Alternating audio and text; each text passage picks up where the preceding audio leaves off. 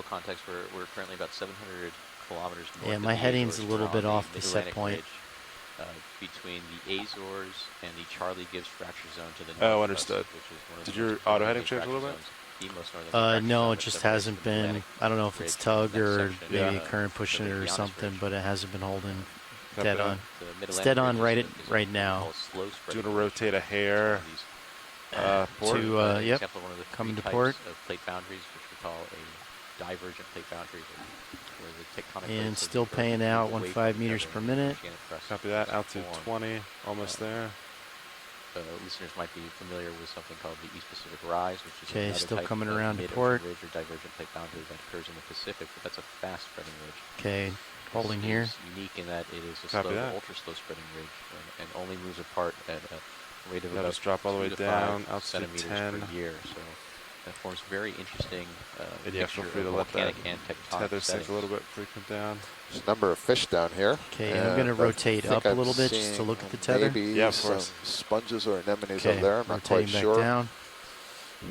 I can't tell if I'm seeing a crust here, or I guess that's sediment on top of the rock. It looks like sediment and a mixture of maybe some type of loose talus, but maybe when they get a chance to look closer. All right, wash shades just got to bottom. We just need a moment to set up lights and everything, and then we'll start the dive. I recognize these fish, but I'm waiting for an ID from shore. Okay, I I stopped am paying not a fish out biologist. 15 I did meters try per to minute. cram on the fish. Drop that. Yeah, you can come all stop. I see some brittle Adjust- stars yeah, up there. you can adjust as normal. Okay, should I deploy, or do we want to do the watch Looks change? like a lot of dead sponges here in the foreground. Dive just came in saying that we were going to go ahead and get set up. We'll do the Okay. change. All right. It looks like they're All right, so I'll deploy the swing arms. which is Yeah, it's a good time. very Okay. common fish. Usually there's some quite dense aggregations at this depth. But I'm sorry, did you say black-bellied rosefish?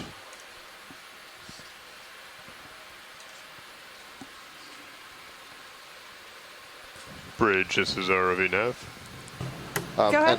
Like Just to for call you on let you shore know there, that it the would really... vehicles are on the bottom at this time. I was asking When if you it was get an black-bellied opportunity rosefish, but I to don't think set that's the center the of case. rotation to the A-frame. It would help if you could and type also, the name if you're in the available chat to room. discuss a bailout. Sometimes it's a little bit hard to hear on Copy these that. headsets. We're shifting to center rotation so that A-frame would- at this time. That would help us. And then just, it's going to take a few minutes for the pilots to get situated here, so Good stand copy. by before we Bailout will ask be for set to a zooms, but we will get a zoom on 090 those fish a little bit to later. east, please. Yeah, it does look like Good this copy. may be Thank you. coral rubble here.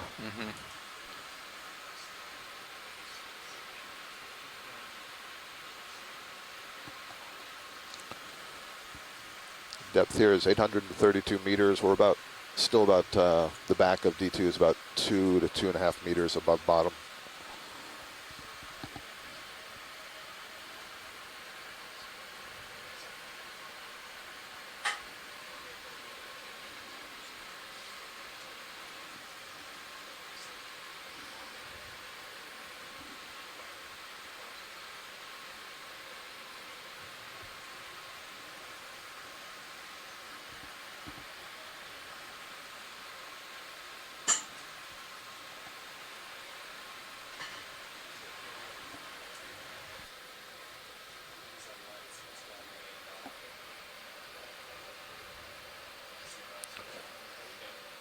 The occasional nice little pillow structure you see on the top left. And then Yeah, and I think I'm seeing these sort of dead fan-shaped sponges that are coated in black, and then there's a yellow one above it that's alive. Yep. So I suspect those, the blackened ones are the same type. They've just been dead for a very long time. They have a skeleton, a silica skeleton that persists after the tissue is gone, and it collects sediments and possibly bacterial growth, I suppose. what's the lifespan of something like that? Oh, that's a really good question. I really do not have a good sense of how long some of these sponges live. I suspect they're hundreds of years. I don't see why it wouldn't be the case. That might be a question for Joanna or some of her colleagues if there's been any aging work done. Yeah, I thought I recall maybe in one of the dives in the Pacific they had found a sponge that was, I'm just pulling this number out of the recesses of my mind, but I thought it was something astounding, like 700 or 800 years, but I don't know. Right, and what I'm not sure of is what data that they use to establish that. Yeah. You know, it's possible that if you look at the growth rate of some sponges and then extrapolate that to some of these massive sponges that we see, that's one way to do it. So the scientific practice of the methodology of dating trees is dendrochronology. What is the scientific practice of dating sponges? Well, that's what I'm not sure. So I know for corals, which is, you know, my field, it's similar to the dendrochronology. A lot of these corals will put down layers, and you can drill into those layers and use isotope studies to get some geochemical aging. You can use some tracers so that you can say, well, we know that this layer was deposited at time X, and we know that now we're here, so we know what's the rate of growth, and then just extrapolate that through the whole skeleton, that sort of thing. On a superficial level, but what do you call it? Do you call it coral chronology? I've only seen coral aging. Okay. I haven't seen I that. didn't know if it had a slick term like dendrochronology. Sure. Mike Vecchione is suggesting these fish are the genus Beryx, or Alfonsinos. Joanna Javier says there's very little info on sponge lifespan. Some sponges have been dated to hundreds of years. Joanna will be the biology lead on the next expedition, leaving the Azores and moving south along the Mid-Atlantic Ridge.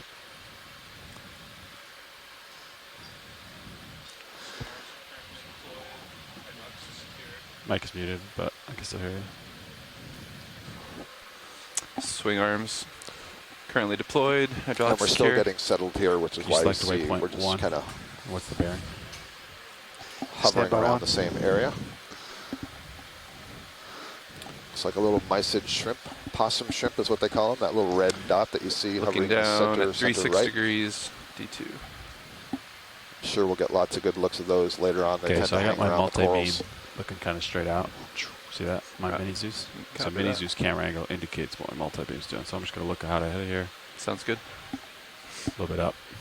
Oh, I missed this. So Carlos suggested that the red fishes are likely All right, now we got Beryx to waypoint 1. decadactylus. Waypoint 1. 10 fingers. I wonder if that ROV refers target to the number distance of 40 fin rays or something. meters. Are we currently stationary now? We are currently stationary. Copy. All right, getting a little heave here. You can come down a little bit if you want Copy that. to. Delta's 20. Coming down. Never having been on a dive in this type of setting, I'm surprised by the amount of coral remains scattered All along the floor. Waypoint 1. Yeah, so ROV whenever we see these sort of bearing rubble piles, we're always curious 277. about, well, what are we going to see 277. up above? Confirm. Because at some point there had to be live coral. And the question is, were these growing in Is Blue place View or had they at, tumbled down the 45? slope, which is more likely So, given the steepness of this slope. Oh, it's down. Um, there it goes. Yep. And Thank you. the persistent rubble like this would either be a stony coral, scleractinian coral, something like Lophelia, for example, Eguchipsammia. I think I'm ready we for should move. see those, so 277. we'll see what Good those copy. look like later Co-pilot on. is okay with that. Works At for some me. point, So like an during the ACZ, dive, not necessarily today. 20 usually. 10, bamboo 20. corals also Gotcha. have Yeah, a we can start with 10. calcareous Just get skeleton things started. that can persist for a long First half time cruise. afterwards. But we talked earlier about the Stand by Gorgonian one. corals. Here's your opportunity to say that again. The sea fans, they have a Delta protein-based 14 skeleton, meters, so 15 they meters wouldn't roughly. accumulate in this Copy. way. Or you may see some of those skeletons for a short period of time, but they're not going to persist over decades. Actually, it's a good question. I don't know what the dissolution rate of protein is. You requested to move it to Yeah, go ahead. 277, is that Sure. correct? Yeah. Here is fellow from the Let me know when Azores. you're ready to turn my Do head you in that have way. laser beam so we can? Yeah, you can turn starboard. Copy that. Yeah, we're We're not kind of going at an angle. we're not ready So to do that yet. so The you can- pilots are still you can getting do, like, situated, but 260, once the vehicle Kind of is cut it. ready for operations, we'll get that on. Hey, watch lead. This is pilot. We just called our first Okay, short and move in. and Bridge we're already now. starting behind underway here the, towards rock, waypoint 1. Apparently there are. Hey, Bridge, these I'd like to white request the ship move at this time, spots that might be please. pointed there. Range Okay, 10 yep. meters, We will- bearing Before we leave this 275 area, we'll degrees, certainly do a speed 0 close-up decimal 1 of knots. the rocks and get a look at all the stuff that's on them. Maybe even look at the rock itself. Yeah, for that. you Good see copy, all. Thank you, you Bridge. see a kind of a sheared off front of a Yeah. pillow right in front of you. Yep. Copy. Cool. Sorry, watch lead. I had other people in my ear. You said you wanted to look at these rocks. Is that correct? I assume that these are polychaete worm tubes. Go ahead, video. Oh, sweet.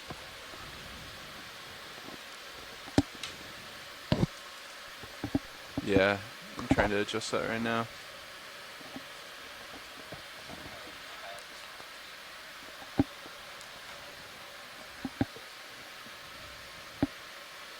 Go ahead, watch lead.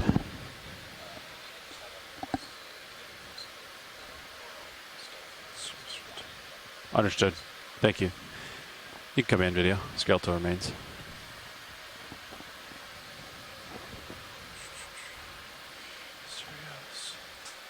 Well, this is definitely coral rubble. You can see the plates that are in those branches would be what are called septa, and they're deposited by the soft tissue, and they kind of subdivide the little cup that the soft tissue sits into. So range of that. I also saw yeah, a 10 meters. snail shell there. Looks like a little amphipod on a stick waving in the background. Slight tilt up. Upper right. An amphipod's a little crustacean, sometimes called scuds. Over Let's see. So what are we seeing on the rocks here? There's a bivalve shell, and I guess I'm not sure if that's an anemone or a sponge just above that. Marina and Carlos et al. I'm not sure if you could say. And is that a brachiopod bivalve?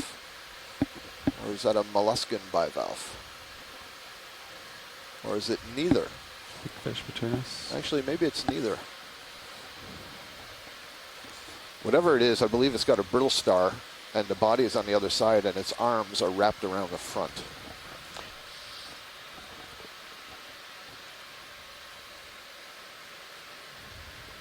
Just looking at shrimp.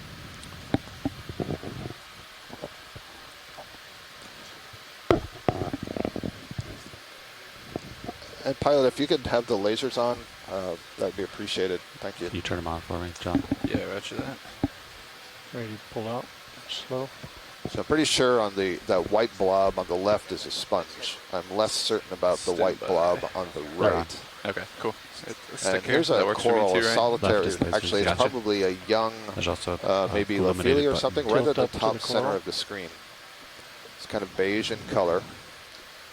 So this one is alive, and all that rubble that we're seeing, may be related to this. It's too small for me to know what genus it is. If any of you on shore could offer a suggestion if this is Lophelia or something else.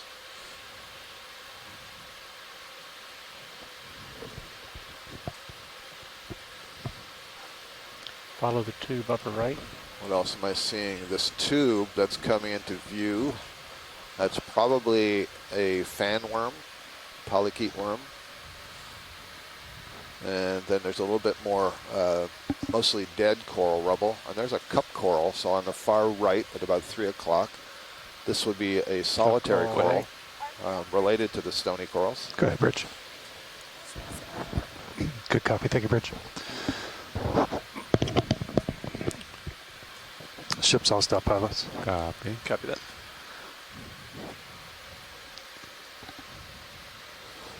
And possibly, pilot, if possible, if you could zoom back in, there's a small bright white structure just right of center on the edge of a rock. Come in. Little branching bright white. Now it's at the top of the screen. Oh, yeah. Up this There we little go. Yep, that's the one. I come believe in. that's a stylastrid hydrocoral. So this is another kind of coral. It's really small, but it's not a stony coral. It's actually more closely related to the siphonophores that we saw earlier. I believe that's what that is. Look for sure for confirmation. And then this interesting ribbon-like thing that's on the lower left looks to me like some funky kind of sponge. I don't know. Joanna, you ever seen anything like that that's sponge-like?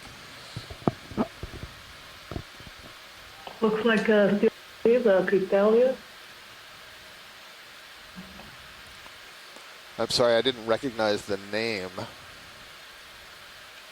Did you say Crypthalia for the hydrozoan? I'm Manuela Ramos. I think that Hydrozoan is a still asteroid, Cryptalia genus. So if you could, again, write that in the chat room, that would be very helpful. Thank you. That's good, pilot. Understood. Thank you. Looking down 50 degrees. Thanks, video. I keep moving. Co-pilot. Good copy. Another 10. So there's wait our a second. lasers. The two red dots are 10 centimeters apart that we use for scaling. And then, pilot, before we leave the area, Yeah. as you swing around, let's have a look at the yellow sponge at the top. This Or one, right? you could look at the one in lasers. That's good. Okay.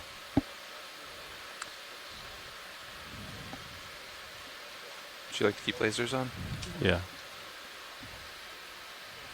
Copy. Come in.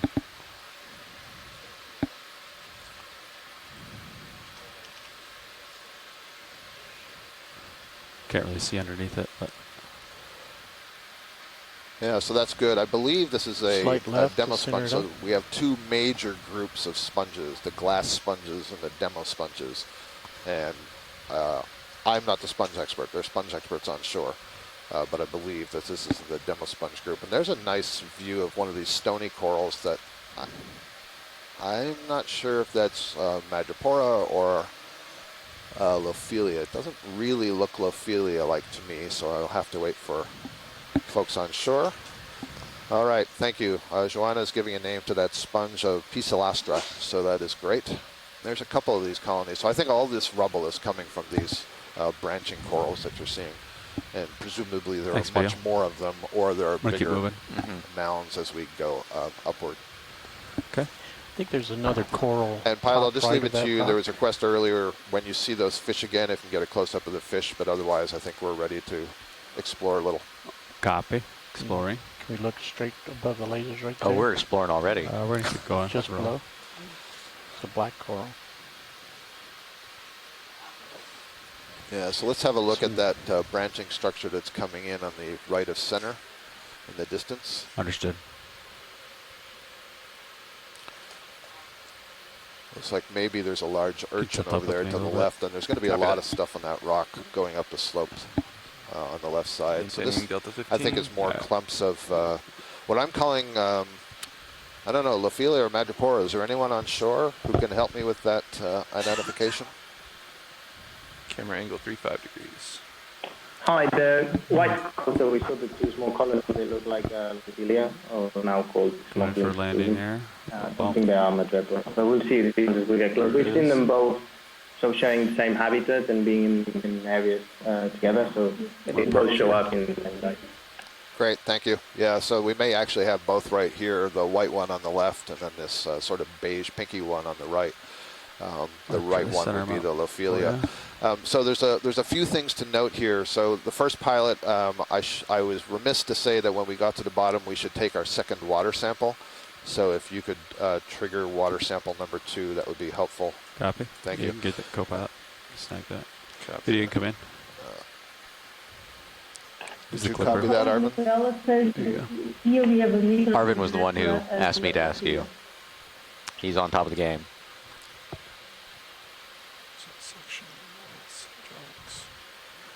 Is the clipper ready? Rolling?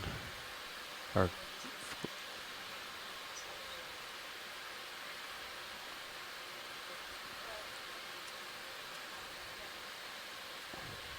all right. Co-pilot, you can fire it. Stand by. Refreshing my memory here.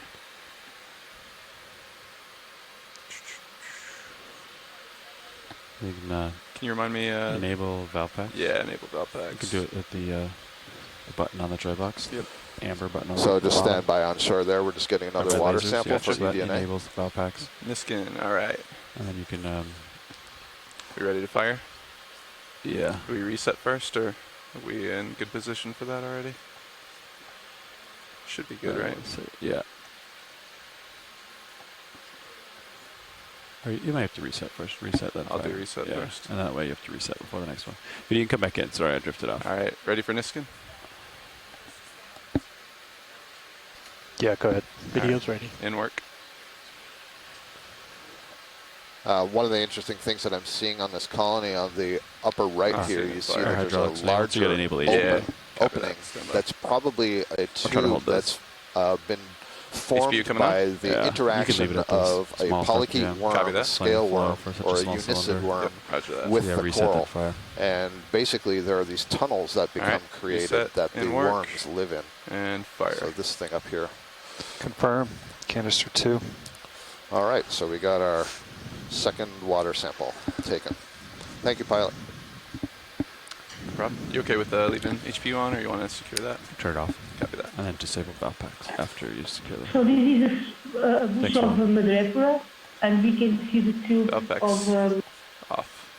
the Wanna move on polychaete here? predator Keep of going. this colony. Yeah, I'm really sorry. Coming up with Ted. There's enough reverberation from your microphone that I can't quite hear what you're saying. Stand by, Shore. Pilot, if we could have a look at that upright white colony, right center. Yeah. Yep, thank you. So yeah, if you could repeat that. Are you able to hear? Yeah. There's a little bit of an echo. I think it's because you're on a speaker. 10 meters. Speakerphone type of microphone. I was saying that the colony was the 270. Madrepora, Works for me. and that we could see Bringing Sirius heading to the right, tubes of the starboard. initial veggie in the Madrepora colony. Keep you in the edge great. of view Okay, here. so Madrepora. Bridge RV Nav. I think this is Hey, Bridge. I'd like to request another ship from a please. distance. I was guessing that Range this might be a 10 bamboo meters, coral. This bearing is definitely what we would 270 call a degrees, Gorgonian speed coral, 0 so decimal a 1 sea knots. fan in a general parlance. Come in, partial video. Taxonomically, there's a I group wait called for the Tyler.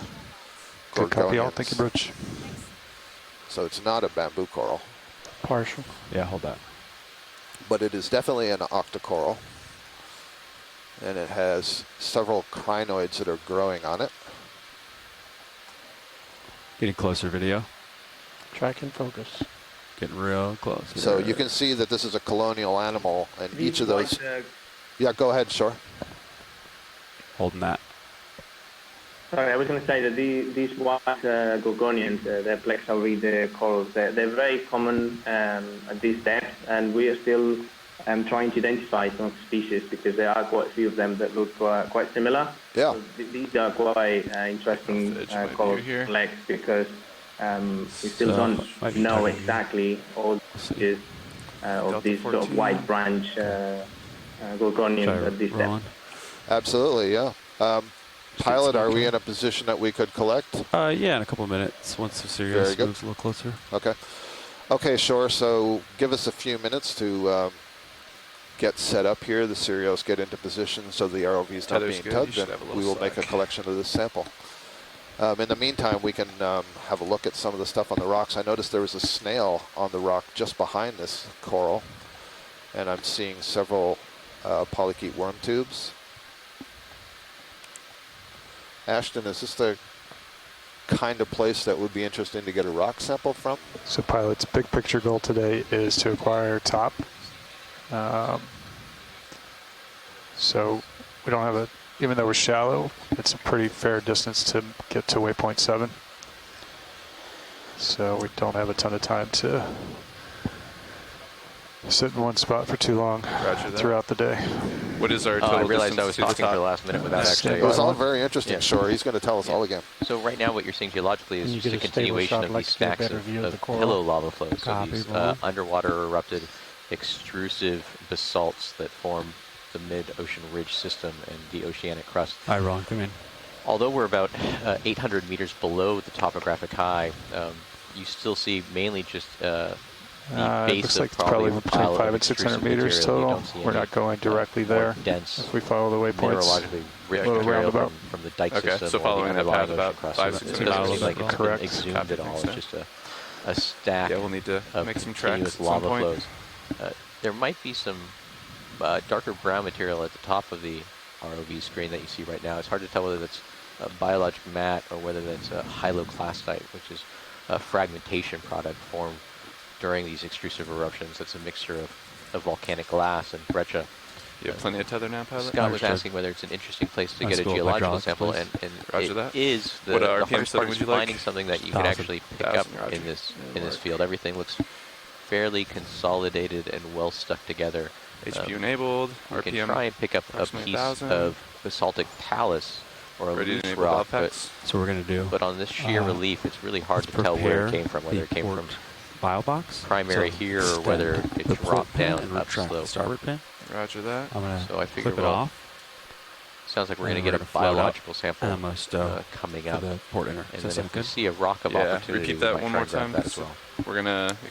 So you got hydraulics up. upper docks are up. Let's Enabled, retract the starboard bile pin Retract starboard bio and then pin. extend the port. Extending port. All right. So now when you draw out, the port will open Port up. will open, yep. And I'll just stash it. in Copy the port. that. So Sounds we can't draw out here, so we're going to grab it, bring it in front of the camera, and then float up, and then an auto XY will stow it. Sounds good. Pilot, let me know when I can talk to you. This is watch lead 2. Yeah, I'm setting up for the sample now. Yeah, understood. I think we were moving a little bit, so if you could get in for a tight close-up Yeah. again before you sample, Understood. that would be appreciated. Thank you. Theo, can you come in on a tight shot of this before we sample it? Start with a full frame. Okay.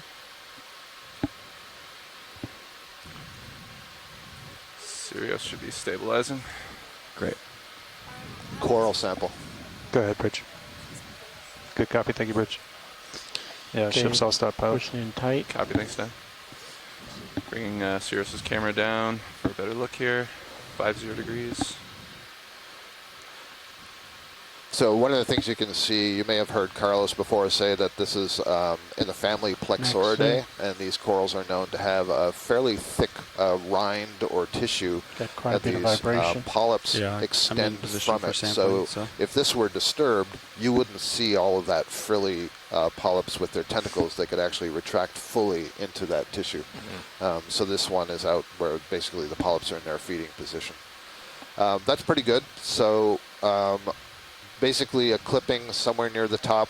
Okay. Maybe, I don't know how easy it is for you, but I'm looking at the upper right side. There's a branch point where the two branches come together like a V. Yep. If you could clip just below that, that'd be All right, great. so at least get one branching point. Thank you.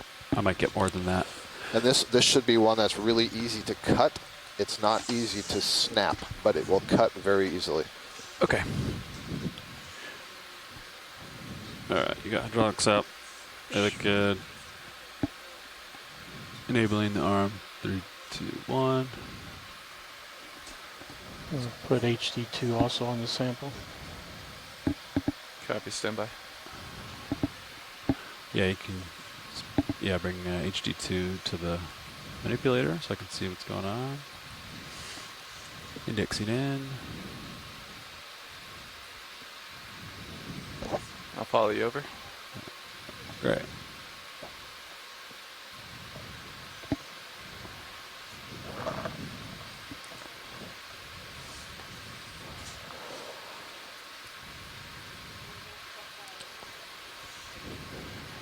So now I'm just trying to grab it without grinding against the rocks too much. So you wanted the branch points are pretty important. So we're gonna. Yeah. I'm gonna try to sneak the jaws kind of in there below the branching points. That works. And I might get a little bit more of the specimen than That's okay. we previously discussed, but I think that'll be a. It's a smaller colony than I thought. Yeah. So, And yep. we're just gonna try to really get it in the cutters there Yep. to make sure That it should breaks. be just fine. And it should not be much of a floater. It should cooperate fairly well going into the box. Understood. All bio boxes are open. Notice all the polyps closed. All right, video. Let's get a zoom on the specimen while I'm still parked here.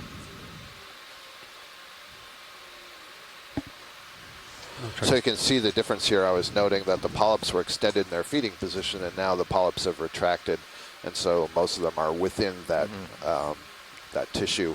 We also, I should note, have a crinoid there, so that's a nice associate that we'll be able to identify. Oh, look at that. You see that S-shaped thing that's on the right side? Spiral. Looks like a phone cord. Awesome. That is an aplacophora mollusk, a very unusual worm-shaped mollusk that's a specialized predator of corals. So that is terrific. I also see a couple of amphipods crawling on there. Thank you. That's ready to go for us. Okay, so now I'm going to transition into getting it in the vial box. So I'm going to zoom out video. And then I'm gonna bring it kind of over where where it's gonna end up. Roger. And we'll And float I in the can water use- column. I can use the minute cams to kind of figure out my Z there. So that should be kind of right where it's gonna be. So if it was gonna fall, it would kind of want to fall in the box. All right. So the arm's out of the way. I'm indexed out. I'm gonna leave the arm on, leave hydraulics on. Standing by for drawer. I'm gonna punch out joy lock and heading. I like leave heading in. I'm gonna float up, and then so here we go. Joy lock's out. I'm gonna float up, watching rail cams. Looking good from here. Couple of keeps there. Try auto XY in depth. Let that settle. You can haul it on the winch a little bit. Get a delta maybe 16. Pulling in. Yeah, we're delta 18 fluctuating a little bit. Okay. So that looks pretty steady. I'm watching my port side. I might kind of come aft a little bit away from the wall here. You can go ahead and draw out. Roger that. Make Get sure, my- yeah, we have clearance for that drawer. Should be plenty of clearance here. Okay, coming out. Coming up a little bit. Decreasing depth set point. Nice and slow. So to repeat what Carlos had said, this is a morphology of coral that they have seen quite often on That's some full of the extension? seamounts down on the Azores plateau, but haven't been able to Okay. identify the species yet. And so a collection is quite valuable to allow us then to All right, I'm gonna identify go it, for the stove. that You- we can then you think go I'm back steady? and Keep an eye identify on things in for me? Looks good to me. I'll keep an eye. various videos. All right, here we go. Index it in. All right, so this is like Maybe this looks a little not Yeah. clear to me. Oh, Yeah, if we could focus a tad, video, thank you. That's better. maybe thermo. Looks a lot better. I think it should drop actually. I'm gonna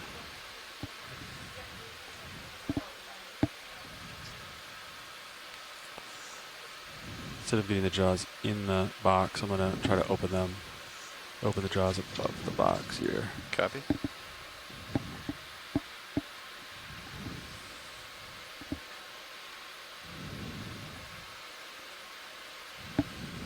All right, here we go. I might have to. Nicely done. excellent. So that is in Close the it. port Coming in. inboard bio box. The sample has been successfully collected. Extending, retracting pin. Follow me with minises Copy. for stowage. Stand by. Following. So- Arvind, are you able to tell if So when I that go went for in? stow, the I'm not most sure. important is shoulder If I got the elevation right all the way message up. there. So I don't leave it down like this, all the way up. Concur. And then I can even leave it a little off like this, and then when I turn disable the arm, it'll just fall like that. Yep, looks good. Nicely done. Yeah, for some reason that collection information didn't take. All right, can we have a Cirrus HD back video? You can also just do right monitor. Oh, thanks. Sled HD one. Copy, thanks. All right, Okay. drawer So stowed. Pin. these autos are holding excellently. Look at That's that. good. Okay. So I'm going to punch out depth and X, Y, and heading. Nice sample. And What's that? looks like you floated towards me. Yeah, I don't Would you like me to either. secure hydraulics? So yeah, I like disabling down here. Okay. Then it does both starboard Okay. and starboard at the same time. You want to leave HPU enabled or I know off? why. You can spool it down, turn it off. And we don't have HPU control from Joybox, correct? I think I didn't put the B. Correct. You have enable here Okay. on a hard button. But RPM. yeah, RPM. Actually, I think we, yeah, I thought we did. so I think HPU enable used to be pushing it on the encoder, but it is now a button. Copy that. Okay. I'm coming up a little bit. I can push down if. Nah, you're good. Okay. So how am I doing to waypoint 1 now? Gotta keep going. Yep. Okay. I don't know what the problem is. Stand by. Can you select waypoint 1? Curious what the bearing is. It's an urchin of sorts. We have moved 10 meters towards waypoint 1. Okay, so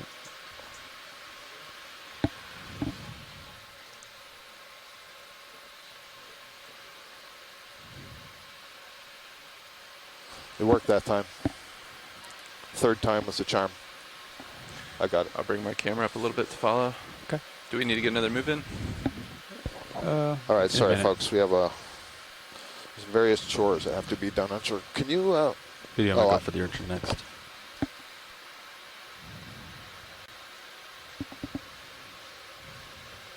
I'm gonna go for the urchin. Copy.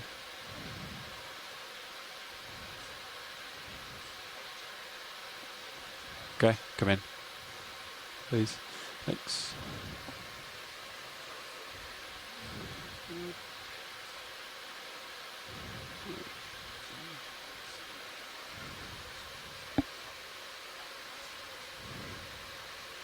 Try to center you back up. Looks like you got one spike is fresh. It's pink. Solitary hydroid lower right on its arm. Understood.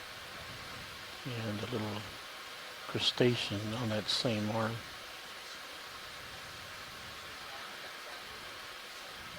If you want, John, you can take the lower swing arms and just kind of stow them a little bit, just to bring them up a little bit off the ground. Copy that. Stand by. Just in case there's some steeper terrain, I can keep them a little more stowed. Enabling hydraulics. Stand by. And slowly pan down the arm. All right. Stowing lower swing arms slightly. Port lower. Stowing up. Perfect, right there, yeah. Something like that. Copy. Let me know if you need more. No, it's perfect. Secure. Fish off to starboard. Down there. Hydraulic secure. Thanks. Keep you in my left field of view here. Heading is 253 for Sirius. Okay, Biddy, you can come out. Let's move on. I'll get a move in. 10 meters. What direction you want to go now? Towards waypoint 1 or waypoint 2? They're both in line. Okay. From you, so Full line. we'll do it. All right, 290. sorry, folks, we're getting Okay. squared away on some of our data Sounds management here, making sure we got all the samples properly logged. That was a Sedaris sea urchin that we were just looking at. Have we only been doing 10-meter And moves? I Is think that while I correct was now? making notes, Okay. Mike That's McKeown good to start. points out that there Could was we a get squid that went by. Here, it's pretty steep. So still a lot of rubble that I'm seeing Bridge here RV Take that the the pan and urchins tilt are climbing and up. scan with my blue view. Copy that. Coming Look up. ahead for me. Yep, good. Hey, Bridge, I'd like I'm to gonna request a scan ship left move, to right a please. little bit. Range 10 meters, bearing 290 degrees, speed 0.1 knots. Getting a little arm Let me get the interference Oreo. there, Good copy, but thank you, Bridge. Biddy, go for There we Oreo. go. We have an Oreo fish. I'm going to splash lasers and then I'm going to turn the lasers off. Okay, we got the scale there. Now we're going to turn the lasers off. Lasers coming So up. that fish I got looked like them it off. was maybe 20 centimeters in length. I'm going to try to follow him up. Try to get closer to the Oreo is one of the names I know this fish by. Tracking So I'm focus. waiting for Understood. some expertise from shore to guide me. Better naming.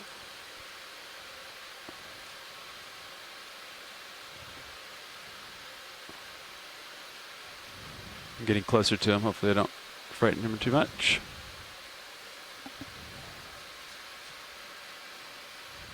Maybe let him go, Rowan, or you want to track? I'm pretty sure Tracking. that these are, or have been relatively common on some of these seamounts. And are I you believe neutrally there or was a positively fishery buoyant right for, now? Very if positive. not this species, related species. I'm at 30 Z-pies. Okay, everybody go. Okay. Thanks, Vio. All right, back towards the direction of... Ooh, big crab. I might snap the crab for you. There we go. Coming up on Brackier Sirius a crab, little a bit. true crab. Reminds me of the golden crabs that we see on the east coast of the U.S. I don't know if they get out here. Do you need a longer look at this watch lead, or do you want me to keep moving? A little bit longer, please. Understood.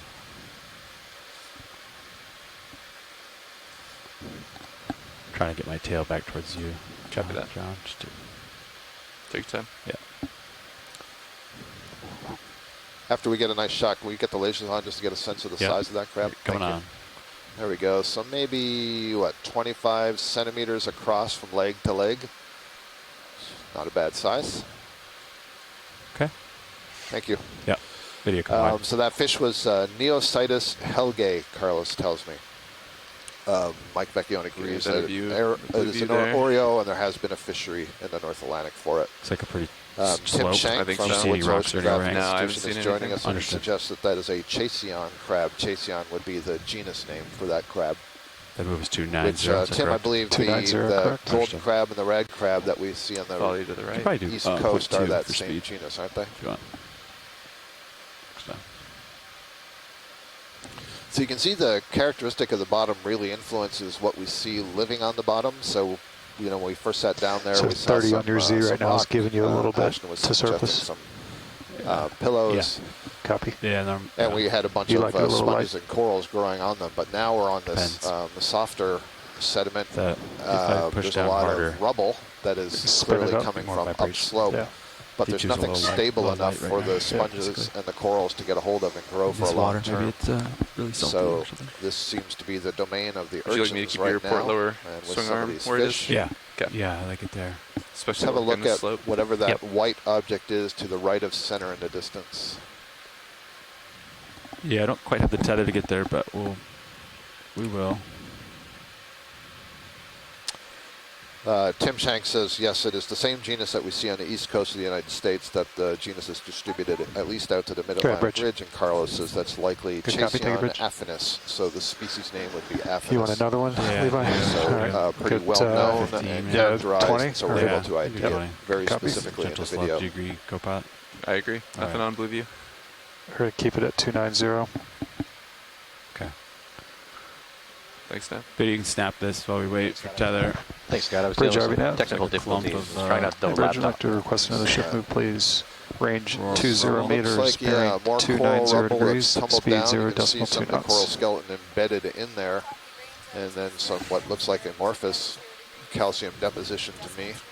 Good This copy. Thank you, fan Bridge. worm is extended from its tube, so that circular C-shaped tube that you see is calcium carbonate deposited by that worm. All right, so And just this gobbled is up a fan waypoint worm. 1 The there. little ball that you see, it looks like a little balloon. That's kind of a cap or a hat. So when it retracts into the tube, it sort of seals or plugs that tube up. Oh, that's cool. Yeah. But you see it's got two sort of tentacle-like arms that come out and are branched into all those sort of tentacle fingers. And it's a suspension feeder, so it's doing the same sort of thing as the corals and the barnacle. sponges. You know, a lot of these organisms are stretching out into the water to grab whatever plankton and bacteria they can. Just off screen, upper left, I think there's maybe a hermit crab perched on the top of this block. There we go. Oh, it's tiny. Yep, that's a small one. You can see various arms that are extending from the crevices of this coral. Those are brittle stars. How's the Yeah, all current down kinds there? of stuff. Not bad. I'm not sure who said it 0.1, earlier. 0.2, kind of, 0.1, like. Was it you, Ashton? taking my Somebody tether. said earlier that. Tether looks good. Oh, You no, should it was have one of a the little bit ship's room. crew. Okay. Yeah, it was the XO who said that. Little southerly He has current. learned that, you know, in these dives, while it may Is that a look rack like focus there's wrong? nothing from a distance, you know, we say, it's just rubble, was there's a whole me bunch of looking at the rubble. When light you there in the actually background. zoom in with this fantastic Just trying to camera system and identify get these really shots. magnified shots, you see that there's just Okay. a ton of stuff, small stuff living in A lot of rubble here, all huh? this It's like space. Yeah, I was going to say you have a good eye. I couldn't even pick out that little crab. What was the size of that? Small. Small. Yeah, very small. Very, I very think it's small. in the very small category. Yeah, and as you said, there's no outcropping of any basalt, any pillows that we see right now. It's draped in this rubble. You can think of slope looks very the upper consistent. layer of the oceanic crust is Okay. formed through extrusive volcanism, so actual underwater eruption, and it's only Video 1 on to the 2 water kilometers column. thick, that Like outer that. layer of pillows. And so Look at we're this. starting at about 800 meters, Additional or we're starting at about 800 meters below that peak. fish. This looks like a little hatchet fish, or maybe. Sorry, keep I going. was just saying that, if we're Gotta starting about get close 800 up on the meters fish. below that peak and we're transiting those 800 meters up, we're probably right near the middle of that outer extrusive layer of oceanic crust. So we should probably just continue to see mainly just pillow outcroppings occasionally. So this fish looks to me like a midwater fish, and we were talking earlier about the deep scattering layer and fish and invertebrates, zooplankton that migrate up and down through the water column. Very And because we reflective, have yeah. this really shallow feature here, they sort of intercept the bottom, and so what would normally live in the water column is associated with the seafloor. So Hey, we'll have to co-pilot, wait is for your our Blue View at scientists on 45, shore or to are be you able to still? help me with an No, ID we're there. just One of the things I wanted to follow up on when you talk about the geology, so when we were talking about where to have the dive track, one of the things that I noted is I don't like diving in chutes of anything. because you get this sort of thing. All the rubble tends to accumulate in the chute feature. And as I look at the dive track and the bathymetry, Yeah, I like having the blue I view, see that we're sort of climbing like the, zero on the pan, up this, the side of this little ridge that's tilt, like yeah, you want to catch the kind of like a top fold and then come in down the a little. overall feature that Yeah, we're climbing. The term I would use for that is a ret. A ret? Yeah. Okay, so we're in the ret? Yeah, that's where I was No, trying we're, to keep the it. ret is that kind of that pinnacle, that knife edge. What's that I see. angle on Okay, the so we want to tilt? get Angle up right now onto tilt the top is of that only ret 3 and degrees, then so not hopefully very see much. less Yep. rubble You can still see and the more rim of this of is the- the, Now, I will say I'm not sure if that's in there, truly a but- geology term or it's We a can come down a climbing little bit term. more, but this kind of gives us a... No, that's Either yeah. way. I was just comparing. I couldn't see the top of the vehicle, so I didn't know what the angle was. Those chutes are nice from the exposure side of Coming up a little bit. of making the geology visible once you get You have a little up onto tether? that steep portion of it. But at the same time, it Fair makes stationary. sampling difficult because you don't know Good where copy. anything Thank you, originates from. Ship's on stop pilots. Great, so Copy. Carlos has an identification here. What's He the delay? says the Cirrus pretty silverfish much is a immediate. It's Haplostethus pretty quick. mediterraneus. And at the beginning of the dive, when I'd asked, are there fish Completely figured it, associated with the but I guess corals, he said 20, 30 that was seconds. one of the more common ones that they find. Oh, that's super quick. Do we have a common name for that, Carlos? Possible fish, top left corner, just about to go off screen. Just above that whitest spot, coming center. There's Maybe another an fish illusion. on the far left. This is center. eel-like. Yep, that's the Snap one. the eel. Thank you. Oh, that looks like a rat tail to me, a grenadier. Yeah. Very long dorsal fin. Several genera. Somebody will point that out to me, but I think they get this name rat tail. You can see they have a very bulbous front of the body and then an extended long tail. I'm gonna go towards the fish. Copy that. Yeah. You got tether? All right. All right, we may I'm gonna need to pull get you you out to get Googling there. that name for a common name. You're pretty far out. That one, the I'll try to get you Haplostethus. closer, Roland.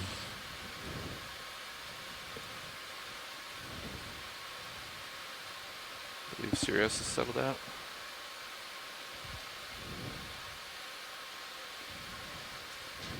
The Mediterranean slime head. Camera down Oh, 45 slime head. degrees. Take more zoom. Huh. To kind of frame it up, Roland, as I approach, maybe. And let me see if I can pronounce its scientific name. The Haplostethus mediterraneus. Haplostethus is the way I'd say it. Haplostethus. I don't know why I'll they try to put hold so that, many Roland. H's together, but Seems like pretty good. 40 swims away. yeah. So now we're Ready back for to our rat tail, also called Next grenadiers. Now, is it grazing on detritus, or is it, what is it? So one of the things to look at is the position of the mouth, and is the mouth sort of forward or is the mouth more downwards? And that'll tell you if it's sort of going along sucking stuff off the bottom, or if it's plucking zooplankton out of the water Get column. closer. So I would say the more forward mouth, like this one looks kind of forward, not so Let me know much if you'd like me to downwards. There you can see the rotate lip. It's over. got a little barbel though, just Yeah. below the chin, that suggests to me that it's using that to sort of poke around and see if there's anything. Yeah, so Carlos says it's in the family of Macrouridae. Difficult to ID from images, but we're getting some good Clear. close-ups. We have some colleagues on shore. Ken Sulak is usually really good at identifying the move there. fish when we get nice close-ups Good for the like eyeball. this. It's a big eyeball relative to its head size, isn't it? Yeah, a lot of space for collecting what little light there is down here, so they tend to have these large eyes. So I suspect that this is a predator maybe of some bioluminescent organisms. And that's a good view of the top of the head to see the scaling. That's great. Got more zoom. Thank you, pilot. Max. Maxine. And you were saying the other day when we were meeting that one of the way biologists identify these fish is by counting the scales on their head. Is that true? believe Yeah, we're so stable it's here. the pattern, the number of scales, If you wanna go for the a move when position you're of the ready. fin. On this one, like I noted, that Full dorsal fin, so Thanks, the one Ron. that's on the upper Okay. surface, How we doing on the was track? relatively long. So, for example, I know there's one Good. species called something like, What's our bearing to I forget now, it's not the long 280. fin. 280. Oh well, it's left me. So you're at 2. But the length of that could be important. Subtle differences are important for distinguishing species. The major differences Yeah, we're are kinda useful just for crabbing along identifying the slope. Yeah. genera and families. Crabbing is a little awkward, but you could turn a little bit to starboard, maybe. Just- yeah. Now somewhere on here, Okay. oh, there it is. That's what I'm looking for. Do you need a closer look at anything? Not Scott? right here, pilot. Thank Okay. you. All right, we're going to continue up. Very good. I'm going to get center with you, and then I'll... You want this an enemy? You snap it. Yeah, go for it. Okay. For sure. Nice. Anemone, there's a fanworm again on the Big left fanworm. side. So that anemone, you see, it's very transparent. You see that dark Lots of tube in the shrimps on the center? That anemone. would be its pharynx, actually. So on the upper surface, in the middle of that ring of tentacles, it would have a mouth. And then that would go into decide the which equivalent of target to our go for. throat. And then You at feel the my base indecision? of it, they would Yep. release into the what's called the gastrovacular helping you. space, Yeah, which is the I know, stomach. you're like- And all over this anemone are these little possum shrimp. That's really great. So It the might one that's retract its things once they hit the right in ground. the center, you can see it seems to have like a white sac sticking off the bottom. And that's its open upper pouch. left. These are called possum shrimp because Possum they shrimp. brood their embryos in these sacs below them. Drive And me so there. I believe that must be They're a centered. female who's got some embryos. But you can see there's several of them here. Nice. In fact, the one that's on the right side between the tentacles, I can Go. see little Let me take more dots zoom in you there. got. Max. Oh, So- it's Max. Yeah, the one that's upside down. Yeah, the one that's upside down. So that's either eggs that have yet to hatch. Some of these, they're called paracarids, the group of crustaceans that all brood their embryos like this. Some of them will exhibit maternal care. So they'll How many even, closer, Ron? keep a close eye on the That's okay. kids for some time Understood. after they've hatched. And is it Anything common I for them to go to the use right anemones as kind of hand, right, nurseries? so that we or- could, I haven't look seen them down on the throat anemones of the before, but anemone. we do see them associated with corals and sponges. So Yeah, I they're can probably truck. just looking for some substrate Truck over there. that's above the rock Coming to up. settle on. We're on. Excellent. Nice view. Could try to get you a view of the kind of the center mouth part a little Sure. bit, just real quick. Yeah, it's interesting. This one is quite transparent. You see it's got the white tip Might to get some the dust in frame tentacles. here, but Those help See what us I a can do little for bit ya. inform what this Come is, in. but anemones are really difficult to identify without looking at the histology of the inside tissue of the pharynx. Yeah, so you can see it almost, you can see where the top of that brown Maximum. tube comes together and almost look like raised lips. So that's where the mouth is. In fact, on I'm gonna try to anemones, throw on there's the, only one opening, just like with the corals, the hydrocorals, Sure. this go by. siphonophores. Yes, stand by. What do you They need don't on? have an anus. There's one way in, there's High one beam way out lights. of the Go to- digestive space. On the GUI, go to lights. Thank you. and can Really dim nice up view. The, Again, the you label can that's see fog. the possum Copy that shrimp fog here. It coming looks up. like Easy up. the eggs or the embryos are All right, orange Ron, they're in coming color. up. You got some fogs Looking at the around ones now. with the Okay, lower let me know tentacles how there. much intensity you'd like. I think Great about stuff. 75%. 75% aye.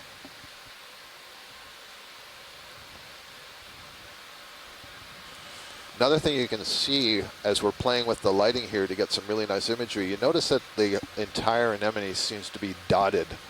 And those would be packets Just gonna hold this, of Ron. nematocysts, or nidae.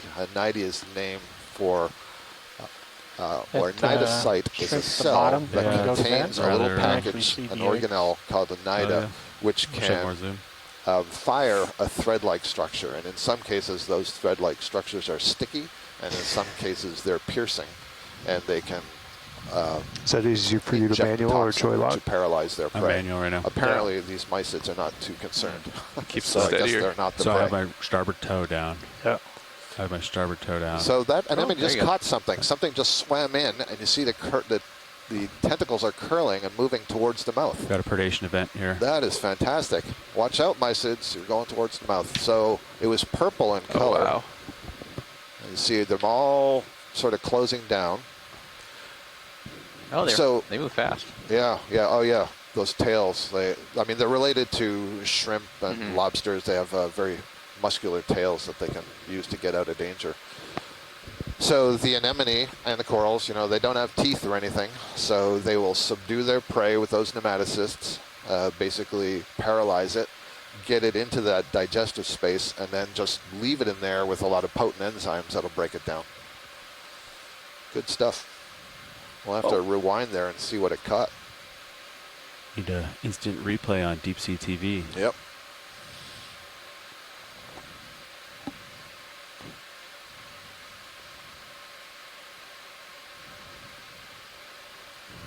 Anyone else hungry for lunch? Nice. All right. That was a Video, good one to go into, Levi. Yeah. video, you clear? We can turn the forward fog lights off and kind of head up. Got some. My navigator wants me to keep moving. Looks very much like here. Fog's back down. All right. All right. So Can I come up here? You can come up with me a little bit. 38. Copy that. Said 280. 280. Full wide video. Am I just close to the ground? I didn't think we'd be opening up our first That was dive good. on You got some space. coral graveyard. All right. Yeah. I'm gonna push forward a little bit to use some of the tether. Marlin spike. That's what I was trying to think of before. Looking ahead. With this slope, yeah, we really got to bring the blue view up to get a feel for the space. At what degree do you see the bar on the blue view? You know what I mean? Like, if you keep pulling up on the tilt. It's right. You see the you see the wire at the current tilt, which is about 7 degrees. Okay. The bar is further up. Yeah. Ooh, is that a bigger fish? Might grab this one. Yes, it is. I'm gonna try to get lasers on it. It's ways out, but Yeah, you want to push into it as much as you can. yeah. Is this a cusk or something? And what's over there? I'm gonna go for the fish, Scott. Yeah, that's what I meant by cusk. Yep.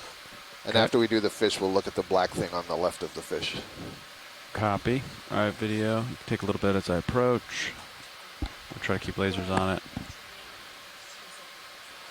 It's interesting, you know, with each new expedition, I have to relearn all of these fish. Laser's clear. All right. Yeah, this is what I Turn sideways, said. we might get him on Cusk again. eel, but I'm not. No, the tail's not right for that.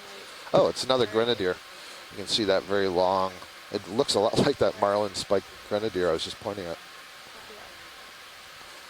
The genus Nezumia. Just turning around for you. So this is the family is formally called the Macruidae. The common name is the grenadiers. Grenadiers. Oh, actually, you know what?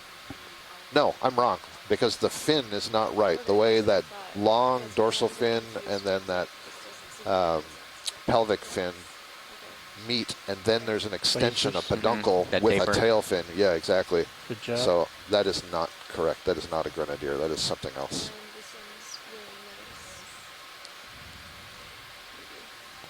It's very nice for him to give us a nice turn. Yeah. He's behaving. Coming up. All right, so There's one just above him. Got an additional cookie or Oreo. It's a cookie because it's Oreo. Up here, Roland, come out. Where is he? There he is. He wants some of the action here too. Yeah. All right, we'll let it go. He's in my light bar. All right. Yeah, so back to the lower left, left. there was something black that was on the seafloor. Off stream. All right, I'll try to find the Round darker structure. subject here. Go ahead, Rich. I assume it wasn't some glacial erratic. Probably a little too far south for that. It did not look like a rock to me. Okay. That There it right is. there. 260. Aye. 210 degrees. to port. Yeah, pilots are good with that. Bridge 260. All right, but you want to snap the dark subject? Yeah, It's there a it little is. bit behind us. A little bit. So it turns out that could have been a grenadier, just in a different genus, It's a rock. Coryphaenoides. Oh, it looks like a rock. Okay. Yeah, it does. Is that I a was sample feeling rock left out. or No. No. All right. Full wide. The one lone piece of basaltic talus on this giant So that was wasteland. was that a 10-degree move to port for the ship nav? Correct. Okay. Yep. So we'll have to get that in and then maybe get the ship moving again. Upper left past the fish. I saw that rolling. Yeah. I know what you're talking about. You're looking at, I know, darker Yeah. subject up there. I was going to wait till I get more tether. You can snap it. Just to, I think it's going to be a clump of business. I know, we're going to have a good view of One it. of our scientists on shore, Daphne a rock. Cuvelier, suggests that We'll let it go. fish look like Lepidion schmidti. So I have to look up Lepidion. And pilots may be interested to hear this. The Exploration Command Center that they've got going in Fayal right now in the Azores has a group of students from the MIT robotics course visiting their ECC. Nice. Nice. That's excellent. Love if they could maybe send you a photo of the group. I will ask one. Carl McCutcheon went to MIT, didn't he? I think you're Yes. Oh, yeah. Alumni. We have alumni on the team. Not on board, but on the team. right. Sirius camera at 35 degrees. And tether's looking good. A morid. Okay, Go for ship so move. moored Let's, is a kind ship of is go for cod. ship move. Yeah, they're about halfway through that heading change. Okay, we're waiting for tether. We got a minute. Ship's making heading change. You want me to look at the rubble? Watch lead. If we're sitting in this position, sure, yeah. Let's go look at the little stuff. Okay. There we go. We're come down. So our scientists on shore have come to video. our rescue, and that See last fish we were looking at was a codling of some kind in the family Moridae. So thank you on shore. I'm just going to pan around here. So we're seeing coral rubble. There's a brittle star inside one of those little calyces, which is that depression that the soft tissue sits in. What else can we find in here? There's a lot of these very small brittle stars that will bury themselves in sediment or down in interstices like this, and they'll just stick their arms out. Move, please. And what I imagine they're doing is grabbing things out of the water column. Range 20 meters, bearing 280 degrees, speed 0.2 knots.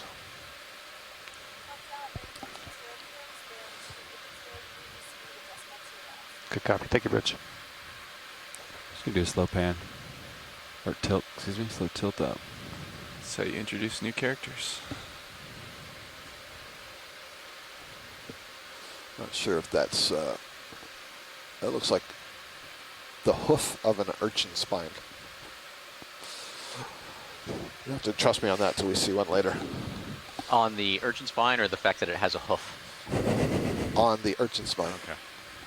I'm really excited to see what the top of this feature looks like, given all these remains. Yeah. So the question about the remains, of course, is are these 10,000-year-old remains, or are these 20-year-old remains, in which case we may see a whole lot up top. We know that the oceanographic conditions, the water column conditions, the temperature, salinity, things change through time, and so what may have been an ideal community in the past. There's interesting fish on camera 2, the Sirius camera. Cool. Just went, oh, he's still there. You can tilt down if you wanted to look at it a little bit. I'll take a quick look. I'll stay right here.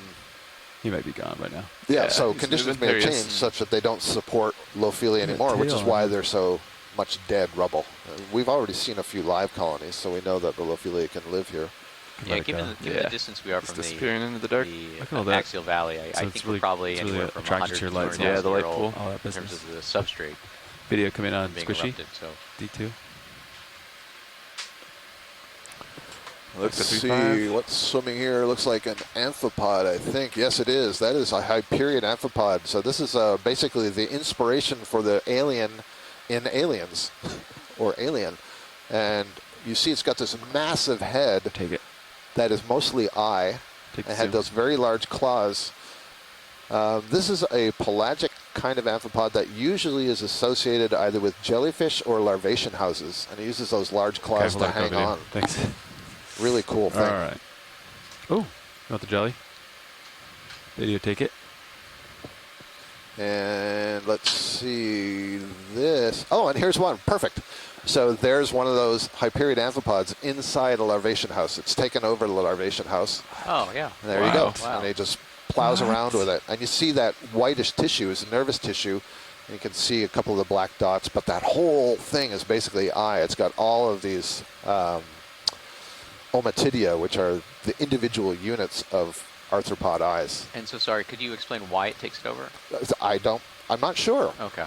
This like would normally be a pelagic organism of its own. It's a zooplankton that would be a filter feeder. I think it's some kind of protection. Yeah. Like the eyes low I'm and not the sure. big head. Using it as a net to catch more food. Yeah, possibly. Enjoying the It's ride. like he picked up a little What car. a crazy animal. It's like those Yeah, I think bubble it's rare suits. that you see one animal wearing another animal's That's hat. good follow. Not in the deep sea. Wow. All things are possible. Very transparent. Except Yeah, very transparent. You can actually, we're getting a nice view of what I was saying before, the pleopods. So the back half of this crustacean is called it's an abdomen. Okay, that's a lot. And That's a lot of zoom. it's also called a pleon in technical terms. And so those are swimmerettes. They're specialized flat paddles for swimming. And then the forward part of the body, the thorax, Nice and has stable. those more like walking legs that typically have the pincer type of Take it. claw-like structures. And in this case, it's adapted to hang on to Gotta that lead it. Okay. larvation house. I think that's a larvation house. There's a slim possibility that that could be a tunicate. Okay. I bet hopefully our viewers aren't too sick by this. Yeah, no, that's great. I'm not sick. I'm enjoying it. Thank you. Okay, Bridge. Good follow. Good copy. So Thank you, Bridge. Joanna has put in the chat room here, asked the question, the fish have is we back. discussed Ship's all stout why we pilots. think there's so much coral rubble and so little live coral? And so, coming Joanna, up. we've talked a little bit about it. John, We're anticipating that 280. Copy. either more of the I live got my fish coral friend back. is up at the top of this feature. We're on a pretty down, I'll steep get it. wall. Oh, what's going on? Yes, Oh, that's that my fish thoughts. is back on camera too. Yeah, the fish on camera 2. Record CPHD. Is that like a on paddle your fish main or cam. something, or an oar fish? I don't know my fish, but that word is in my brain for some reason. Wow. So any fish biologists, we're going to try to get a capture of that Coming image. back but up, losing him. it's very different, very interesting. It's not something I'm used to ever seeing on these dives. Okay, so it looks like you're heading. Let's see. Coming up a bit. It is. So while Yeah, it's video's come up a taking little bit. care Starting to of feel that that, ship move. so yeah, Yeah. back to this discussion of why all the coral rubble. So it's possible, All Joanna, right. that So you're there's a lot alive on 275, the summit just up the here direction we and not moved. on So these I'm gonna steep stay in the middle walls of you where and there stay lined up clearly with you there and doesn't move seem to forward. be as much Copy that. stable Tether's habitat to me, right? At least where we're sitting right now. The alternative is that this is a reflection of coral that was growing here Another hundreds, swimmer thousands just of years off ago. screen And top. it's just Let it go. not been buried in sediment yet.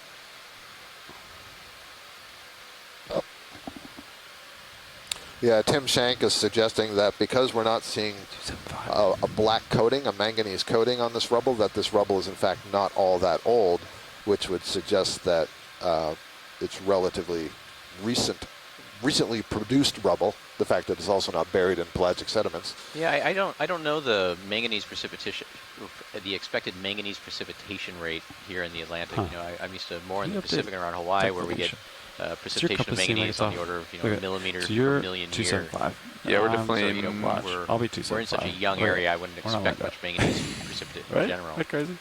If we're on a substrate They're that might close, only but be yeah, they're 200,000 off a years little. old at the Hear me? oldest. Okay. All right. Well, waypoint 2, bearing 280, basically. Okay. So just for context on shore, we're just past the 800 meter mark, so we're at 799 meters deep. We I was are at moving 275 up'cause I a looked at the relatively wrong steep number. slope. Yes. We're on You know what I'm saying? the south side of a little bit of a fold or It's the ridge, dark if you green want, lower that right. extends It's a up rock. to See the two of them summit. so far. And depending on where the current Take it flow is on. coming from, we may be in a little bit of a shadow of that current or a little bit of a chute, which is why we're seeing so much Yeah. accumulation right here. But we expect to be getting up on top of that feature shortly, and that may change the characteristics of the Probably bottom another that we're 20. seeing, and hopefully we'll see more Stalk upper left. hard bottom. Yeah, Is I this an upright coral here? What's going on? 280. Oh, this I think it's a siphonophore? yeah. Sounds good enough. Yeah. Thanks. Do you want the? Bridge RV now. Is it retracting? Go in. Hey, Oh, Bridge, not like to a- request this another is ship probably a please. Tinaphore then. Range 20 meters, bearing 280 degrees, speed 0.2 Yeah, knots. this is a Tinaphore with two very long tentacles, and you see the way, looks like there are these waves of light moving on the body. Very copy. Thank you, characteristic of Bridge. a Tinaphore. So Tinaphores have these long retractable tentacles that they use to fish. Oh, Very nice. it's in my lens. Very common wide. in the plankton. This one clearly has its tentacles way extended, and they have these structures in them that they can And we're back. essentially fire that are sticky. And so it's like fishing line. All right, you did 20 meters, 280. Now, Is are that these the correct? same Correct. type of cellular Understood. structures you see in the anemones, or no?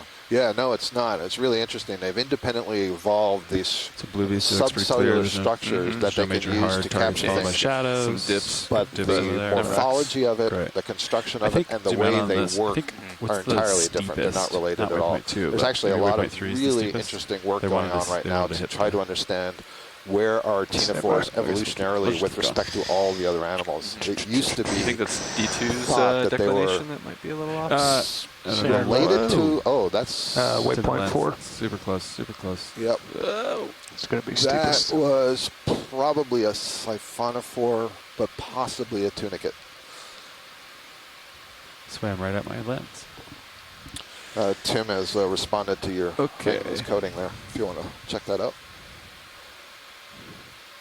I think we can snap this one. I believe is the same. Yeah, if somebody has a species. good reference for exolution rate of. Yes, one of these grenadiers that we imaged pretty well earlier. Okay.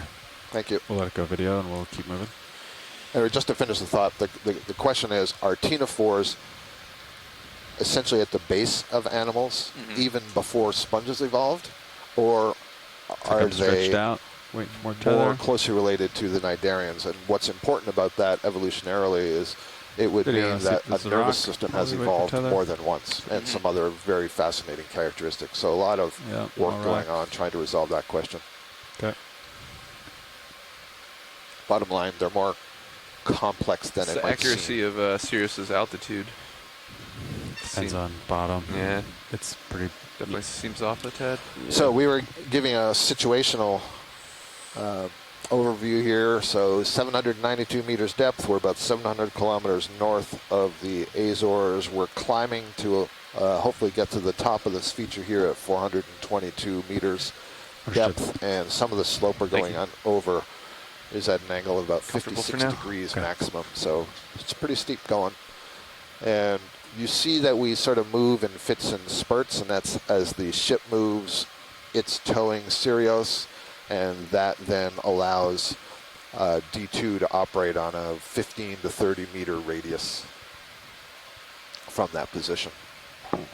Delicate balance. There's a lot of different parameters to tie together.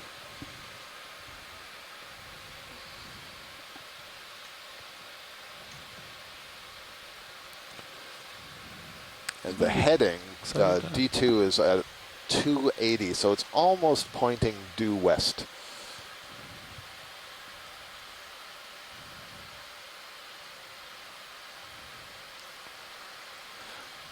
Actually, so pilot, what screen would I look at to see your new ROV? Oh, your blue view. I see it. I see it right next to you. Yep. Sonar computer, yeah. Thank you. And then keep in mind, it's on a pan and tilt mechanism. Okay. So if you look at HD2, the mini Zeus, that camera that's moving up there, so that's HD2.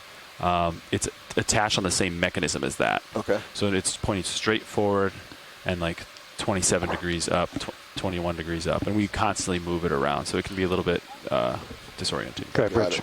And back on shore, they can see that in the lower right quadrant of the quad split. Oh, great. So, not sure if you heard video there, but if you Good turn copy. over to Ship camera complete. 3, Heading you change will see 240. that Pilots there are is good a with that. quad Thank you, Bridge. screen, and the lower, I'm sorry, you did say lower left or right? Lower right of those 4 screens. All right, so that's will be 20 that, degree heading change blue to view port. sonar that the pilot was just describing. Ship is doing, so it's going to be a few So minutes. that allows us to see out beyond the field of light, and so we know what sort Video, of you want the water column squishy? topographic features are popping up. Possible Medusa? Oh yeah, so this looks like a Periphylla jellyfish.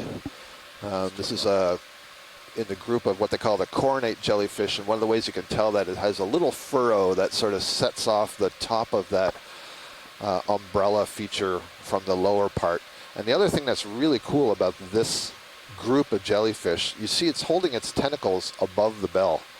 And it's swimming because it has that power structure, right? It's like jet propulsion. It squeezes the bell and forces the water out. So it makes the point of the bell go forward, and it has the tentacles that can intercept a prey item, and if it does, they sort of swing around and scoop it in under the bell, and the mouth is underneath that bell. So it's a very different mechanism. A lot of jellyfish, you see the tentacles are trailing behind them, so they're fishing. Right? They're using their tentacles like fishing line. These are using it more like antennae out in front of them. Very cool. Okay, Roland, make all of the dust go away. All right.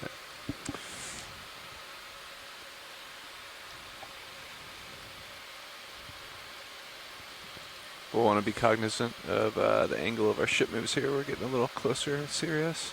It's another one of those tower-like rocks. You could turn back to port a little bit if you want. If that's what it was. Sled bearing 285. You're at 281. What next waypoint? I'll get back to the center of your view here. Go by it. Copy that. There's an eel. I don't think we've seen this one yet. We could snap it. I got some lasers on the ground. Let's go for the head. I heard they identify it by the up there. Oh, look at that mouth.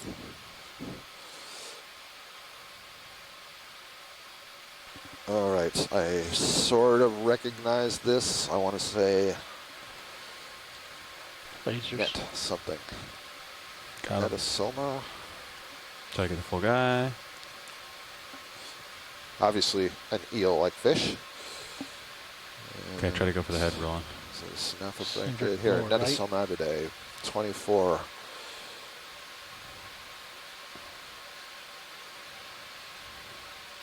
Whoa, look at those teeth. There we go. Duckbill eel. Netasomatidae. That's your port side. Wow, I remembered something. Yeah. These have some, I don't know what species this is, but I'm looking at a fish ID guide that was put together by, Ooh, I really I got to get the there. name, but Andrea Quattrini, some students, I believe, working with Andrea Quattrini at the Smithsonian Institution, produced this nice fish ID guide for the coast of the U.S. and some of the deep dives that we had done out there. So I don't know how much of it extends over to the Mid-Atlantic Ridge, but they have some great names like the Short-South Sorcerer. All right, once that heading change is done, I'd like a move. Go ahead, Bridge.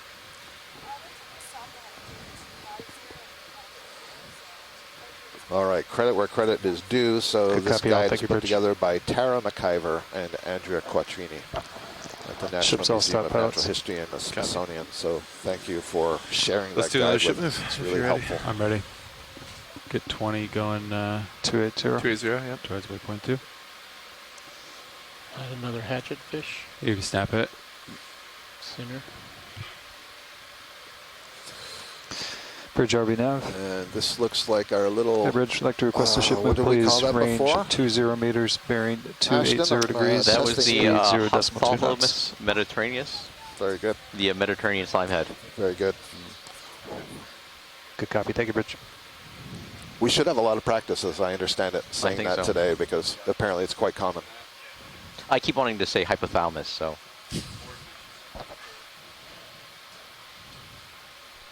Okay, I'm going to lateral to port to kind of be more in the center of your view, Kafat. Copy that. I'm trying to center in on 280. We're wandering a bit, but Okay. yeah, that's about 280 there. Just coming up or left of lasers. Those Yeah, lines. you can snap it, Ron. I think it's something dead. Oh, it's line. Oh, line, Old look at that. Fishing gear on the ground. Yep. Contained to the ground. Not floating. It's good. Starting to get a little bit more basaltic talus. I'm actually surprised that we don't have more rock rubble. Yep. Which means whatever is at the top of this is pretty consolidated and attached. Well, that would Despite be good news for wanting to see a sessile fauna community, which take a Turn the long fog time lights off. to Appears to turn on. grow, Dim very down old to zero. age, so Turn you 'em want a off. good Copy. stable substrate. There Zero. might be another eel right in the center there. Yeah, you can Pilot? snap it. It's a ways out. Okay. We are headed that way. Okay. Stand by. I think that's different from that last one. Copy. It doesn't have the Wow, nice sharp job, bro. nose to this one. Impressive. So that might be a snaphobranchid eel. So let me check that out. You got a tether. I do have a little bit. I should get more in a minute, right? Yep. Yeah. It's very rounded snout. I just don't want It's to kind of cook. interesting. We can do 30 next time. Starting to get a little bit more terrain on blue view there, pilot. Be I advised. think the snout is too rounded for noted. a halosaur. All right, so let's look at D2 depth. Yeah, I believe that's a 7, cutthroat 8. eel. What Snaphobranchid. contour am I at? D2 is at spiny eels. They're is at like this. 790, 800, 800, yeah. somewhere in between. Okay.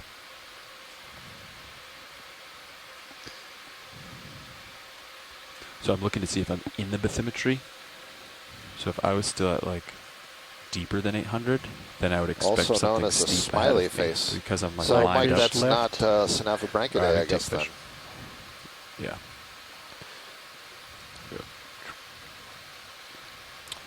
And this is our the codling, I believe we saw earlier.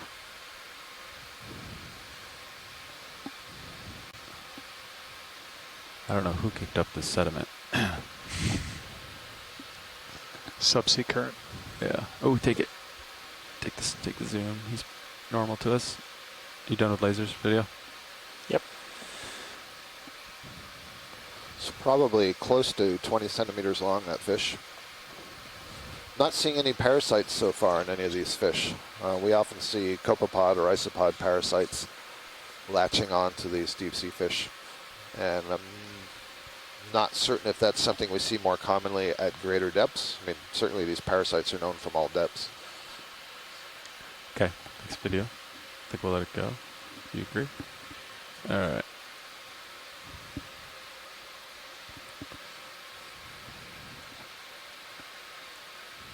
Onward and upward. So, yeah, it looks like maybe we're getting up onto this little fold or ridge or ret. Is that what you called it? A ret. Yeah. Is that what you're looking at? Yeah. R-E-T or R-A-R-R-E-T? Let's explore around yeah, the okay. darkness here. Looks like Yep, there's some exposed rock. harder substrate up here. Yeah, some rocks there. You can see it in sonar. I'm not sure what pillow basalt? oh, that's a dead cup coral, the white at the base there. So that's okay. We can move up to these larger ones. Go ahead, Rich. Coming This up. looks Good like copy, thank you, somewhat Rich. larger Ships Lophelia all reef stop pilots. coming ahead. I shouldn't Copy. say reef, pardon me. Colony. I'm gonna acquire this.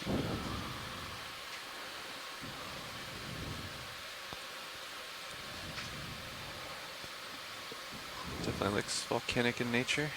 Basalt. You can range my normal sonar in if you want.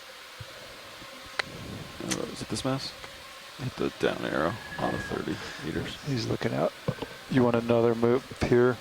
Is that 10 meters? Yeah, so we're starting to get another outcrop of exposed basalt. So No move yet. another potential area for We'll explore attachment. for safety reasons. Yeah, first. this is the sort of thing that Yeah, I we're was still picturing moving a that we might see on this. Yellow on this lower slope. right and then red lower center. Let's have a look at the red thing at center when you're ready, pilot. Copy. Thank you.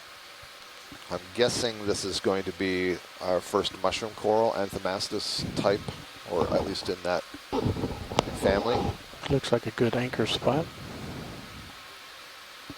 Yeah, I can see already that that's what this is going to be. So this is another octocoral. It's just interesting. Getting It's closer got a before I very roll. different structure from the sea fan that we were I'm gonna describing do a partial earlier. zoom. If I which touch the looks ground, kind it of might like a tree or retract, a bush right? or Is it a- something. No, I flat. don't is think it- these retract. This one looks more I like an anemone it's the with polyps. polyps sticking out of it. It does look like an enemy. Got me. I thought it was an enemy. Okay. I'm gonna try to. We gotta Yeah, very stand by nice. one wrong. I'm gonna change my angle. There's a few different genera in here. There's we go. Anthomastus, Pseudoanthomastus, Heteropolypus, and I'm not entirely certain how to Lasers distinguish them all. Okay. So I'll lasers just coming say that off. it's in this Okay, come in. mushroom coral group, the Anthomastus. So this is actually kind of nice because you can see some of those polyps have retracted and some of them are extended More in their center. feeding mode. And one of the really bull nice starts. things about Anthomastus is I'm the trying to polyps go are so more big, zoom. you Okay. clearly see Take it. why it's an Gotta octocoral. move more center. So an octocoral is so Centering. named because it has 8 tentacles. Those tentacles are pinnate. Those are the little side branches. They look like little feathers coming off. And then you can see in the one How in it the looks center down. raised is Doing the good. I think we're slowing lips, down if you will, movement-wise. around the mouth. So Settling just out. like that You got sea plenty of anemone we tether. saw earlier that was feeding, this has the same sort of structure. There's gastrovascular cavity in there. There's a pharynx. But the can- every difference once in a here while, is you all can of those take your polyps camera and you can rotate up interiorly and just look have above their D2 and see what you digestive see. spaces Copy that connected to one visually. another. So one's I'll feeding, take they're that all down. feeding, Yeah. basically. Tilt it down. And the structure of this is such that when the polyps retract, they completely go into tissue. That's not the case for all octocorals. Very nice. There's another mysid shrimp, possum Okay, shrimp. let's center it up again for medium. Copy. Center medium. Full screen. There's another different kind of anemone in the background there. Can you zoom in on D2 and Sirius on high pack? I'm curious on their movement, Sirius movement specifically. You can see the orange Let's mouth. eye on this. Zooming into the background. Much longer Upper tentacles. Okay. A little bit harder to see the pharynx go down in that one. Very nice. Pulling focus. Copy. Oh, that is beautiful work with the focus. Well done. Well done. Somebody was listening yesterday.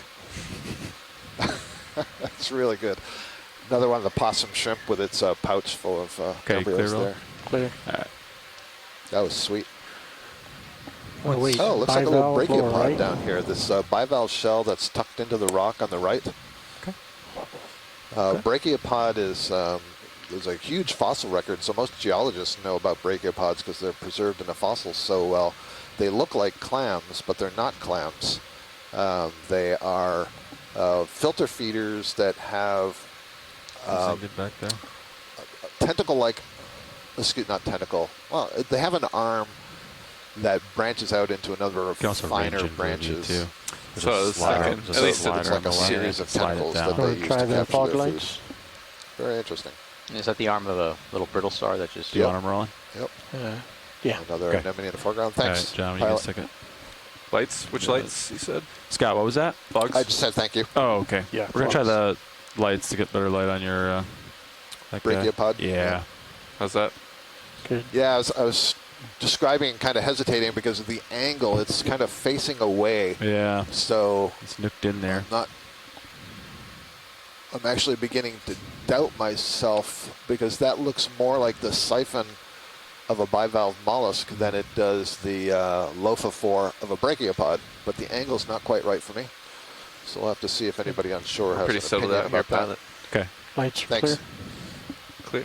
Fogs off. Oh, nice little spot. All right. Thanks, Ron. I'm gonna take off here. Get my rotator back up. And there we go. There's a lot of stuff. I see some more Lophelia. Oh, I wonder if that's the solitary hydroids they were talking about. Sponges, maybe plexaurid. I think these yellow things are little cup corals. More of these fan worms in their calcareous tubes. We see some urchins down there on the right. This fan-like thing that's sticking off to the right off the coral, that's probably a hydroid fan.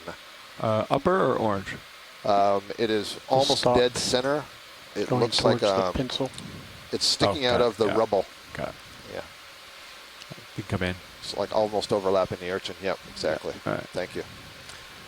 Yeah, so this is a hydrozoan. So this is another kind of cnidarian. So the cnidarians are broken up into these major groups: the Once you get hydrozoa, this, if you tilt the straight down, there's scyphozoa, another which are all the coral. jellyfish, and then the anthozoa, which are all the corals, the octocorals, and the stony corals. But these are Okay. hydrozoans, I'm gonna come up, Ron. very common in Come out a little shallow bit. water.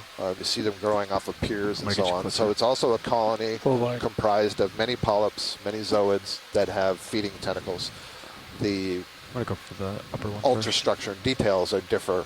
Okay, I feel pretty stable And it's here. If you interesting wanna that zoom in on these that are one more that we closely talked about. related to the siphonophores Try than to they center are it. to the sea fans Okay. that we're looking at. And you find them at pretty much all depth range? Oh yeah, absolutely. I'll These cut are all that. real. Oh, this is nice Pretty because precarious they form toe this hole there. skeleton that's Slippery rocks. kind of like chitinous, so similar to the exoskeleton of crabs and so on.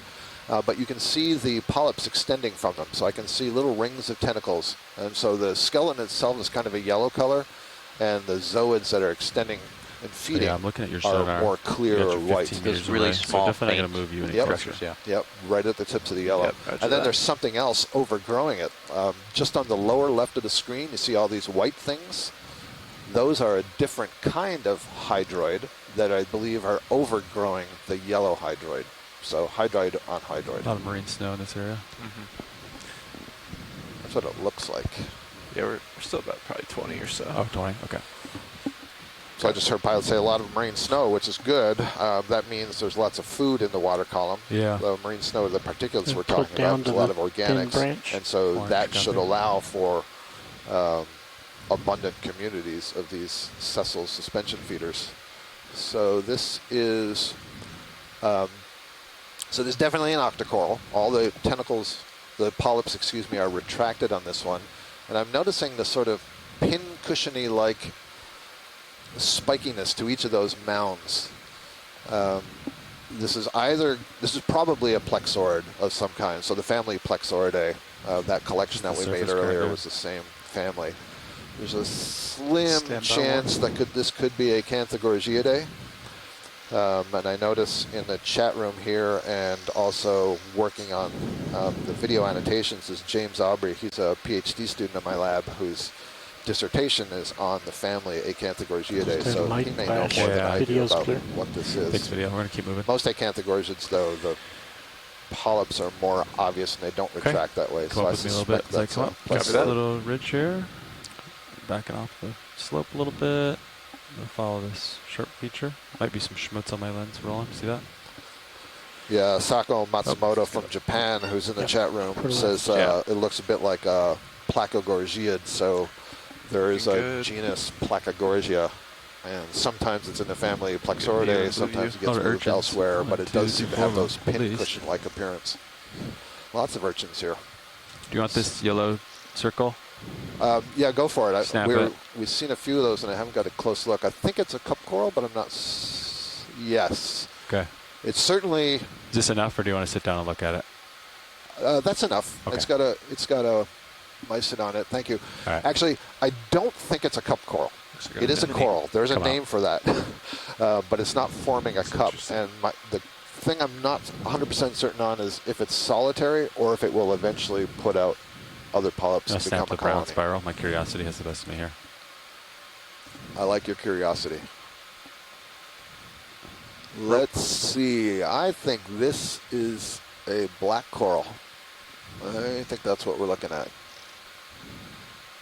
Where's the base? Yes, Top or bottom? exactly. Where is it? It must be up there. The base is up there's there. the base. It's been blown downhill. Yeah, so 100%. This is a black coral, which clearly you can see, right, Ashton? Oh, yeah, I can tell by the texture. I've never seen beautiful green color. Yes, exactly. So black corals, they're named because the skeleton is black in color, but they're also called thorny corals because the skeleton has spines, and you can see how bumpy that is. That's actually the spines under the tissue.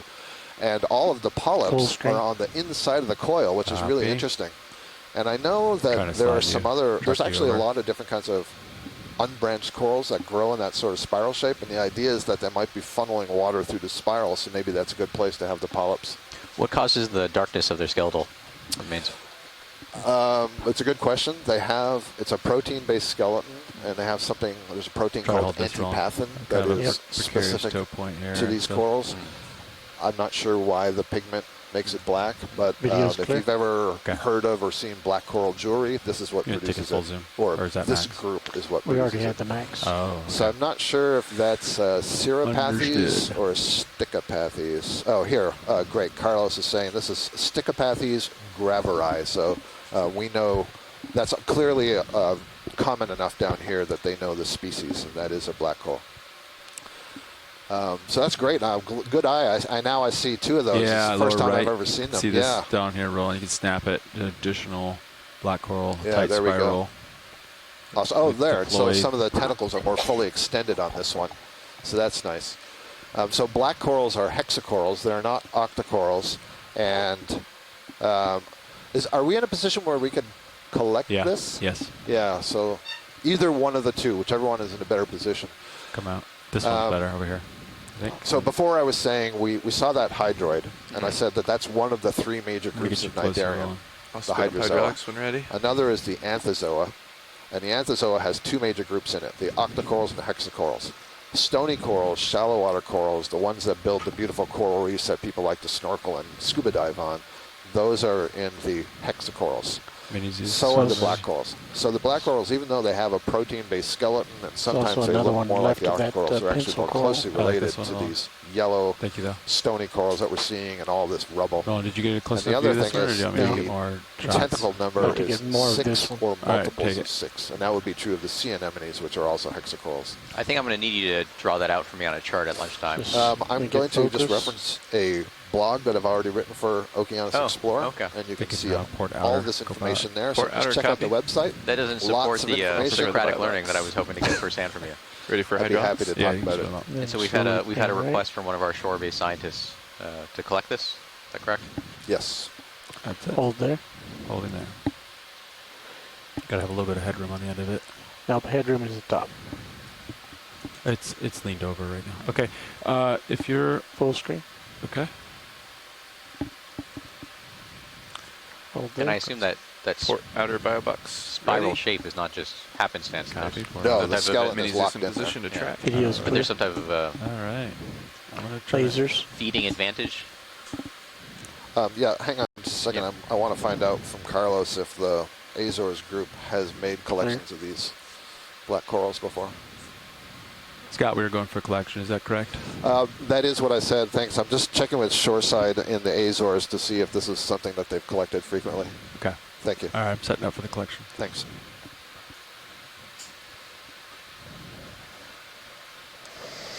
I'll center you in Sirius's view here.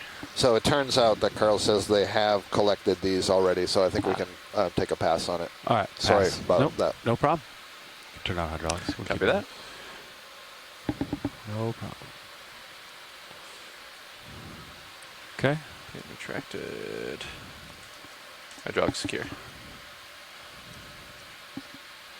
Yeah, look at so the left camera's still in color because Sirius is brightening up that one a little bit. Okay. Where's the bearing? Oh, looks like 280, it right? came over a little bit starboard, looks like. We're getting some information on the chat room What's from waypoint 3 at? Osaka Matsumoto. She's relaying information from one of our Russian colleagues who's a specialist in these black corals that these Stichopathes black corals may have symbiotic 320. worms living with them. And in fact, there are way over there. several black Zoom corals out. that have Shows the worms dive living track. with them. Stand by. And so if we see a colony that we can see one of those worms, that would be a reason to collect it. Okay. So we will certainly keep an eye out There's for the that. idea to just kind of work around the outside of the They curve want here. it. This is the steepest part of the system. They want it to be there. So, yeah. So Scott, yeah, we're gonna strafe over to the steepest part now. Looks like waypoint 3 Sounds and good. 4 are near the steeper sections. Thank you. Yeah. Oh, look at this. That's good. So now we're maybe out of that chute Yeah, and onto you, the spine and you can start getting a to lot see more. actually, yeah, kind of a vertical cross section of Stow these the low bait starboard pillow lower structures. to match Yeah. the port lower. Would you like to get a close Copy look at that. that? Now that it's a steeper terrain. I think the transect's okay for now. Okay. Yeah. So while we were looking at those black corals, James Aubrey did give an opinion here, and he thought possibly the genus Muracella for that one that we were looking at that had kind of the pincushion-looking appearance. Probably a plexaurid, since Muracella is more of a shallow water genus. But if it was going to be Acanthogorgiidae, it would Different be kind of Muracella. coral left. Yeah, big Yeah, black. this is a really nice cross section. You know, these this whole thickness was formed by possibly hundreds of kind of individual pillow volcanoes, and the hypothesis is that a Want lot of face on, times Ron? they start this with is big this sheet is flows. Actually, so, yeah, face on would be better because it might be a worm in the center. so one of the things I'm trying to keep an eye out for is any possible transition from that more low bait pillow structure that we saw before to more a layered stratigraphy of a sheet flow. Or level with it here. But definitely gives some hard rock for these Going for biological black coral, communities to Scott. latch onto. All right. Easy landing. We're zooming in on yet another black coral. Come in. And so this is a very characteristic Laser's form that clear. we see. This is the genus Bathypathes. Grows as this kind of feather-like morphology with a central axis and then these branches that come out on either side. It's all right. Yellow worms at the bottom on the coral. I gotta get steady first. One of the things I always enjoy looking at this particular family of black corals that this genus is included in is if you think about a polyp, and I told you earlier the black coral polyps have 6 tentacles. Well, it's kind of weird to see the 6 tentacles here because they all seem to merge together. Okay. And that's because the morphology of this group, the polyp is stretched out along a branch. And so you actually count pairs of tentacles. So count 3 pairs, And you can see in the middle of those 3 pairs, there's a raised structure.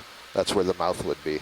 So instead of a round polyp, it's more of an elongated polyp. And are those the worms you were talking about on the hold bottom this for a branches minute, of Roll. those? I haven't seen it yet. Normally the worms on these lowest bathypathes branch. are right in the center. So what are, Lowest branch, do you see copy. those little Yep. rings it's Yep. wearing? I see what you mean. Maxu. Those do look, I can't tell if those are worms singular, or that actually looks a little bit like a ribbon worm to me, a Nemerdian. There, invertebrate zoology students around the world hate that there are so many different kinds of worms. So a worm is not a worm. So, but that is a worm. In your expert opinion. In my expert opinion. Maybe a couple. Joanna's asking if that is Bathypathes alternata or pseudo-alternata. I'm afraid I cannot tell you, Joanna. Something's been caught. She's basically About to asking get which caught. species is this. You can take it. So that, I think, is an amphipod, and it looks like it's just been captured. So these black corals have nematocysts in their tentacles, stinging cells. They also have... Looks a lot more dramatic when you zoom in. why am I forgetting what the other ones are called? I gotta wait for you to stabilize. Okay, you can take it. It'll come to me, The but rocks are just the slippery. sticky I kind got my of toe against a threads. slippery rock, basically. That did look like it captured that thing, which is fascinating. I don't believe I've ever seen a black coral catch a zooplankton before. Yeah, you can see on this view, note that, again, the tentacles are studded with dots. Kicking its legs. Those would be those stinging cells. Wow. If you got more, you can take the zoom. But And it looks like maybe there's another one that's up over here. Slight tilt up. You can all see me pointing at the screen, right? I can, Scott. I can see you, Scott. Yeah, thanks, Ron. So, I know where your eyes are going. One thing I'm seeing, though, in the polyps in the foreground here, you see that orange little tube that's sticking up? So that's the hypostome. Basically, it's a little structure where the mouth is, and that's essentially the pharynx, if you will. But So now the size of that, what did it catch? it looked like an amphipod to me. But it can't fit that in that. I see where you're going. Yeah. I wouldn't think it could fit that, but maybe it's going to try. They're pretty distendable. Okay. Thank you, pilot. That was excellent. Needing come wide. A few more seconds of this. All right, seconds. Copy. And presumably, if it can't fit it, does it just kind of hold on to it until it naturally kind of decomposes and then? Not that I'm aware of. That could be a very long time. Yeah. There is, however, Keep going something to waypoint 2, analogous. then I'm go to hoping, 4, you almost want to go 3, assuredly, let's cut to sometime 3. over the next several days, we're going to find we're close to carnivorous 2, and sponges. then we backed off a little bit as you guys came around. They so have a mechanism whereby they whatever can follows enclose what you they have up, captured we can go in that direction. cells. 320 is And it was generally originally where we're thought going. that they must be secreting some kind of digestive enzyme into that space, so try they're to basically 320 creating to their stay own on your stomach. track. But in fact, that's not what's happening. I'll turn to follow. They're allowing bacteria to digest it. So they just create the space, and then kind of what you're saying, this natural degradation, and then they take advantage of the products. So if that arthropod that the black coral caught, if it doesn't fit Wanna do into 10 its meters? pharynx, Yeah. does it get a All right. pardon? I mean, do you think 320. Yeah. can it get away? Does it live to live another day? Excellent question. We're going to kind of strafe this slope here to get to waypoint 3. Very Watch good. leads. Which is the ROV heading is 320. Bridge, or are we now? Right there. That's our Hey, bridge. Direction. Request a ship move, please. Sounds Range good. 10 meters bearing. Really what we were doing at those 320 waypoints was degrees, trying to speed 0 acquire decimal exactly 2 what knots. we're looking at right now, and then just climb it up slope. Okay. Good copy. Thank you, Bridge. Scott, if you prefer to go normal to the uphill, go straight up it, that is also an option. But Yeah, as far as I'm concerned, we can do that now, unless you think there's something more to see. Yeah. No, I say let's get to the top in the most kind of direct way. And okay, yeah, because if we go straight up it, normal to it, Yeah. that's preferable to us and likely quicker. The strafing is takes a little more time and Yeah, I'm happy to do that. Now that That'd be we've great. acquired this sort of hard structure. more, yeah, exactly, Great. more consolidated Awesome. bottom. Thank you. Okay, well, yeah, we'll transition to uphill. What does that look like if I go uphill from here? It's great. So we're at 763 What does meters. the end look like? We've been moving a little bit sort of north on this feature, and we're now going to sort of turn to to the west and Zoom head out and see the top. straight up this Zoom out. feature that we've acquired. Yeah, We've got about so if I another go straight up, that's 350 perfect. meters of All right. relief to go until we're at the top of it. Okay, so let's line up with normal to it after this move. And so definitely less. On shore, if you would like maybe? to see where the ROV is with respect to the track line, you can turn over to camera 3. Big fish. I might go for the fish. And it's got the high pack on there and the quad screen in the upper right. That was a 10-meter move, right? It was. All right. Video, you want to take the fish? This is a codling again, so we've seen this a few times today. Oh, and just in front of it is yet another kind of black coral. I believe that is a Parantipathes. Do you want me to leave the fish and go for the coral? Yes, please. Understood. All right. Don't lose this coral. Help me remember where it is. I'm going to try to get up to it. And it's also got, I can see already, it's going to have a chirostylid crab in it. Chirostylid means like needle arms. It's got these very long claw-like arms. Yeah, a little bit and then to it's your got left. these legs right here, isn't it? behind it Yeah, but that it's, are adapted they're as coming on hooks. its side. And they spend their entire lives on these corals. I know, I see And in it. fact, it's been shown that there are specific Not a lot of species tether for around. specific species of coral. They're like co-evolving, much like pollinating insects and flowers. The question is, Take are it this from going to here. be one I don't crab wanna or tug two the tether, crabs, male and a female, or just one or the other? This is a different black coral. Excellent. Once I get more tether, I can get you a better view. I'm kind of doing it while I'm floating here, Scott. Understood. Thank you. Do you want me to get a full-on close-up of this? When I, Yeah, okay. so we can see that crab that's in there. So Yeah, okay. when you get in position, thank you. Understood.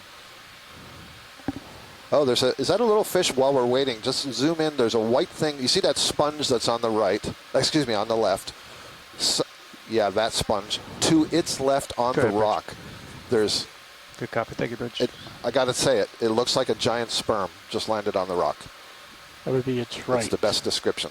It's just off screen center. There we go. Just to the right of the little dot.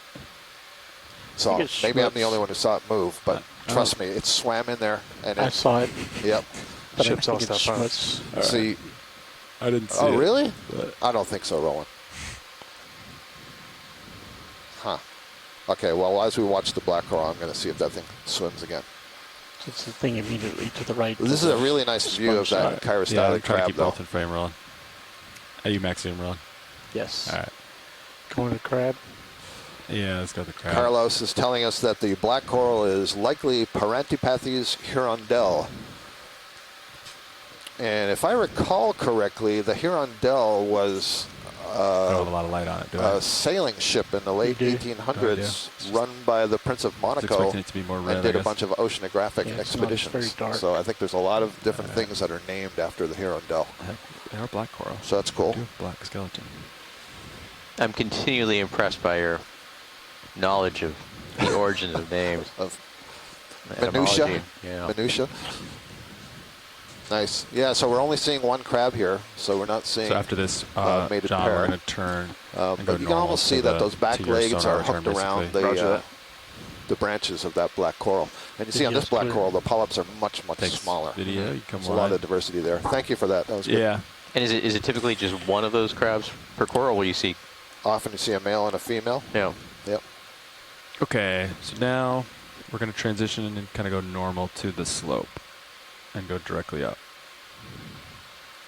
Oh, I missed that, Mike. Mike Vecchione was pointing out that there's a caprellid amphipod on the rock by the sponge. We'll have to look for those later. They're fun. They're called skeleton shrimp. If you want to turn to port easy and all. They're like Yep, little it'll work already. aquatic praying Okay. mantis. All kind of lateral to port. Let me just scout with my camera system here. See what exploring Lots we of have. amphipods swimming around in the water here. This is, I think, what we saw get caught by that black coral. That's what's swimming around. They're often in these swarms. They're often associated with corals. They're very, very common in the ocean. There's, more than 2,000 known species. Roughly normal to the feature with Sirius. I think I'm Let's- gonna climb On this. the beach, if you Capture see kind of the center right of scuds or your, beach view. fleas or beach hoppers, those are also amphipods. Are heading. So is this a Interesting, flow? interesting Yeah, red. it's a really Those lines. large lobate pillow structure. That is interesting. Yeah, the red is just weathering oxidation of that outer glassy rind of some of those pillow features, but those are really massive flows. You know, the place we had just panned from looked much more rubbly than this, less intact. Yeah. But these are pretty massive, and you see that little hummock almost. Yeah. Huh. Interesting to see the different colors. It looks like it's extending from what we're seeing upslope here. Oh, look at Is that. this something that would be like extruded, or is this more like a sheet that's you have to coming remember down? that, you know, we're on this, you know, not vertical, but near, you know, 50-degree face. So all of this has been previously tilted upward, and you're basically looking at an exposed cross-section of that flow. So, right, so this was never really on the surface when it was erupted, right? This is a cross-section of the interior that's then been uprifted. Got it. Coming up. This looks like a crust around that. Coming up with you. Yeah, so that's that Basically, exterior that kind of coral glassy portion of that going pillow off screen basalt bottom. when it's erupted, Right and here, the black. Yeah. You can snap that it. lava hits the water and possible, it cools and creates this chill margin, and it never has time to crystallize. Is that another black coral? Yep, another Stichopathes. Oh, and just at the base of the Stichopathes, now that, I'm Which one doing are you it to myself again. Yeah. Let me get I was closer. going to say that's a brachiopods, but actually it looks like that's a mantle with a whole bunch of All right, wrong. tentacles. Is that an acesta? Is that a file clam? Come on, a Can little bit, I'm gonna somebody get closer. help me out here?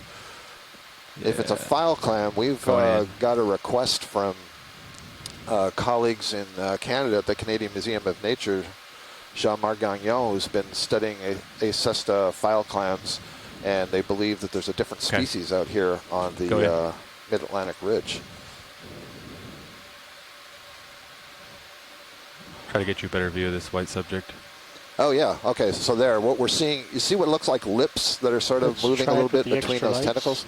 So that's a siphon. So this is definitely a mollusk, a clam. Copilot, turn on the And extra question lights, Is see it if a it file does. clam? Stand by.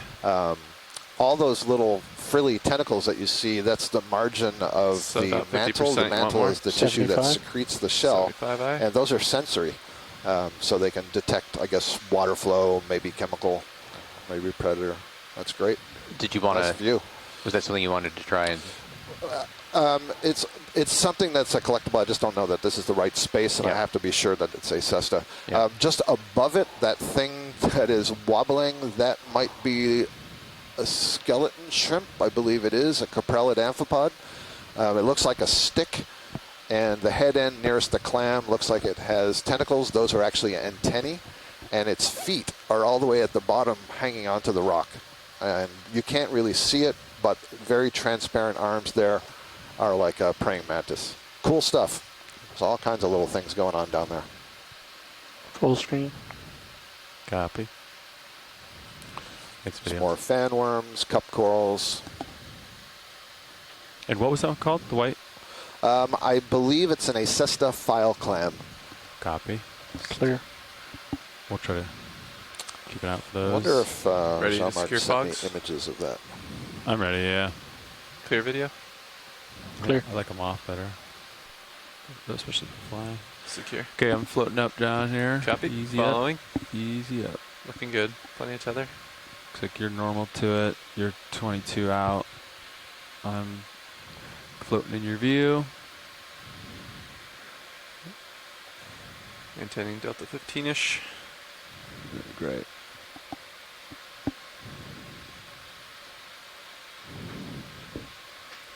Like the geology change we've encountered here.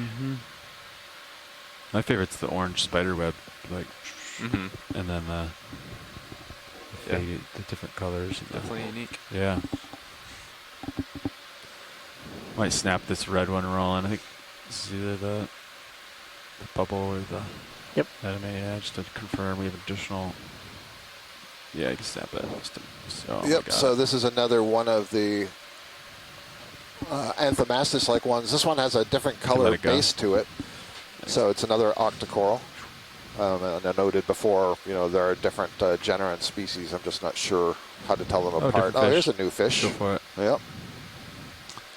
All right. This looks like a little bit of a rockfish to me. kind of like a Sebastes or something. Don't trust me on that. Let's see here. Let me see what the chat room says, and I'll see what this thing says. Survey says? Yep. I'm going to go closer to it. Copy, you got a little room? Keep Delta. I'm going to try to hold that for a minute, Roland. Yeah, I'm just giving you a little distance to work with. Yeah. Makes the shot more usable. I think we're done with lasers. Do you agree? Yep. Tilt down to the top.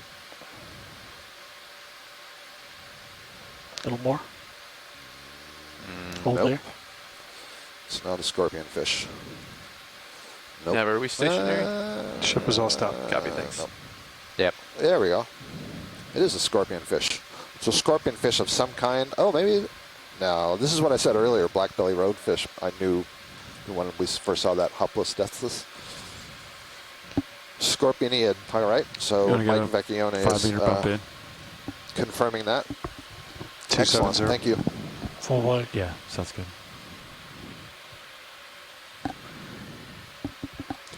So in general, Thanks, Video. fishes in this family have a large mouth, lots of head I spines. bring my tail towards you. A dorsal fin Bridge with RV now. So I strong don't wanna step into spines, this. large Yeah. pectoral fins, and We're they're a usually little stretched camouflaged out. with a Gonna be about red 30 or reddish-brown degrees. color that's Take the mottled. upper swing arms. Hey, Bridge, let and me like, press ship right mode, now they're a please. little bit out. Range 50 meters, Copy. or excuse me, 5 Deploy them meters. all the way. Bearing 270 Drops. degrees. Speed 0.2 That knots. or we stow them. Oh, it's the same. Oh, so it is a black belly Let's stow roadfish, them. says Carlos. It's gonna get, because it's going How to get about that? steeper. So I guess they So I'll back extend away from the the wall. west, Copy, excuse I'll me, take from a the east bridge. coast of the United States down out there. here to the Stow slightly. Mid-Atlantic Ridge at least. Yeah, bring them all So the I way. wonder if All the these way are in. amphi-Atlantic. You know, Copy. one of the And then goals of some of these explorations, also the way bring it them up at the ties same into the time. broader ASPIRE program, which Yeah. is the Stow them all the way. Atlantic Yeah, and then rotate Seafloor 'em. Partnership Rotate for all the way Research and up. Exploration, is to That. understand connectivity Rotating patterns up. and how organisms that live Got the on headlights the now. east There of we the go. ocean and the west of the ocean And then if it gets super are able steep, we to can, extend across the ocean. And then this Mid-Atlantic Was it Ridge is 5 the meter move, is that shallowest correct? feature 5 in the meter ocean move. that may connect those two together. So making these observations and connecting them with other distribution data is really important. not on this front row. Yeah, so just hearing from Roland that we haven't had any introductions yet, so this is a great time to do so. So we're going to hear from the GFOE team that's actually running this show.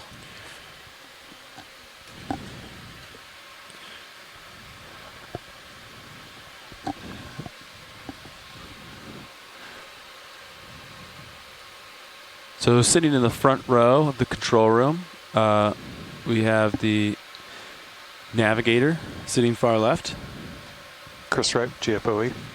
And I'm sitting pilot, Levi Unima. And to my right, John Mefford, GFOE. and to the far right, we have, This is Roland Bryan in the corner. and sitting in the back row in the clipping chair, Anna. we have Anna, and we're all from the Global Foundation for Ocean Exploration. Thank you for joining us. And I suppose it's been a few hours, so we might as well reintroduce ourselves. So I'm Scott France. I'm a deep sea biologist with the University of Louisiana at Lafayette, and I'm the science advisor to Okay, the Bridge. ASPIRE program that I was just describing, and I'm your biology lead. Good copy. Thank you, Bridge. I'm going to ask you more about that Aspire program in a Ships few all minutes, stockpiles. probably. Oh, Okay. good. Yeah. My name You is and Caitlin. My name is Ashton Flinders. I am a geophysicist with the U.S. Geological Got a little more Survey. tether now. We I can work do out another in bump when you're Hilo, ready, Dan. Hawaii for the Hawaiian Okay. Volcano Observatory. Lasers back on. Hi everyone, I'm Arvind Chantaram. I'm Is that the senior geology data you were talking manager about there, for Levi? EX2205. I'm coming in from I think you're muted. the Stennis branch of NCEI, working I don't hear him. with them through Yeah, I don't the hear him either. Northern Gulf Institute, also known as NGI. What'd you say, John? Oh, I asked if that's the geology you were talking about earlier. Yeah, it's my favorite. Yeah, The spider webs of orange. kind of looks like the thing skin from comics. So I hear, I'm not sure if it was Levi, somebody up there said they like the spider webs. Yeah, the red, Yeah. all the geology. So Oh, the geology. Yeah, Okay. we're not talking about the biology. Slow down. All right. So someone actually is excited about the geology. Yeah. Well, I like later it. if we see some other spider webs, I'm talking. But let's do geology for now. No, I mean that's You want to snap this rolling? the colors from some of the geology and the way it weathers, and also the way it cools is really beautiful. You let it go. You don't see it here We so haven't much seen underwater, one but yet. in Hawaii you get these beautiful oxidation shimmers. So you see this purple and gold. It's a color in geology to rival any color in biology. Nice. Yeah, no, I agree with you. I'm a big fan of geology. So two things here. In the center is the crinoid, and then we're going to look at that thing in the top left, that white thing. But in the center is a crinoid. This is an echinoderm. It's related to sea stars and brittle stars. You notice it has those little feet-like structures that are gripping the rock. Those are called cirri. And the mouth is actually oriented up into the water column. So it's a little bit different from the sea stars and the brittle stars where the mouth is oriented against the substrate. And it holds its arms up into the water column, and it's a suspension feeder. So again, we get this theme of all these different organisms getting their food from what's passing through in that marine snow that's drifting by. But I think that's Still a drifting bryozoan forward. in the upper Yeah, I left, think I and just that's a landed. rarer Would you like a thing little to more see. light? Or is that good? So we're getting stable it's here, good. so that's good. Are you talking about? Yeah, poking out of the crack in the rock there. Oh, That's right. Nice. Oh, wait a second. Yeah, we need lights on that. Copy that. Huh. Coming up.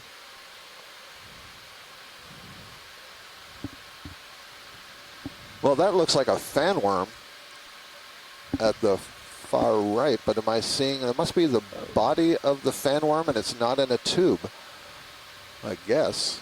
Oh, and that's, I believe that's an isopod at its Gotta hold that left on. end, the tail end, that thing that looks like a centipede. Mm-hmm.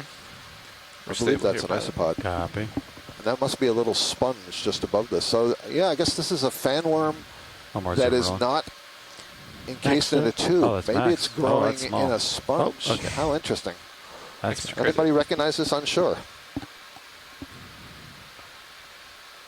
That's pretty small. That's max zoom, and I Yeah, am it's right tiny up, thing. right up on it. We're so- talking a couple centimeters maybe. Yeah. It's a great view though. I thought it was going to be a bryozoan at first. I thought each of these little chunky bits on the white was a separate polyp, but actually those are the parapodia, which are the paddle-like limbs of the worm. Septic So fish this is a worm. underneath this. That's a type of fan worm. All right, Did I already that's look good. at that one? Thank you. I already forgot. Okay, Yeah, video we've come out. seen it a few times. Okay, I'll let the fish go then. Nolan Barrett in the chat room is asking if we've explained anything about light and camouflage in the deep sea. You know, we're able to see all these great images, and just there was a good example where we turned on additional light. Is this a different fish, or is this the codling Don't do again? it. This might be different. Let's get a good look at this, just in Understood. case. Thank you. Doesn't seem to have the same barbels. And You done with lasers? Yes. A little snack?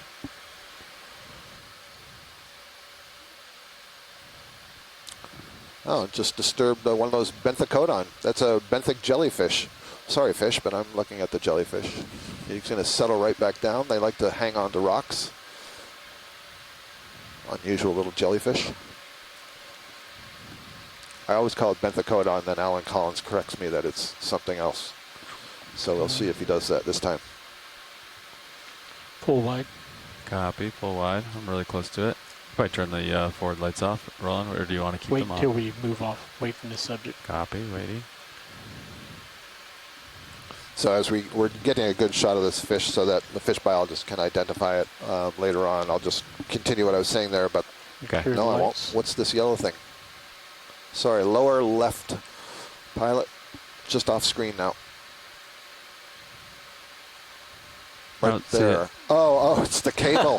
It's the cable on the. That's part of the RV. I was my bad. rotated so far down, you were Yeah, yeah. looking at our skids. Well, I'm glad you didn't So- ask them to sample it. Yeah. Oh, we got another crab over here. Yep. Might as well get you a snap, just so you know it. Anyway, the point I wanted to make is that normally there's no light here. And so all these color patterns are interesting and confusing because gonna eat. most organisms can't see it. And so the question is, did it Why evolve they when it all was a get hungry for shallower lunch? organism and it's a remnant of that? Or is there some reason to be Everyone's getting modeled lunch. like this in the deep sea? but we'll talk more about that a little bit later. This is a different crab from what we saw before. Notice those back legs are really flattened. This is a type of swimming crab. It would be related to the blue crabs. So it's not like the Chaseon that we saw before. I wonder if Tim Shank is still here. Oh, and it's going to go by. Oh, there. That was a Galathean squat lobster that it just stepped on. Tilt up. And you got to see what's called the So caradoid response, which is using that really muscular tail to swing underneath the body and jet backwards away from danger. He's pouncing. I wonder if the our lights are mouth parts are going really fast. Are attracting lunch for him. Clear. Yeah, I feel like this is something I should know. Okay, come on. Bavy. You still want the fogs on? Nope. You can turn them off. Copy that. Come on. Can't remember the name. Probably get 10 meters. I agree. 270. Concur. Oh, thank you, James. James came to my rescue. Spirocyst is the other term I was trying to think of earlier about the other kind of Nida. So we have two more of those Hyperiid amphipods in there carrying their little houses, or not their houses, the houses that they've stolen. Wow. Fantastic. Look at those claws. If I recall, I was reading a study on these Hyperiids. Some of the eyes can actually look down through their head. Bridge, RV nav. Hey, Bridge, would like to request a shipment, please. Range 10 meters, bearing 270 degrees, speed 0.2 knots. This rock is way too big. We can't get this one. Concur. Just wait for the request. Good copy, Bridge. Thank you. Oh, the Hyperiid? Oh, Arvind is saying that some of those Hyperiid amphipods that we just saw, I don't know if there's a common name for those, can get the size of your hand. His hand is really big, so that's pretty, it's bigger than mine.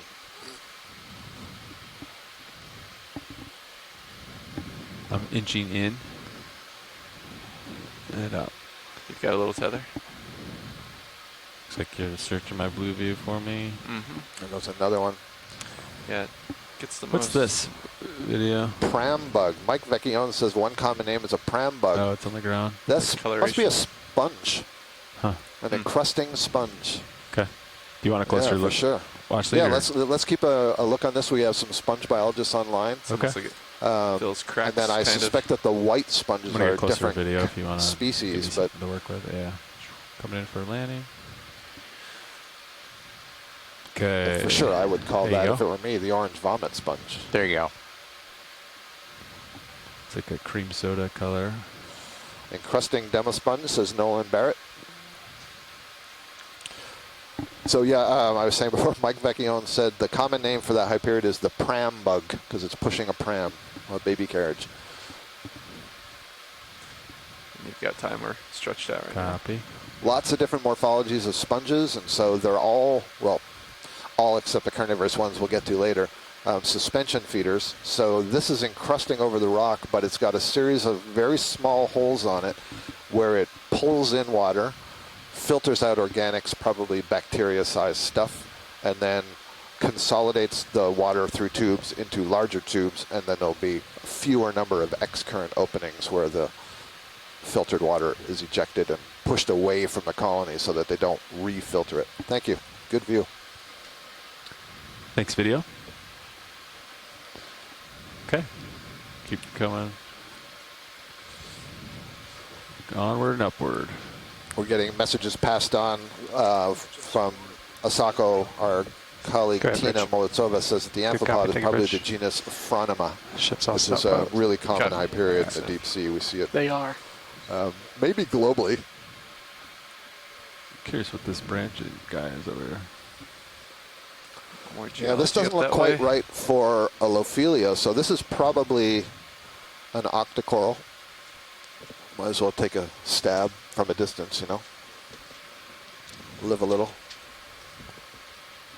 Some interesting returns. The corals are getting more abundant. I see another black coral, Bathypathes, to the left. This might be similar to what we collected earlier. There's a nice free rock. Yeah. Looks a little big for sampling. Okay. I concur. I'm going to try to get you a close-up of this white coral here. Yep. Very white. Get in super close. All right, okay. Is this close enough, or you want me to get closer? Closer. All right. Getting closer.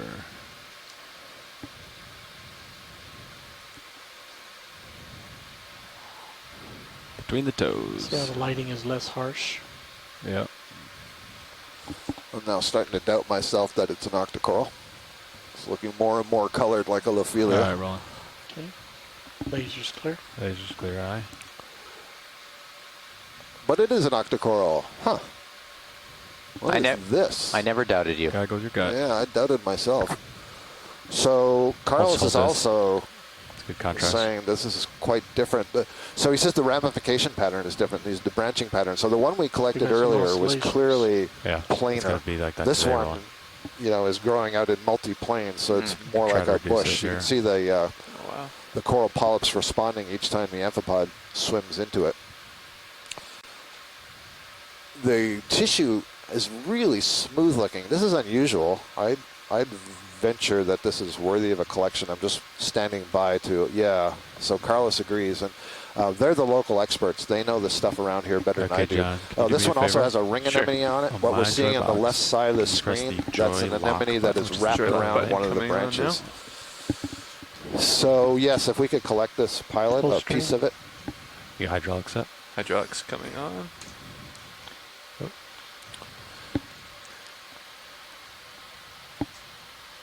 So all I have is my starboard toe.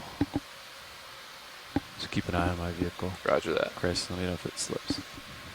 All right, so Sirius is a good spot. Hydraulics prepared, yep. You're Sirius steady good. State.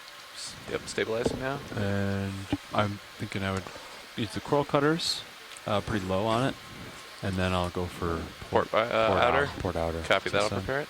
So this is quite impressive. Our colleague Rian Waller, who was the biology lead last summer on the New England Seamounts expedition, has just joined us in the chat room.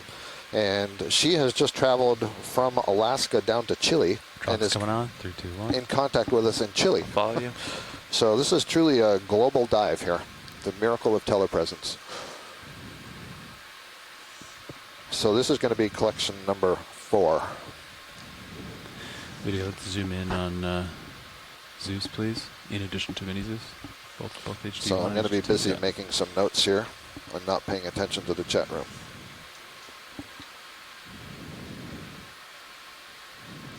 Scott, I'm just going to cut pretty low on it. Yeah, that's great. And because if we can get that ring anemone, that's wonderful. Understood. Thank you. I suspect that this is a cutter, but this is not something I've ever seen before, so I don't really know. Oh, it's not going to be brittle, is it? I don't think so. Yeah, no, there you can see it's just attached to brittle subjects, Yep. I think is what's happening. Yep. Nice. Beautiful. Yeah, that's a really interesting one. Okay, this is 04. Why does this keep going to sleep? Okay, video, you can come in on the subject. I have it. I think we got enough. You got good enough? Okay. All right, come wide then. I'm going to... You're full wide? Yeah, we'll need some clearance for the drawer. Yeah, we're going to need clearance for the drawer. So I'm just going to... Follow you down. Yeah. You asking me what to call it? I can't Port hear you. outer. Yeah. You're still muted. Go for port outer. Copy. Okay. All right. I'm going to leave the arm there, and then I'm going to This is not Bathy Roger Pathies. that. Oh, stop. Okay, here Sorry, we go. stand by. Let me I got your Titan get this zoomed in a typed little in too. here. Pushing out joy lock. I'm going to take off Roger that. to a safe altitude. Got to go straight back, stay in the center of Sirius Okay, view. I'm sorry. Delta 13. Sirius looks stable, you're good. See if I can do... I'm just calling it XY. Plexoridae for now. I can't do that. Let's do depth. So depth in XY. So I don't have XY because it's so steep. Gotcha. Right. I don't bottom lock, so... Okay. Go for drawer? Yeah, go for drawer. Coming out. Port side should be prepped. And then, yeah, we got Mini Zeus on it already, looks like. So if you want to watch me. Full extension. Indexing in. Hey, Brian. How you doing? Brian.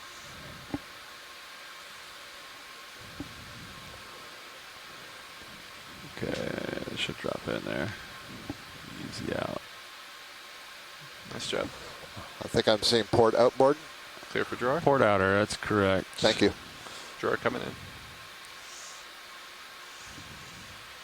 All right. We have a collection of that unusual morphology Intertracted. plexaurid. And Ready for I'm eye sorry, dogs here? Asako, I'm not sure when you saw the gastropod. I apologize. Nice sample. Thanks. So Carlos says that they have seen this octocoral before, but they've never had the possibility to ID it. So this will be a really useful collection. Excellent.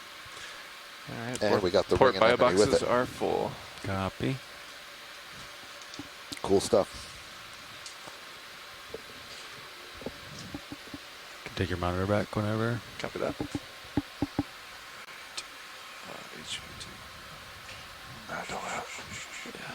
Thanks. Roll beat you to it. He did. Negative. Or actually, it was Chris. Oh. Thanks, buddy. Now, Chief Nav over there. I just got to remind myself how to do those quickly. I'm gonna work my way up this hill. If you want to work up with me. Coming up. I'm gonna saddle back to the center of your camera here.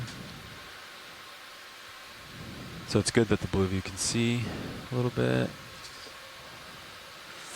What's this? Can you snap this? Again, my This curiosity. black thing, I think this is parentopathes again. Oh yeah. Yeah. Okay. And it's got that. By all means, follow the curiosity. That's Yeah. great. I can't help the myself. question is whether it's got one or more crabs in it. Okay. I'm gonna come up with you. Oh. Okay. We're up. Delta's good.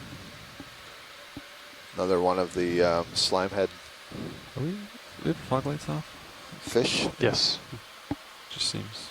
Oh, I think it's just extra turbid today. It's got me.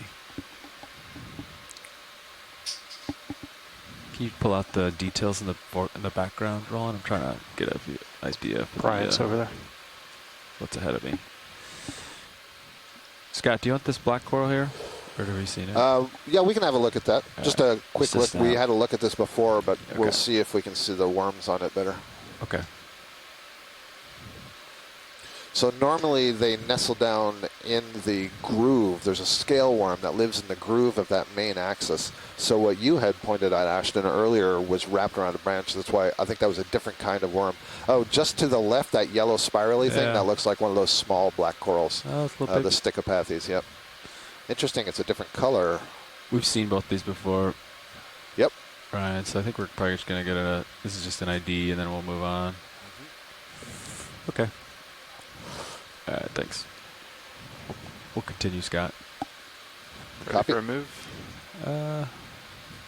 In a minute, I think. Maybe Rian Waller, if you're still on the chat, all the way from Chile, can you tell me if that was 10. Madrepora, that white scleractinium we looked 2.7. at back there? Does that sound good, Chris? Yep. Copy that. All right. I think we got it. Maybe even. Yeah, let's do 10. Let's see how it goes. This large fan on the left might be new. Oh, look at that. Big fan. So that's your classic Gorgonian sea fan. And Yeah, Gorgonian yeah, sea yeah. fans are very common in set shallow there. water.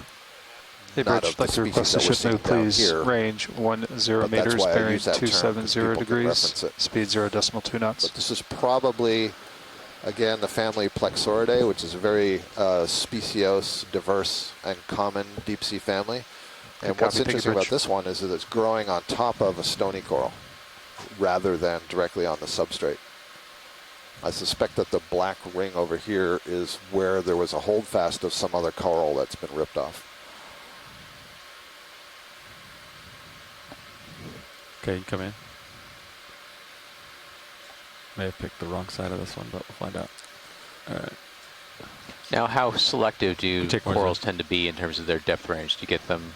Do you get one type that spans the entire range, or do they tend to be pretty segmented? Yeah, it's a good question. Sure. this is one of the reasons we were picking this depth range and why the folks in the Azores were so interested that we try to get, 1,000 up to the top, because we tend to see different groups shallower than, let's say, between 1,000 and 500, and then shallower than 500, and then between 1,000 and maybe 1,800, and then below 2,000, 2,500, you get a different suite again. There's a couple of species that may span the whole gamut, but usually you get some turnover. Genera might extend. So this is, it's definitely a plexaurid.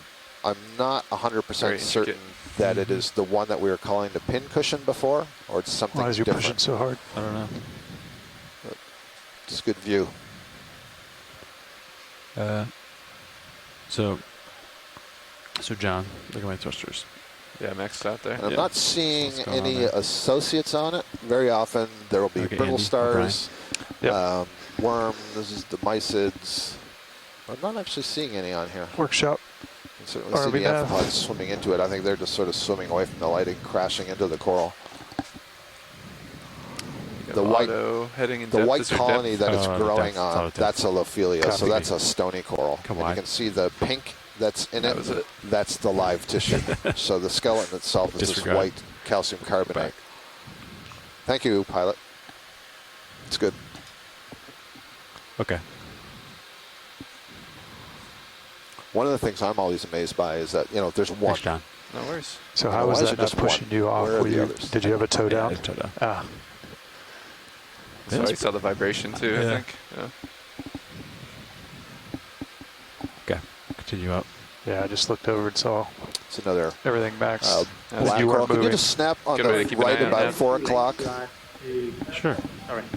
I was going to say that we've seen this Gorgonian coral as well in the past. Good copy. Thank you, Bridge. Don't have a sample for it, and I was going to say whether it's possible. Ships on stop pilots. A bit too late now. Okay. Copy that. Thank you. We'll look for another one. I'm pretty sure this is Storopathes, so this is yet another type of black coral. It'll be, the 4th today at least. We've had that Stichopathes, little foam cord one. Yep. We've had the Parantipathes, which looks like kind of a bottle brush, which had the little chirostyle crabs on it. We've had this one now, which is Storopathes, and then we had the feather-like one, Bathypathes. Right side, then. Yeah, so this one, a lot more branching going on. Here you can finally see the black coral skeleton because the tissue is so thin that get you a little closer. That black shines through it. There's something pink on that lower branch. Might be another one of the aplacophora mollusks, or it could be some kind of worm. Yeah, I'm going to get steady and then I'll let you know. Okay. While the pilot's getting steady, Rian Waller's asking if we've seen any Desmophyllum dianthus. I think we may have seen one earlier, Rian, but maybe Brian, you can tell me what the yellow take more zoom on the black one is right here.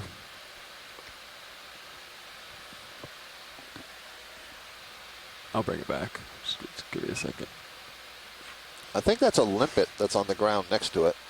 So what I'm straining my eyes to do is see what is that pink thing that is on the black coral branch.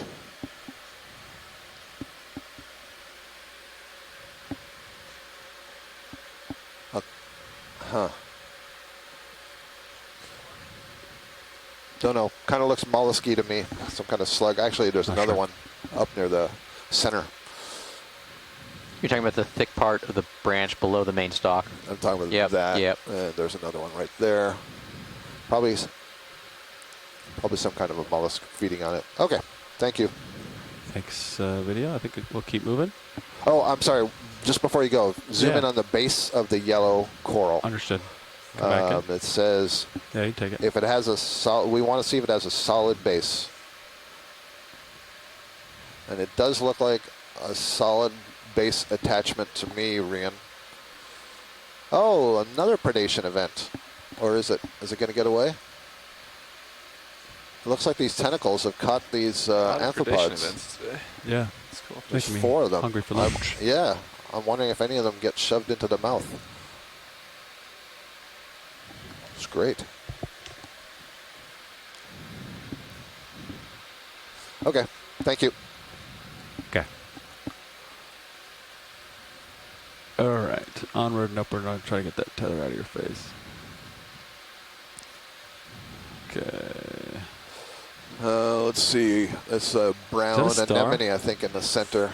You want the Oh, yeah, the anemone star, or- yeah, with the yellow and the orange. For sure. We haven't seen that yet today. Okay, I'll start with the star. This is definitely Christmas alert time. It's like a, what is it, cookie cutter star, I think they call them. And I'm seeing several more of these coiled Stichopathes black corals. There were 3 or 4 that just went off the screen to the left. Just like there's like a Batman light. There needs to be like a Christmas light. Yeah, you can push it. The mod this ocean deserves. Spiderwebs. Hello, Christmas here. Wait for it. Just wait for it. If he calls in. All right, you can take more zoom if you got it. Might still be pretty early on the East Coast. Yeah. Might be a nighttime, man. Yeah, very nice. Wow. Very nice. So this is, Gotta give it some headroom. I want to say the family Goniastridae. I'm not sure. Let's see if Nolan usually hexagonal remembers these. pattern on it. Yeah, I think that's what he said. Oh, good. Excellent. Thank you, Nolan. Goniastridae is the family this belongs to.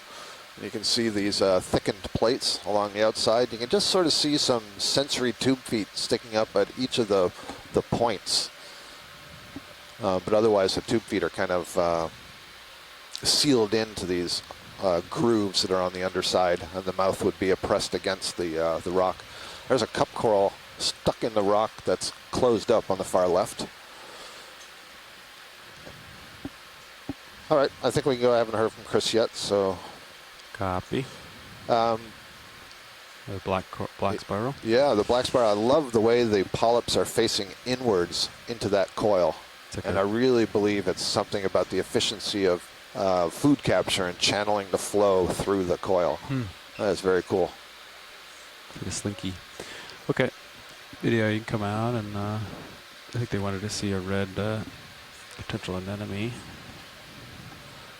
To the left. Yeah, it was like sort of dark brown red. Yeah, right there. That guy. So it's possible earlier when we were looking at one of those. So right now I'm watching my starboard lower. You can stow it more if you want. Copy that. Oh, maybe even here. So pilot, I just want to warn you, that last yellow sea fan that we were looking at the base, there looked like there was something kind of like a limpet, and somebody suggested it might be a monoplacophoran, which is a very rare deep sea mollusk. And if it is, we're going to want to look at it again and maybe even suction it. And I'm wondering if that's what that white thing is at the base of this anemone. Okay, come in. Yeah, yeah. You can take more zoom video This if you want. kind of feels to me like a corallimorpharian instead of a white anemone. mollusk we're looking for. Do you know what mollusk I'm talking about? Yeah. Yeah, I got your arm stowed a little more. I don't know. It could be. We did see one that was sort of this color. That was red kind of and transparent. anemone. Yeah, We'll that's start one of the there. ones we saw. Yeah. Right in the center here, yeah. And then also they're looking for a rare mollusk. Like the. It just looks like a little limpet, a little cap, but white in that's- color. Yeah. That's what we're looking for. Yeah, but that's not what this is here. We'll keep our eyes out. This is a slit shell, I think, below this Okay. anemone. So yeah, I don't know if this is your standard ecdyniarian sea anemone, true sea anemone, or if this is what they call a corallimorpharian, which is very closely related. But Another star to your can't starboard. tell them apart from these in situ images. And then that's a nice cup coral, Eyes just on. to the right below the anemone. And yeah, this gastropod snail, which might be a slit snail. It's pretty reflective. Slit shell, I think is what they call them. Excuse me. Yeah, nice. Yeah, these are the sorts of things we see at these sort of shallower depths of the deep sea that I'm not used to seeing at, 1,500 and 2,000 meters. All right, that's good. Thank you. We can move upslope. Okay. Nolan Barrett provides a possible ID for Sounds that good. cookie star that we were looking at earlier. Thanks, video. I'll let you pronounce that. Scott, we saw one more sea star. We're gonna just do a snap zoom for you, Scott. Very good.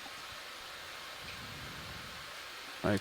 Tina Molitsova from Asako Matsumoto agrees that that's probably a corallimorph. That's great. We don't see those too often. And one of the ways that I'm distinguishing it, there's no common name, sorry, is I call it diaphanous. It's really transparent and it looks kind of, you know, really wavy and loose, whereas a sea anemone is more like rubbery. Let's see if we need it close or not. Scott, do you want to take time on this or not? Absolutely, yeah. Okay. This is a new one, so this is definitely different from any that we've seen I earlier. get it between the toes. Asteroid sea star, so your common sea star. You can see the arms are longer than that cookie star we were just looking at, and clearly the coloration is different. Sure. Another thing you can see are these warty-like structures on the upper surface. These are toe hold in here. Spine-like structures that actually have some musculature associated with them and can kind of move around a little bit. These sea stars are really complicated. This is a good spot for me. Or echinoderms. If you ever want the forward fog lights on, just let one of the hallmarks John of that phylum, for in the name, is spiny skin. So they have a lot of what are called ossicles, calcium carbonate structures that are embedded in the tissue. Usually, and the sea stars do some pretty amazing things with those. That's good. This one has some pretty long tube feet. Copy. And I believe that little ring circle that you see on the right is what they call the madreporite. I think that's what that is. And so that would be a little kind of filter plate that allows water to be exchanged with the surrounding environment into the system of canals that controls the tube feet. The other thing you can see here is at the end of these arms, you see that little red dot? That's on the tip of a tube foot, and it's sensory in nature, and it can detect light. There we go. So they have kind of like little eyes on the end of those tube feet. Okay. Cool. Go ahead, survey. Here comes another. All right, go back in. What was it? Pram what?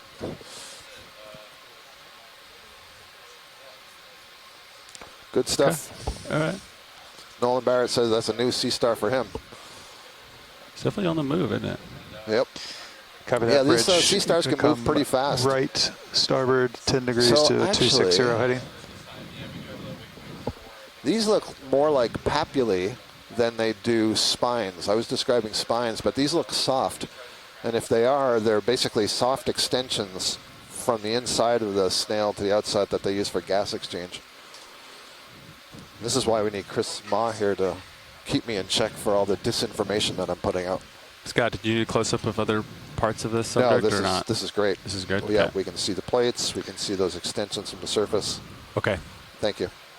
No problem. Video can come wide or come out, and then when you're done, we can move on. Go pilot.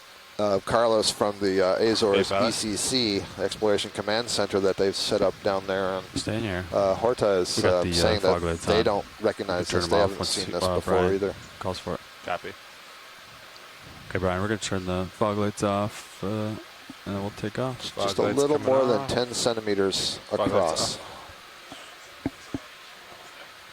Okay. Onward and upward. I want to kind of get in the center of your view. We're going straight uphill.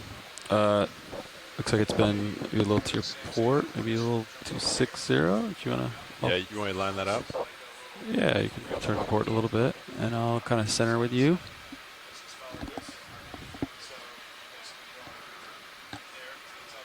Port bio boxes are full. Port bio boxes all full. Suction jars empty. Understood. So our fearless biology lead, Scott Francis, is going to lunch, and I'll be taking over commentary for now. And given my lack of information and knowledge of biology in general, I can either continue to talk about the geology that we see, or I will throw it to our great collection of shore-based scientists. So please, shore-based scientists, if you see something interesting, shout it out in the chat. Coming up a little bit. Yeah, understood. Coming up with you. Okay. And so right now we're just kind of continuing to see these rubbly pillow remnants of this uplifted portion of oceanic crust, scattered with these skeletal remains of probably upslope coral systems. Copy that. Typically, I just like fly with whatever it is. I typically do too. Yeah. Unless it's like really drastic one way or the other. Yeah. Really noticeable. And so right now we're at about 725 meters depth, and we've still got about another 300 meters of ascent to go. Possible star until we get to the top. Curious what that is of this Graben feature. That seems to have a series series of take a look. pinnacle-like topographic highs. Okay. Yeah. We're seeing another one of these stars. Nav, how are you? Pilot, I'm doing great. How are you doing? Pretty good. All right. Ship is stopped. And You want to get 10 meters to... I believe 240? it's turning right now, so let me just get confirmation. So, Cindy Vandover is chiming in on the chat, and she's asking us to explain kind of the setting we're in. So we're on a western ridge of the Mid-Atlantic Ridge, about 3 to 5 kilometers, I think, from the Axial Valley Ridge. Yeah, and we've seen we're larger actually versions on of this one. we're actually on the head wall of a graben. So the footwall, the downdraft block of this normal fault is below us, and we're on the upslope portion of that head wall. And so what we're actually looking at, what looks like is just kind of a cross section through the top kilometer of extrusive oceanic crust going down, and it's been uplifted and rotated. So we're really just looking at a vertical cross section through these extrusive pillow basalt flows, intermixed with some basaltic talus, some rubble that's fallen down from upslope, and then a mixture of hyaloclastite. So the outer glassy rinds and rubble and breccia that's associated with these pillow basalt flows. And lots of coral graveyards.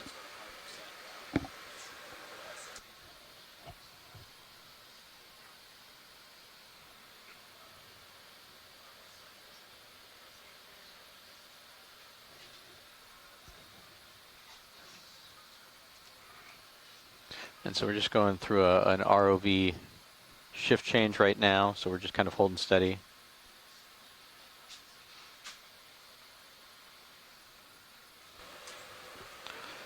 And we still have one more Niskin bottle that we can take at any site of opportunity, if any of those scientists out there think that they see anything particularly special, or they want to characterize what's in the water column here. And we'll take another one at ascent, and then another one in that deep scattering layer.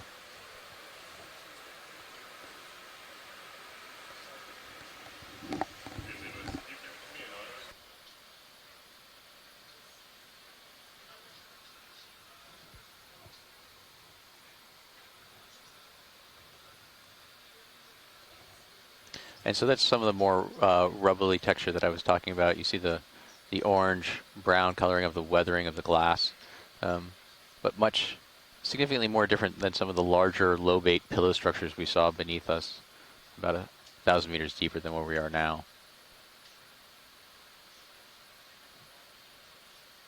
Now, the hard part about taking geological samples is if we want to take something that's reasonable and small and manageable and easy to break off, those tend to be the most weathered portions, which are least useful for further subsequent analysis. If we want to use something, if we want to take a sample for geochronological dating or isotope dating, we need something significantly larger. Yeah, I'm looking about 240. That seems to be hitting the steepest part of the slope right now. Good copy, 240.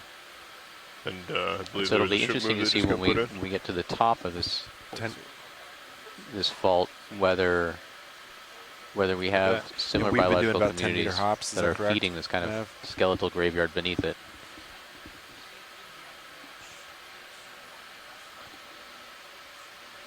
Sounds good. Your blue view is pointed pretty much up. I think that's the only way for us to get a good reading. Copy that. So it's pretty steep here, as expected.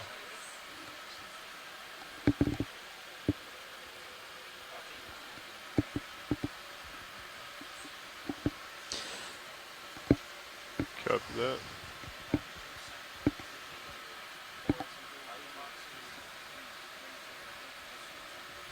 Copy. 1 and 2 Niskins.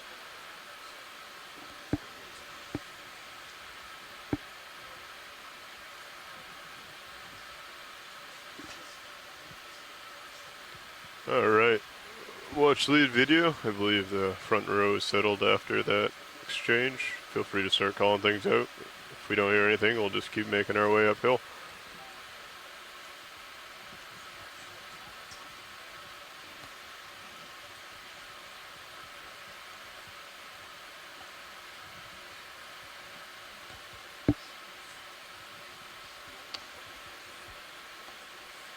That's new, right? That little light in the upper left corner of Zeus.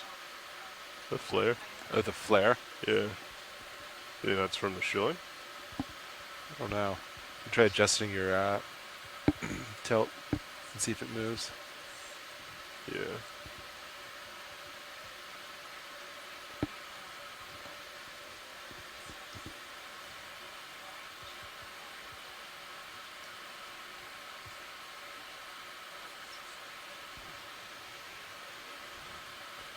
Down at me 4.5. Looks good. Yeah. Yeah, Delta 16 right now looks good. Comps all look good. Fiber values all look well. And I think I'm gonna take the impetus while Scott's out of the room to make sure that we can make some headway on. I think we probably need to stop less, even though we might see some interesting targets if we want to make it to the top of this feature in a timely fashion. Copy that. Yes, I think I'm about settled. You definitely have some tether. I'll push forward then.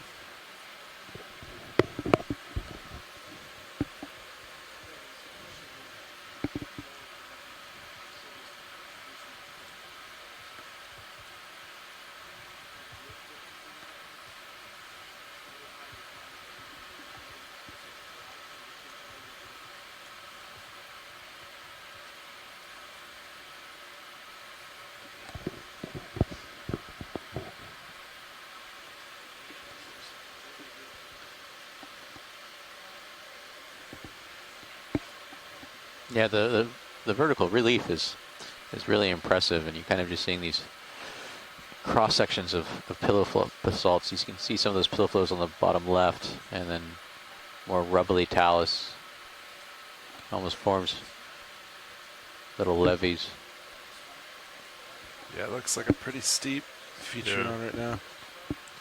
Looks like we can see right over it though, so as far as like getting up a little bit. Just check it out real quick while we're here.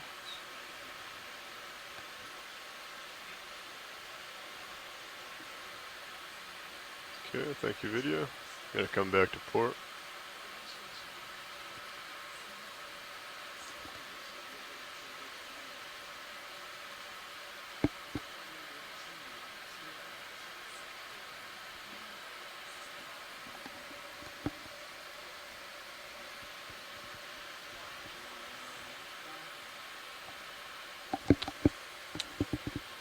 That's for pilot.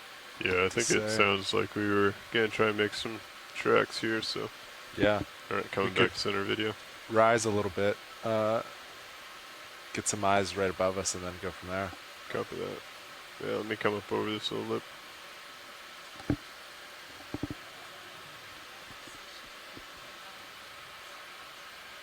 Pushing in, up and over. Understood, I'll follow.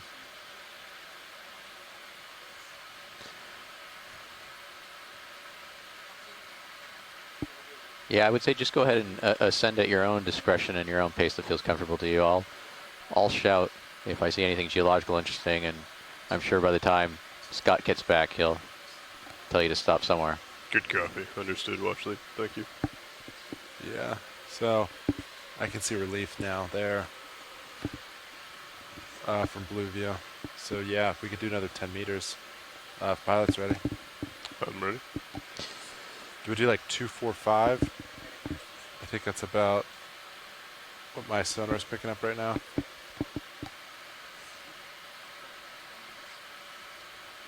Yeah, and so all that brown stuff that you see on the screen right now on the bottom left actually looks like it's a mixture of consolidated rubble.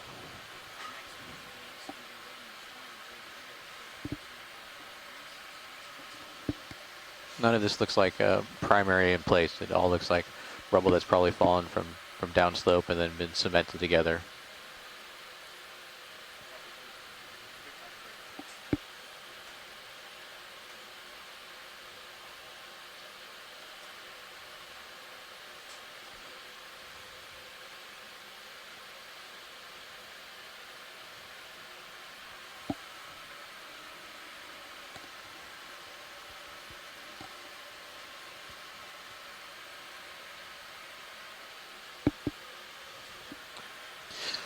What are the odds of some live Lophelia being at the top of this? Based off of the rubble. Yeah, it's one thing I'm curious about, whether all these skeletal remains have kind of been collected into little topographic lows and little chutes in the system, or really they're really just reflective of the presence of the environments at the top.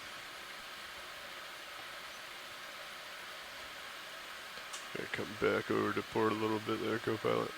Yeah, I think it's my heading's kind of, it's not from tether pool at all, but since I've set down, it's kind of been plus or minus 15 degrees, kind of oscillating.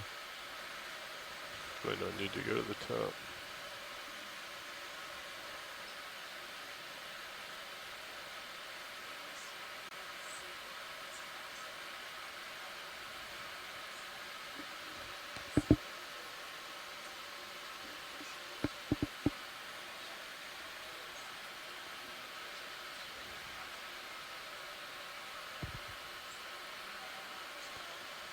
Are the lasers on? Lasers are off at the moment. Would you like them off? Yes, please. Sure. Lasers are on now. Thank you. No problem.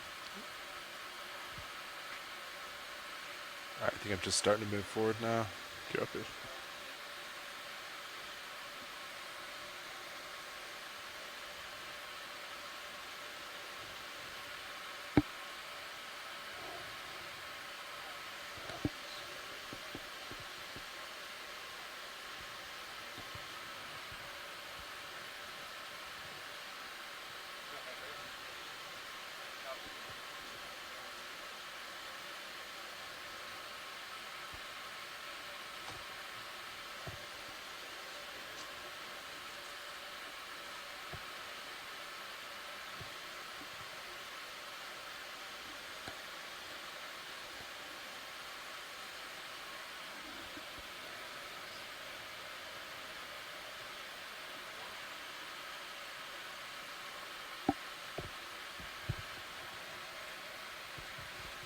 Still seeing quite a bit of open ahead of us.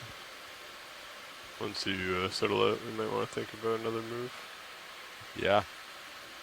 I think I'm probably at about the end of it, I'd say. Yeah, if you want to do another 10 meters, I think 245 still looks pretty good according to my sonar as far as direction goes.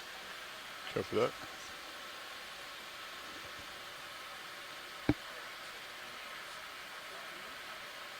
I believe you're muted, but I think I heard what you said. Or you're not talking to us, that's why.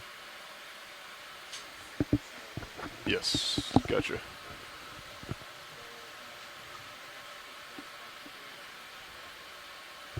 Sounds good.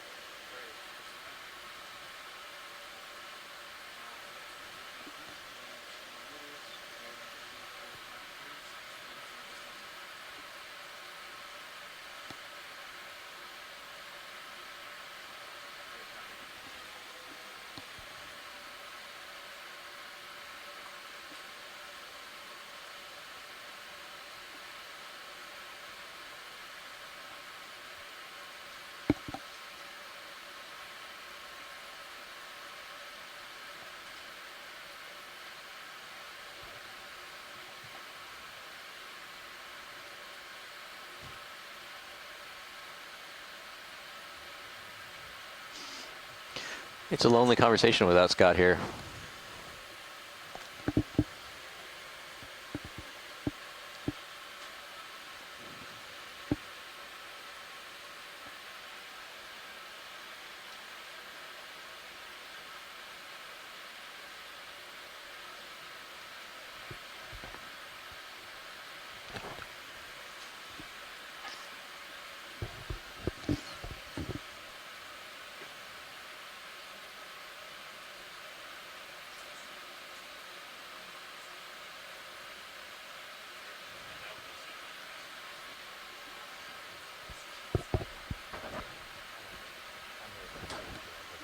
All right, I'm starting to move forward.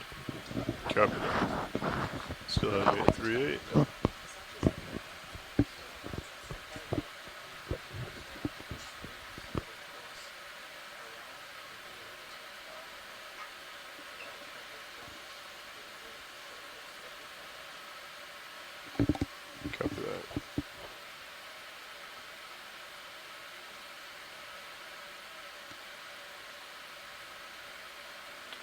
Watch lead, is there any interest in some of like these square marks where you see a couple different layers, or I know you had mentioned a lot of this looks like it may have fallen from the top.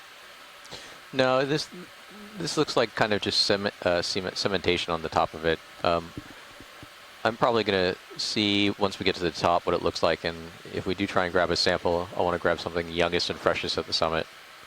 Copy that. Understood. Terrain shifting a little bit to starboard. I'm going to just heading a hair and center up this sonar mass. Copy. Yeah, you can see all that light gray stuff and how it kind of just, you can actually pick out the rubble pieces within it. So that's all secondary. It's all.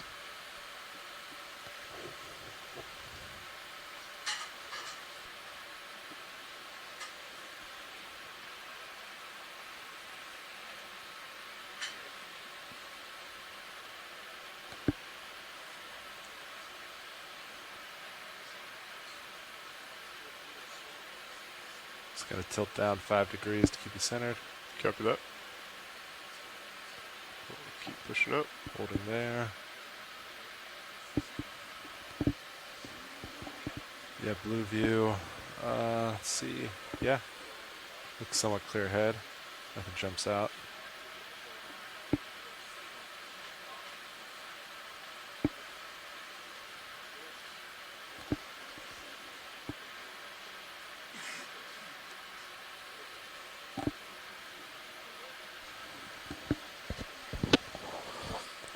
Hello, everybody. I've rejoined you after lunch. There's a bunch of stuff in the water column.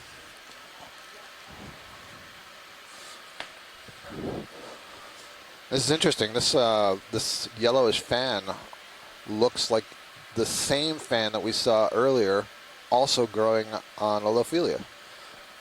What's that purple pink thing down there? Feel free to steer by the lasers. Yeah. What I was looking at just went off screen to the lower left. I don't know if you've seen something like it before. I thought it was maybe a sea cucumber. Is it stationary? It's stationary, yeah. Copy. Right there, it just came into view. Laser is slightly above it right now. To the left of the lasers. Copy. About 7 o'clock.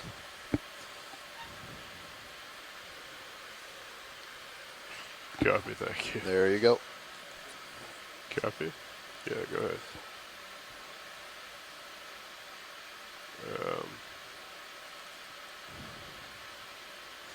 This.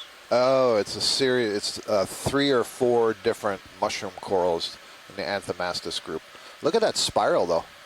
I think that's eggs that have been deposited probably by a snail. You see the spiral just to its upper right? Copy. I'll bet that's what that is. This is pretty small. Let me get a toe down video. Huh. Is this of interest? Well, there's a gastropod. Oh, I'm seeing below it a chitin just below. Bottom of the screen just went off the screen. That's of interest. Okay. The snail that's... Do you want to come out full wide video? I'll get a toe in and then we can... yeah, there's a bunch of interesting things some here. tight views. Thank you. No problem. How are we on a ship move? Yeah. Copy. Yeah, Cirrus is pretty much stationary.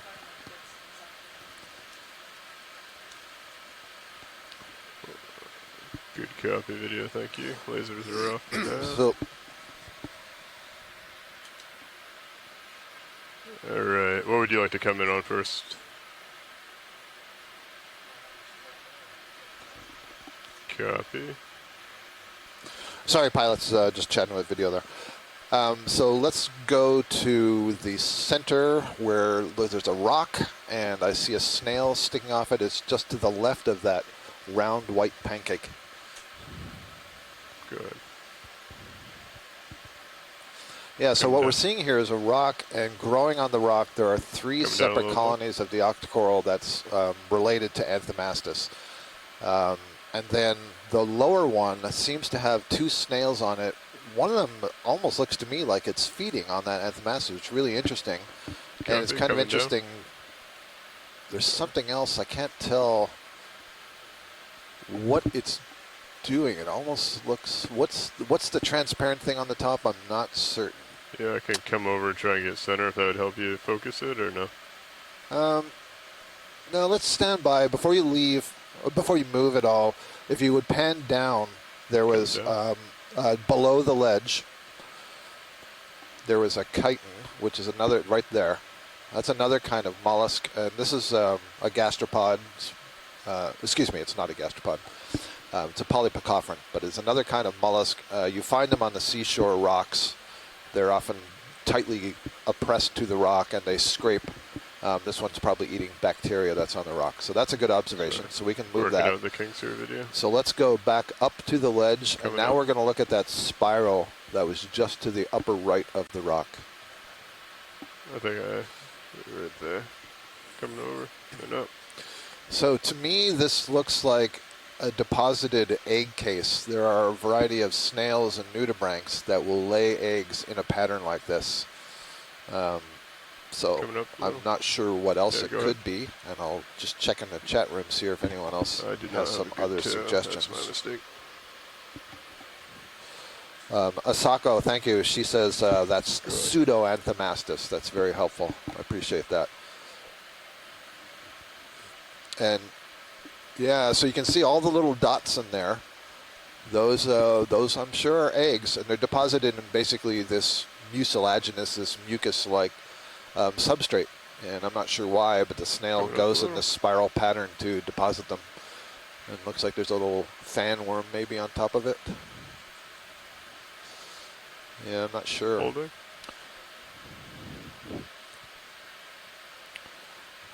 So once video's satisfied, I'm satisfied with this. Yep. So I think we're good on that.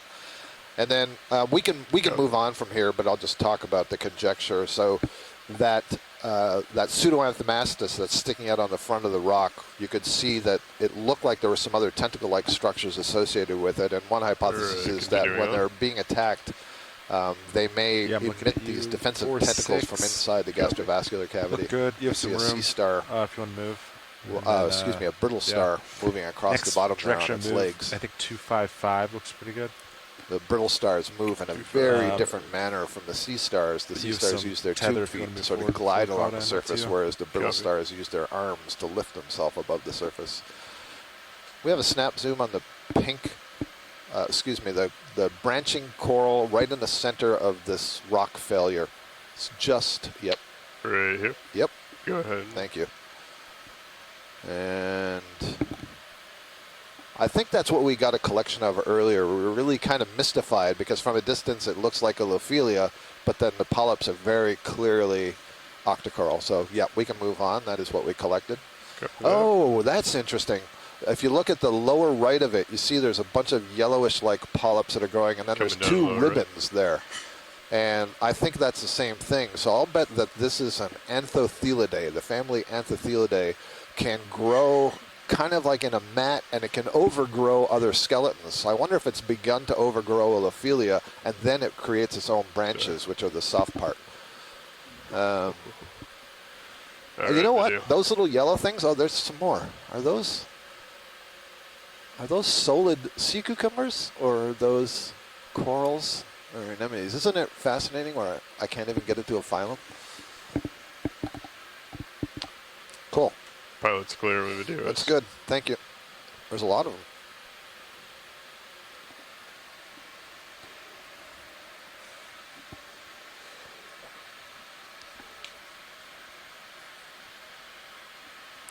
Yeah, Nolan's agreeing that he thinks there might be solid sea cucumbers. There's this one group of sea cucumbers that has a flattened margin. They look much more like anemones, but they're platy, and I thought that's what I saw, those plates in the tissue. And then they have their feeding tentacles appear to be erupting from their back. So bizarre.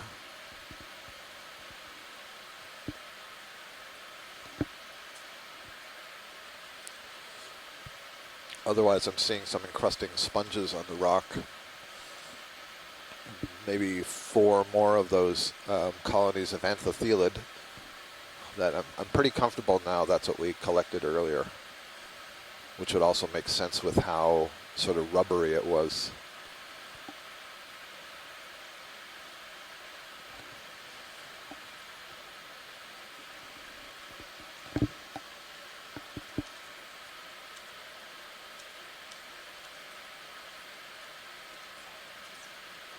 Yep.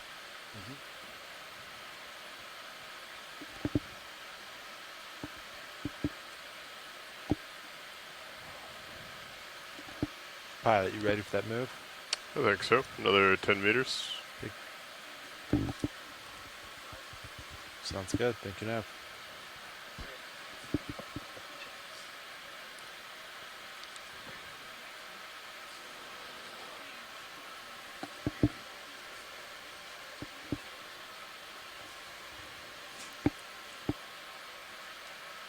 Oh, jeez. There's another one of the cookie stars. We imaged one earlier that had some color patterns on it. Right now, this one looks kind of white. If you would like to do a snap zoom on that pilot, we don't need to stop for it, but on the left side. Copy that. Thank you. Go ahead and come in video. I got lasers on. I'll paint with the lasers. Yeah, so this one has a different pattern to it.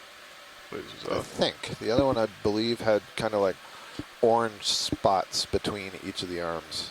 I suppose this could be the same, just not as well developed in terms of the coloration. This one looks yellow. Thank you. Copy that. Understood.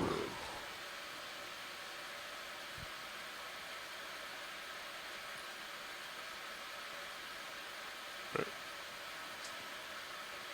So. Yep. Pilot, I think there might be an offset with our headings. Because right now you're reading 280, and I'm reading 260. I'm definitely past you. I think there's like a 30-degree offset between us. Okay. Sorry, video. Just to the skids and then lose them. Thanks.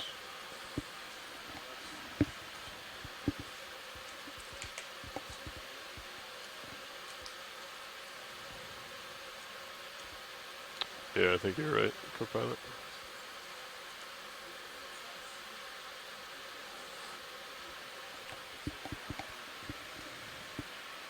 So I guess who is correct? You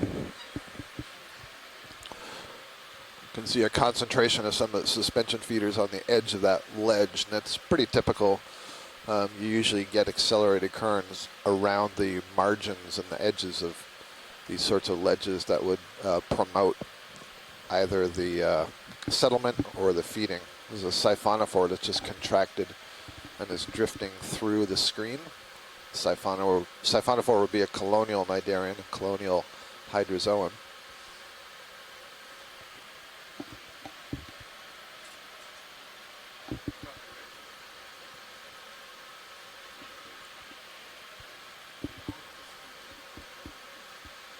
Copy that.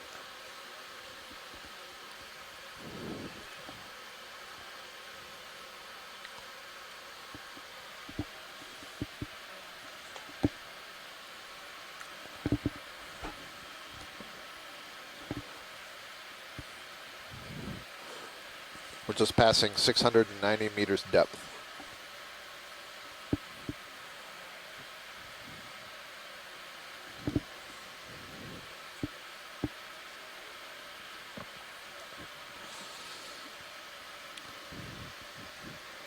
Water temperature is 10 degrees Celsius down here, D2 so sonar it's actually looks pretty good. relatively warm for the I know deep we're not sea. really using it, but yeah, that's the. Oh, there's a fish tucked down into the rock on the Go right ahead and side. come in on the.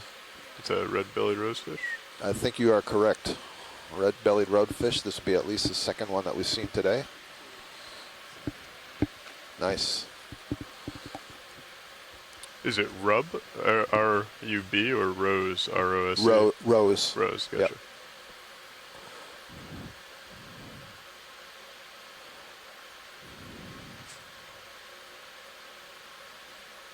Come down a little.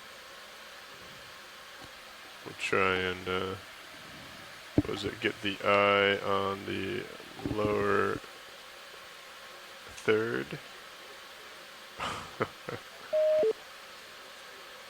Stand by. There.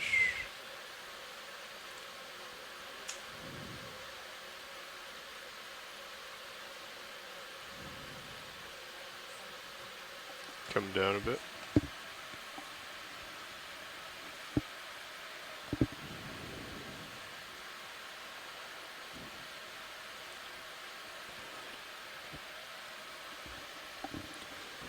getting an ID here of the yellow corals that we continually are seeing as being in the Dendrophilidae ballinophilia.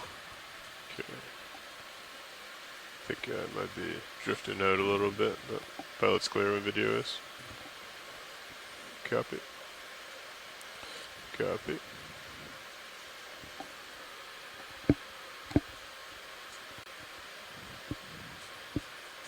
Yeah, I don't want to come up too much higher because I'm already up a little bit.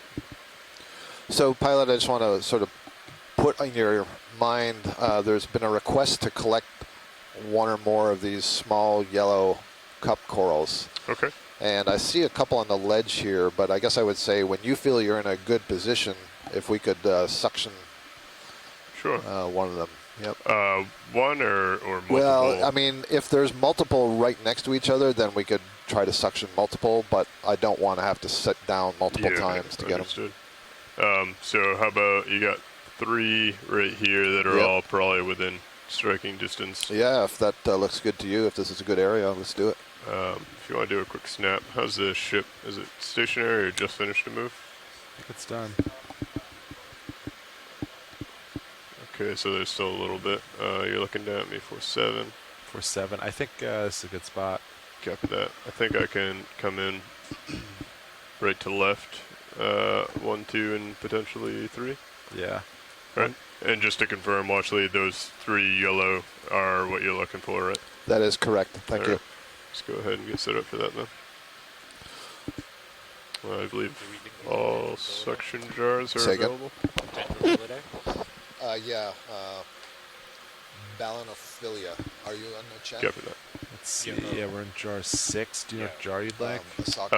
Doesn't matter. They all have the same filter. Oh, they do. Probably 1. From Marcella. 1 sounds great then. They should all have a course. Understood.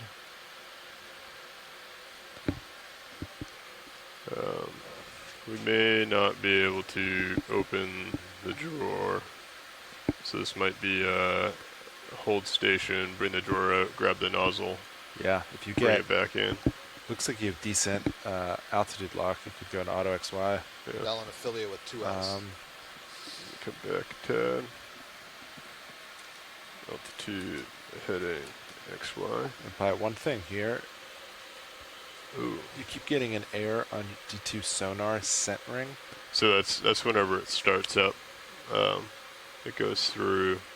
Oh, so it's restarting then for some reason. I wonder if it's getting interrupted by the blue view and like losing tracking for a second and then coming back. Unsure. Anyway, blue view looks fine. I was gonna say we haven't moved the blue view though, huh? All right. Just want to give you a heads up. Copy. It's intermittent. Where are the ones right below us? Okay, perfect. All right, let's go ahead. T2 seems to be holding well.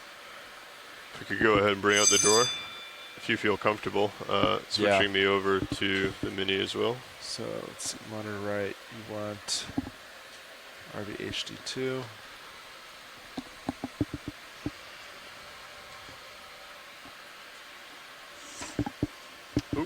Oh, sorry. Oh.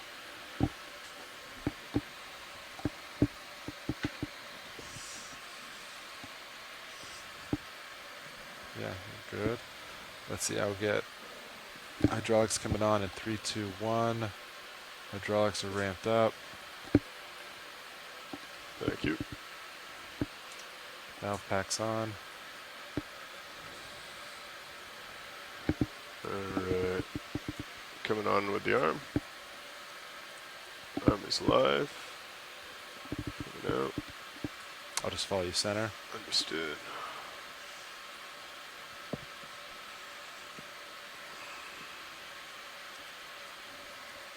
Okay. Ready? 4-6. Let me bump that up.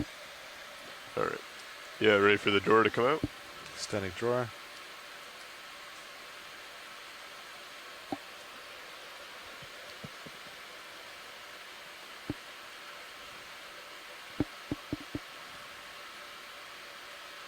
I'm stopping there.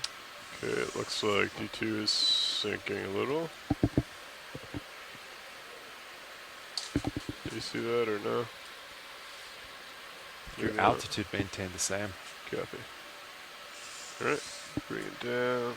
Camera.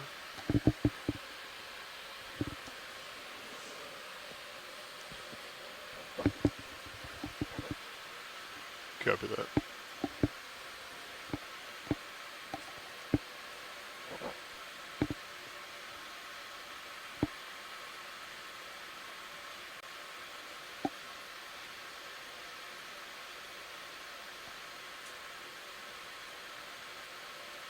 Okay, bring it out a little bit. If you want to go ahead and bring the drawer back in. Tracting drawer. Thank Drawer you. tracted.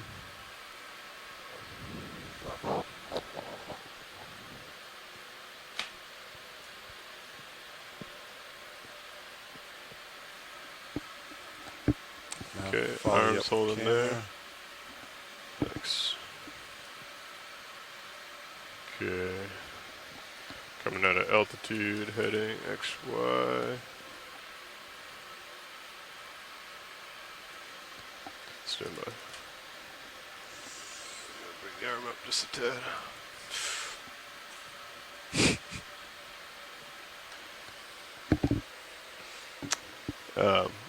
If you could go ahead and bring the drawer back out again. That was odd. Do you want to get back in? I'm already back you're in it? Yep. That was my mistake.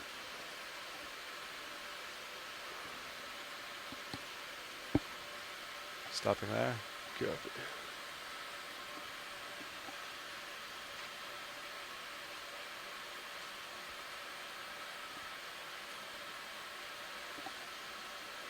I think you're a little high on it, yeah. Copy. Okay, bring it out. Go ahead and bring the drawer back in, please. Tracting drawer.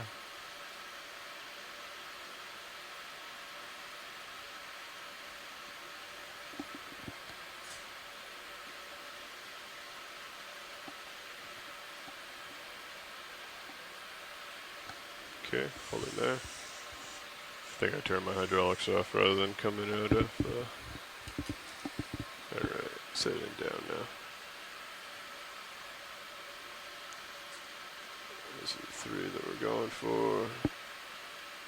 Come down.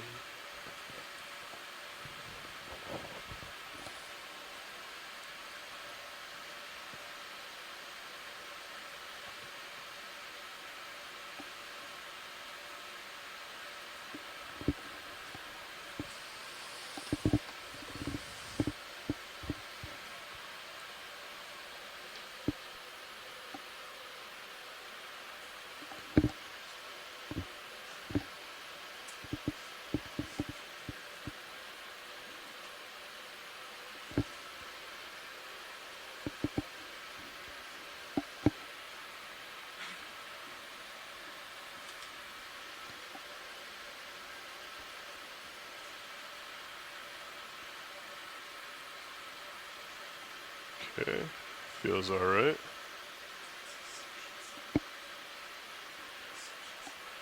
Okay. Alright, going for those 3. I'll center up your mini Zeus. Good copy, thank you. Copy that. If we could come in a little bit closer on the mini, if you don't mind. Yeah, in the main, I guess. Perfect. Okay, jaw lock's still in, hydraulics are still on. Indexing out. Come down.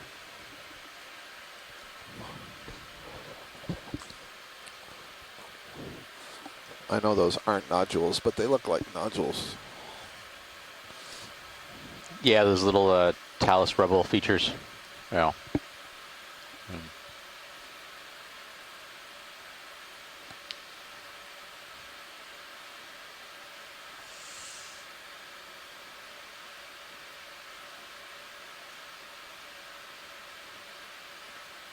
Okay. Do you want to go ahead and bring us to, we on jar number 1? Jar number 1, yep. Okay. Go ahead and bring some suction on. Alright, inhaling now. Copy. It's about 1,000 RPM. Copy that.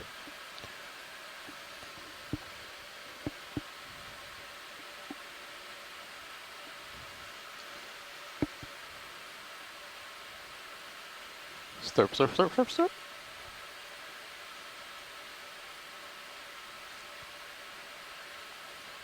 Increase, please.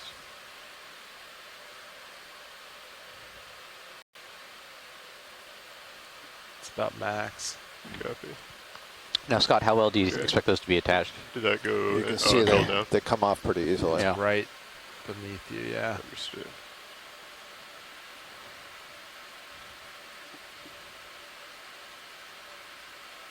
That's full suction. You have a little left. That's full suction.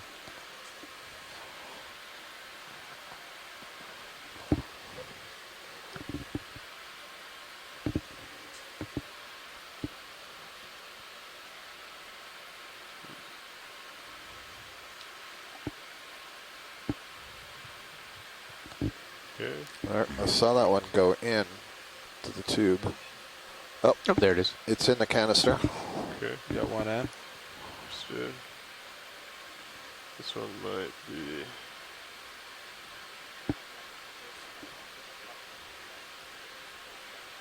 Understood. I just feel kind of bad about leaving this guy. If I don't have to.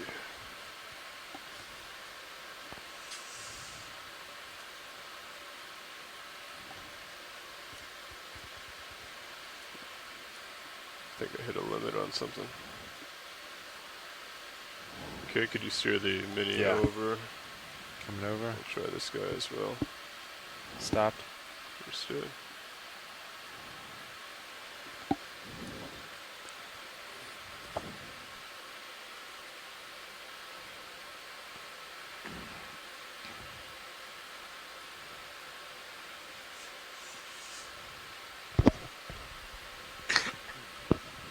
There we go. Jeez. In the hose. No, I believe it fell down. Not yet. I think it fell down below. Down. Oh. Oh, I thought I saw it go in the hose, sorry. I did too. Okay. Let me try and get this guy again. Is our nozzle like slightly off center? Oh, it's tilted to the side. That's why. Shoot. Yeah.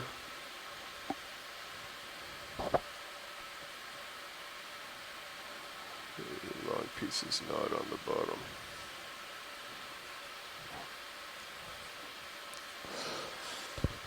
I don't either. Rian Waller says she thinks she saw it fall also.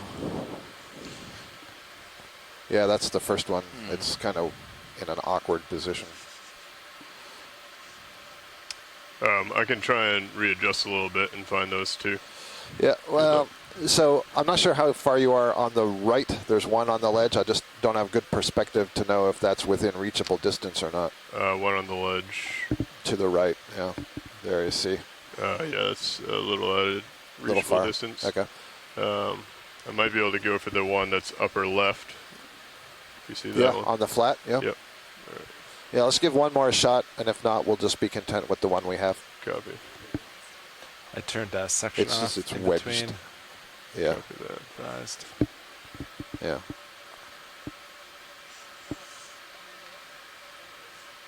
Yeah, I could see it there. Suction coming back So on. you see how like the hose is.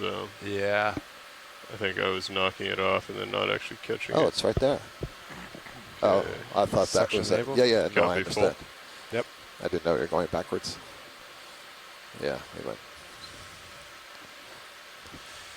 Oh, I think that might be just out of maxed on my shoulder. Can I get a little bit more? There you we go. go. All right. Oh, good to know that's a max extent. All right. It's one more. Yeah, you got that one. Okay. Is that canister one? Yes. That is. Great. Okay. Thank you. No problem. All right, so that's good to keep in mind. All right, so we were able to collect 2 individuals into the suction sampler. It's tricky business.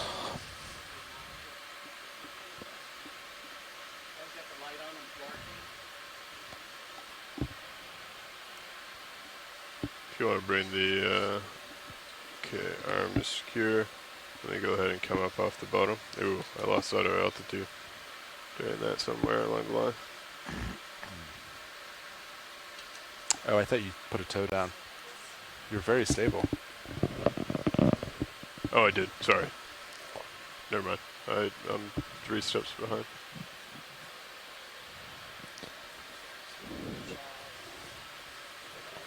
Okay, auto altitude X. I do not have altitude lock. I think if you go,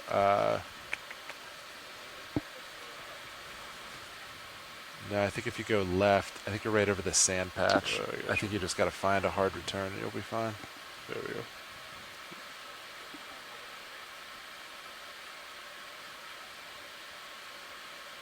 I think just keep moving that way and you'll get it.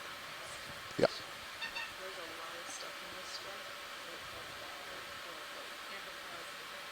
Yeah. Yeah, in fact, Alan Collins was asking. Yeah.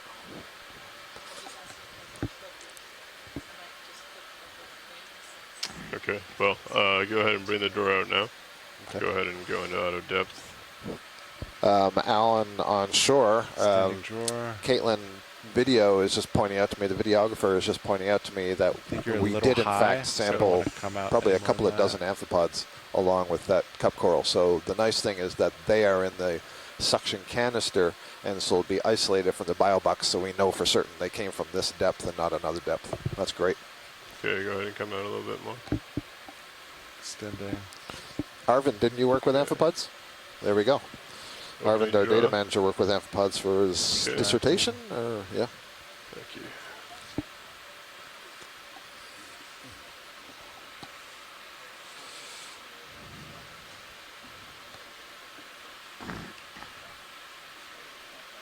What is it? It's a water column flow. Oh, copy. Alright, arm secured. Looks like a fish. Okay, coming back. Coming out auto depth. Alright, I'm going to put this video, back. we got a big fish here. I'm going to take my camera back. Oh, is that the oarfish again? Or is this a different one? This... Copy. Wow. She's up. Alright, it might come back. Alright. So we definitely saw an oarfish earlier in the Sirius camera. We got some good screenshots of it, and that's been positively identified. So that was kind of exciting. I'm not 100% certain if that was the same thing. Could have been. I'll get line back up. Yeah, copy that. We're ready for a move. We're in a good position if you're ready.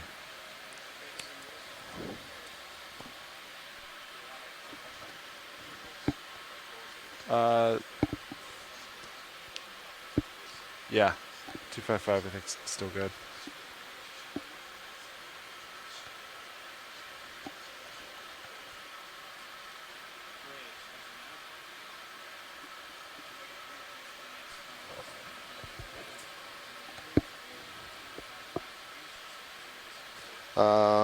Let me see if Mike's just...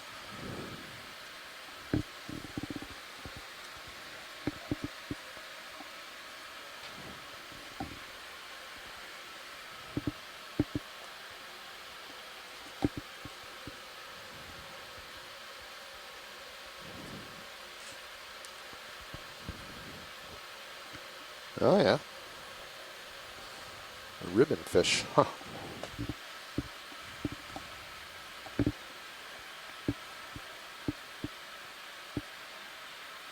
I'm going to rotate just a little bit up my camera, keep you in view.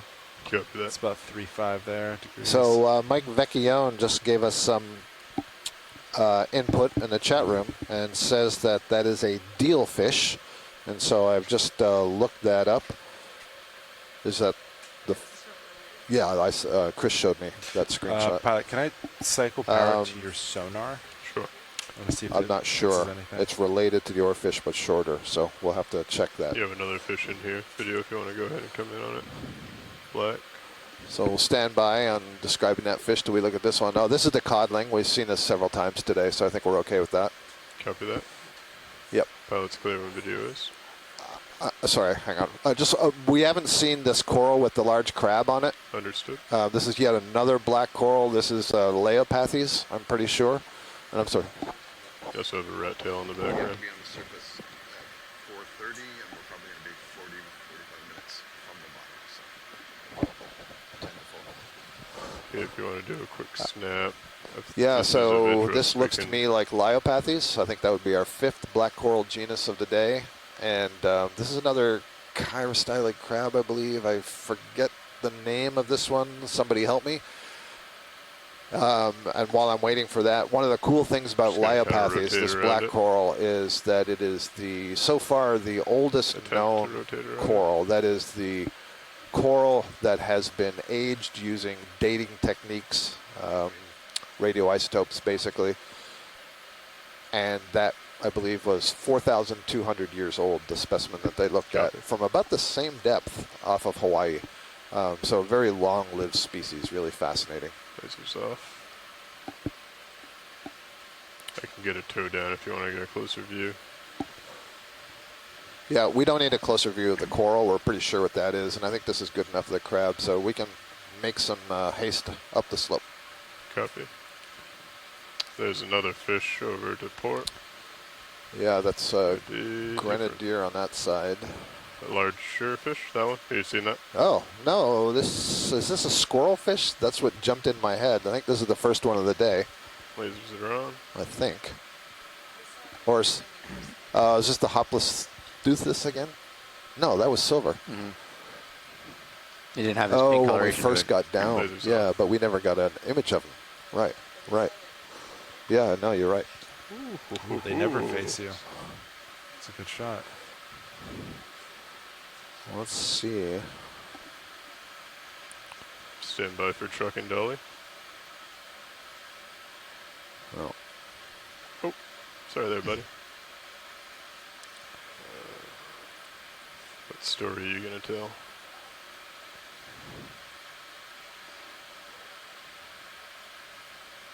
Oh, on Alfonsino again. Barracks. Right. We happy with that? Yep. Copy. Thank you. Good copy. At least of what I'm looking at here, it looks like the red bream. So we did see this earlier. Carlos had identified it, the Barracks decadactylus. The one that said had 10 fingers. Continuing off. Very good. Yeah, copy that. Oh, this crab is bothering me. Should know this. Cycling power to the sonar didn't seem to do anything. Better suit. What is the, is it just reading it slightly Alan off? Collins, I don't know if you're there and The saw sonar? Yeah. that gelatinous No, it looks like zooplankton it's that was just continuously spinning by. restarting. It's the second time I've that's seen D2 it today. sonar though, right? Yes. Not Sirius's. Correct. Okay. Just D2s.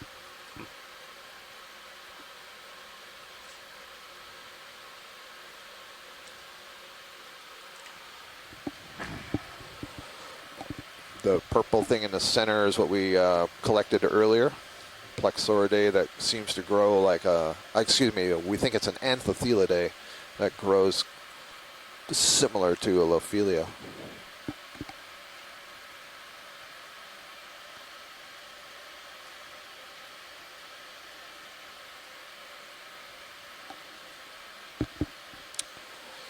Let's see, where do I want to go?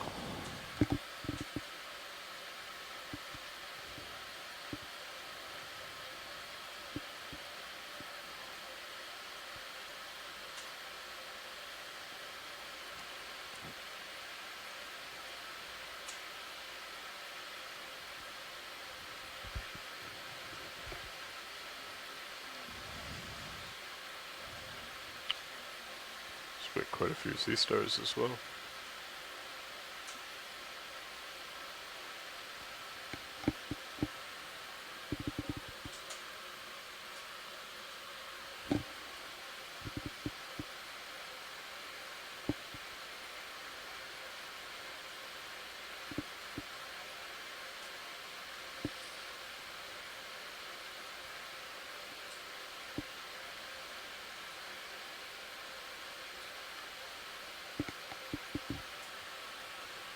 You think we're ready for another move? Yeah, let me come up a couple meters.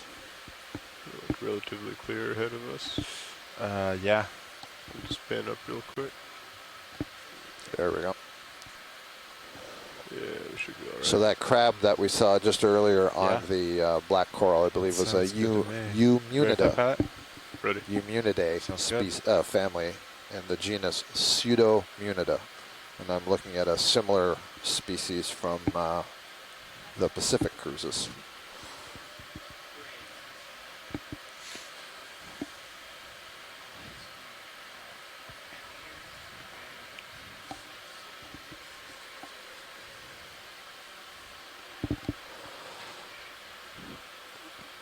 What's going on with this cracked bottom here, Ashton?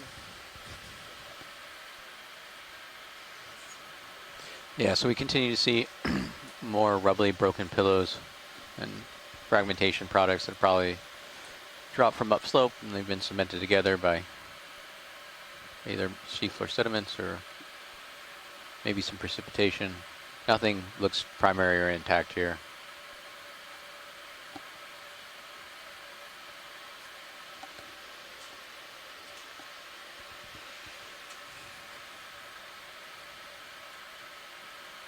There's definitely some precipitation crust. I'm not sure what it is.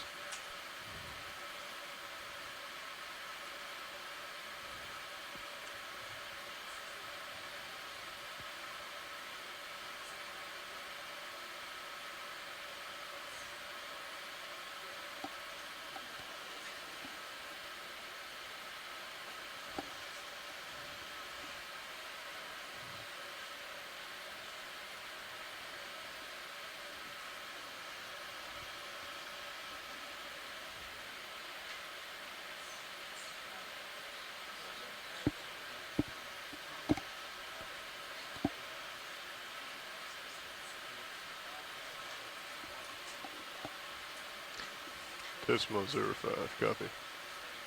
Yeah, and it'd be good to have some time at the top as well. Plenty of time to explore up there.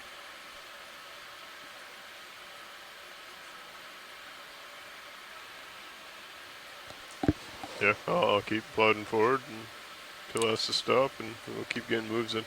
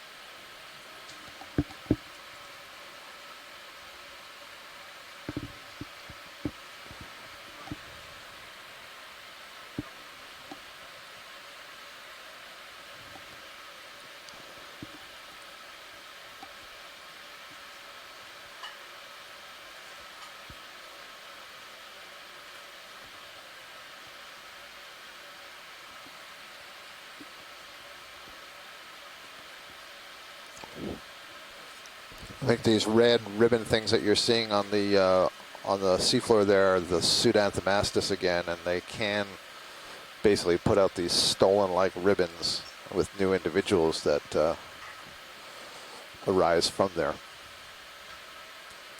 At least that's how I'm interpreting that. A couple of more what we think are the Madrepora now.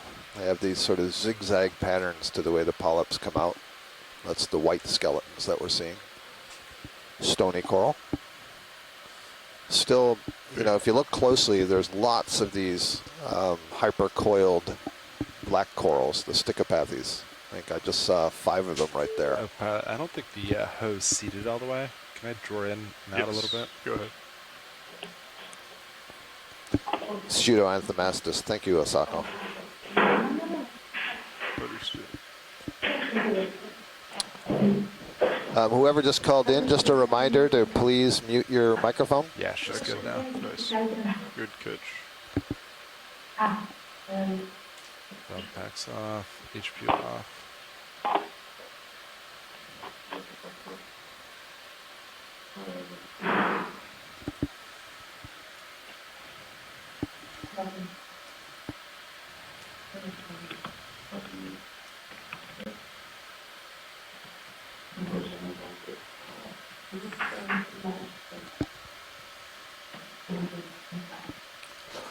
Can we get a zoom on this thing that's floating through the center of the screen? It's a little ball. Yeah, there we go. Oh, it is a siphonophore. So at the the left side of it are the swimming zooids. They're like a series of bells. In the top center, there might be a little inflated float-like part. And then where you see those white bits, those are the tips of the feeding polyps, essentially, the dactylozoids.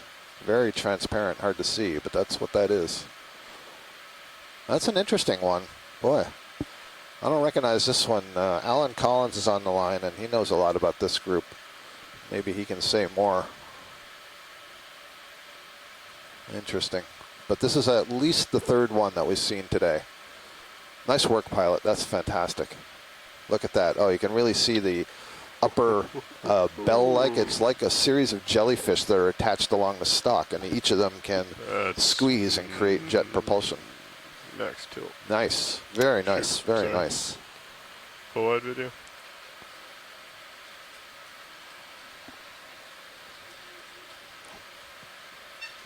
Thank you. You as well. Full wide if you don't mind. Or is it? Perfect. Thank you. I rotated down just a hair, pilot. I'm at 48 degrees. Understood. Pushing forward. Another cookie star. We've seen a few of those today. Off to the left.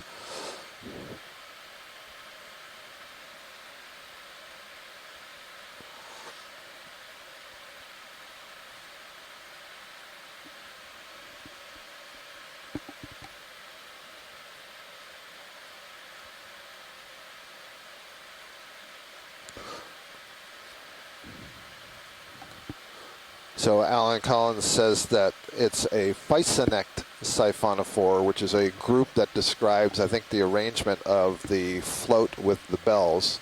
But beyond that, he isn't able to identify it. Oh yeah, Fisonect, because it has the float as well as the swimming bells. Some of them have. Species going across right now. Yeah, I think it is. And it's, you know, it's easy to see the trailing tentacles, but you can't really see the flotation part.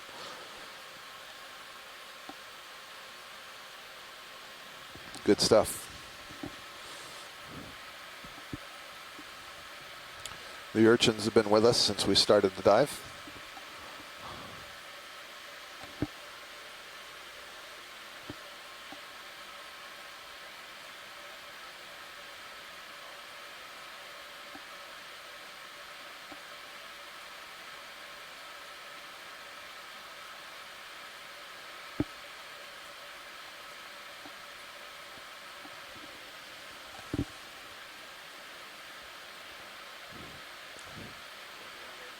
Are these just cracks in the rock, or is this something like a entrepneus worm on the rock?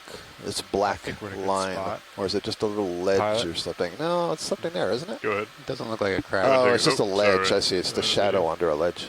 Okay. Full wide, please. I see. Ready for My another eyes 10 want to meters, see pilot? something. There you go. Yes.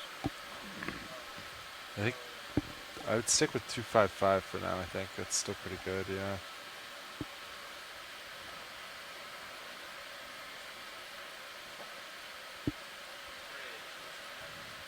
So it's interesting to me that I'm not seeing more, you know, suspension feeders, and again, it suggests to me that this is just not a long-term stable substrate. Is that fishing line?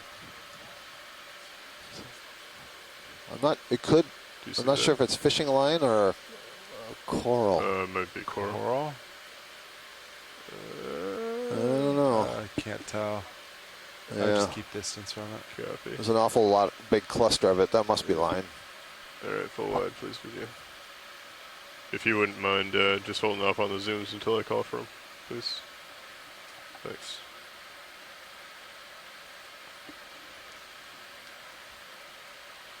Okay, giving it a wide berth.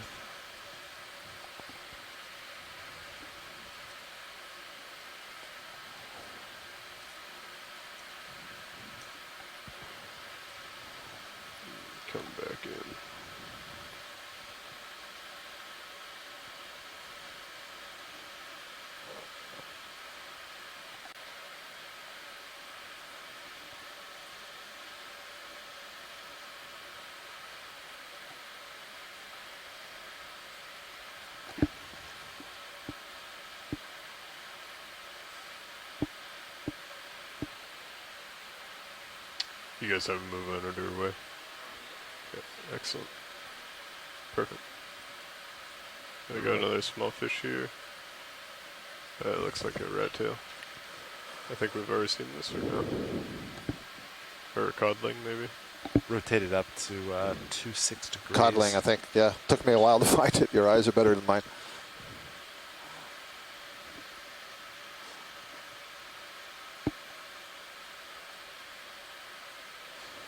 It's interesting that most of the sponge that we've seen today has been of the encrusting variety. Very early on. Like maybe we should have a look at this line of, actually, is this a fishing line that's hanging in the water? That large white thing to the right. Yeah, watch out, yeah. That's not what I thought. It was something growing along. It's some kind of cable. You want to take a quick snap zoom on that video? It does look like line. Yeah. Oh, you can even see the It's anchor. been there for a while. Is that an anchor up here? Is that tied to a rock? It's a rock, an anchor of some kind. Yeah. So it goes straight up. Looks like tied to a rock and almost a carabiner Yeah. with a little leverage system. Yeah. It's been there for a while. It's being overgrown. Oh, look, there's the clavularia, the purple octocoral, growing on the line. That's the first we've seen it today. It's a nice bowline. Huh. I was going to say, there's my rock sample. A nice piece of granite. Is that in situ, or do you think that came from somewhere else? Oh, that came from somewhere else. Good. Yeah, that's also that's from the mainland of somewhere, and not the mainland of Azores. It's mainland East Coast United States. There's also a bunch of zoanthids growing on that line and sponges. Interesting. Yeah, it's all wrapped around that rock up there. All right, let's give that some.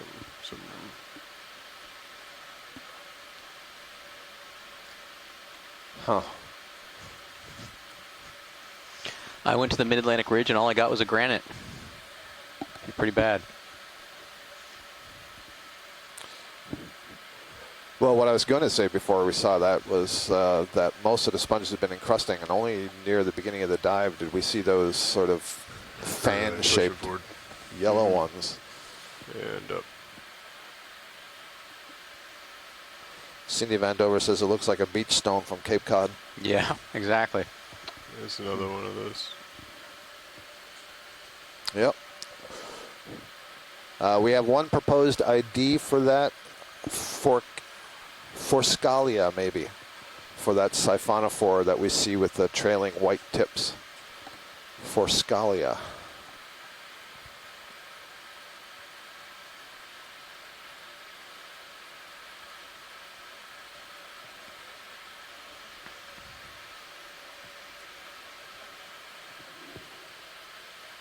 Oh yeah, well, that's good. That rope's still there. Huh? Is that it? Still Yeah. going up? Yeah. Looks like it's attached to. Nice.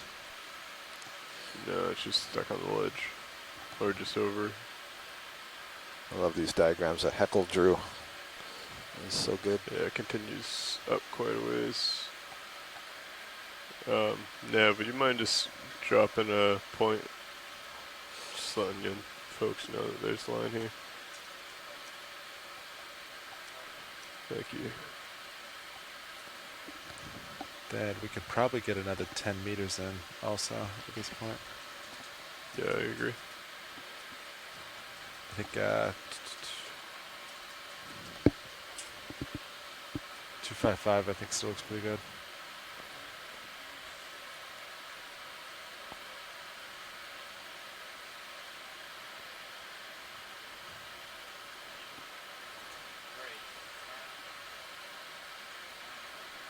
Ooh.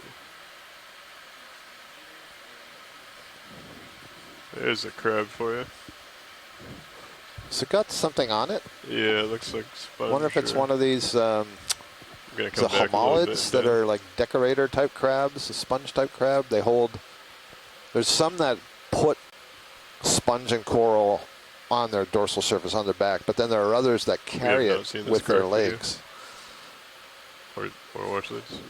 Oh, pilots, I've been asked repeatedly to put the lasers on. I forgot to translate that information. Copy, lasers Thank on. you. Sorry, Shoreside, I know you've asked me for that before. Lasers are on. You can see that this is a, what, Good. 35 centimeter cross crab. It's a good size. Come down a little bit more and maybe look up on it. Alright. Lasers off. Some kind of I'm going to keep king coming crab, down I and think. look up.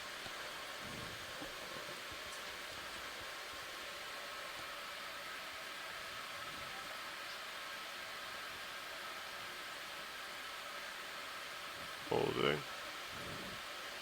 I think that is a carnivorous sponge. The question is it just tucked underneath it, or is it somehow holding it? Yeah, it looks like its back leg is kind of up holding it. Yeah, which means it is one of these carrier crabs. Coming down a little bit.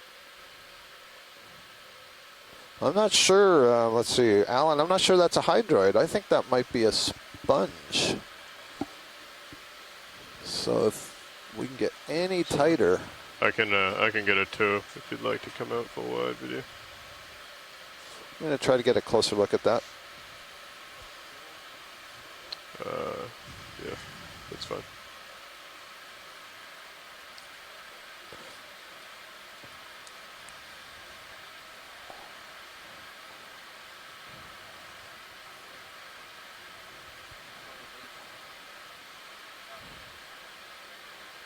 Yes, paramola.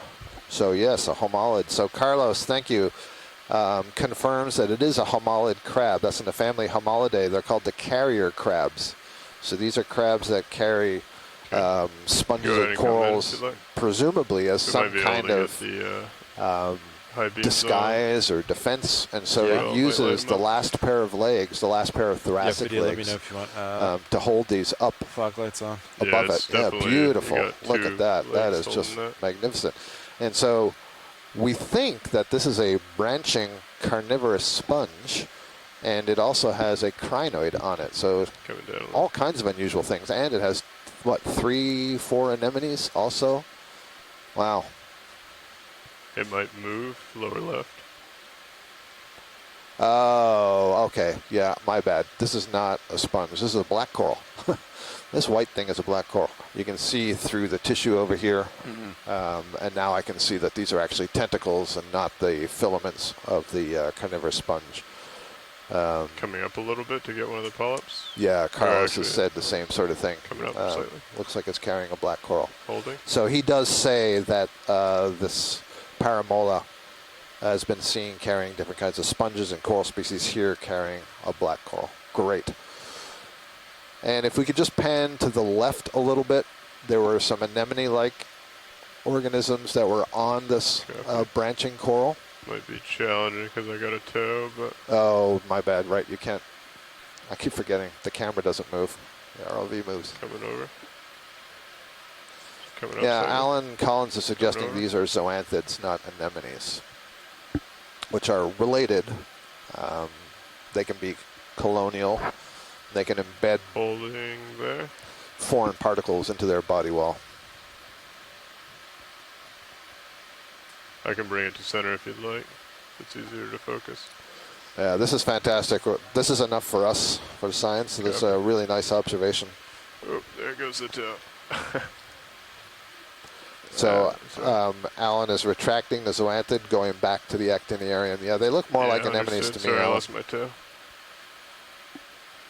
Yeah, it's really cool. So one of the things we see about these carrier crabs, it's interesting to compare them in different habitats to see, are they always carrying the same thing? Do the same species always carry the same thing or different things? Does it depend on what they can get in their environment and so on?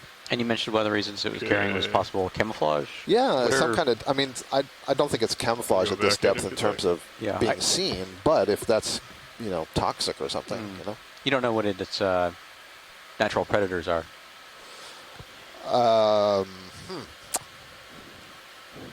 What eats crab? Yeah, right, no, that's, I'm thinking what eats crab at this depth specifically. I imagine plenty of fish, if they can get them.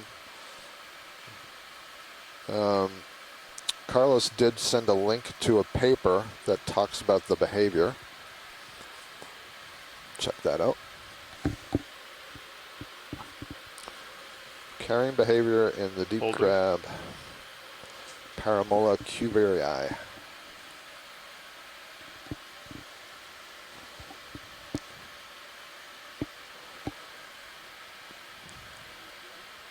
Pilot's clear. I believe so. So they were looking in deep at these crabs in the deep in the northeast Atlantic. Copy.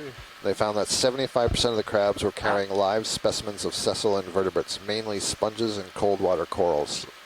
Object selection shows to be a more complex process than previous thought, in which factors such as morphology, size, and weight of objects, and also palatability seem to be more important in the process of object selection than their availability. So that would say they're not just picking whatever's handy, they're making, you know, a quote-unquote conscious choice. Very interesting. Thank you, Carlos.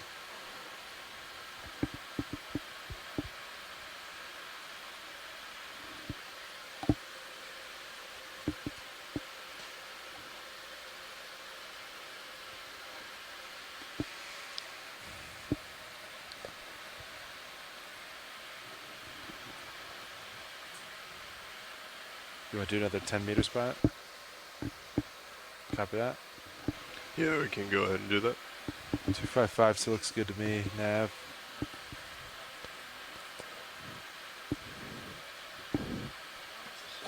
So you'll be happy to know that this paper says in situ observations of this behavior in this genus are scarce, and most of them lack good resolution imagery. So I think we've covered that right there. Yep, we've contributed to that data source.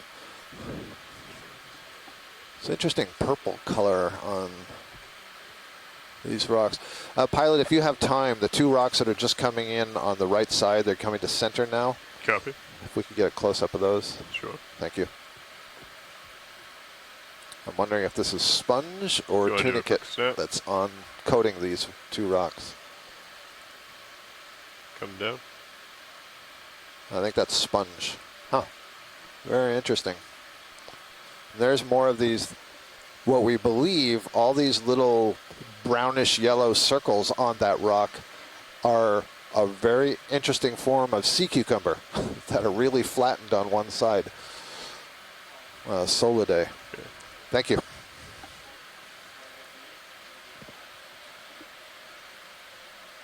Copy. Pilot's clear. I'm not 100% convinced, but I think I'm drifting that's what we're away. going with right now.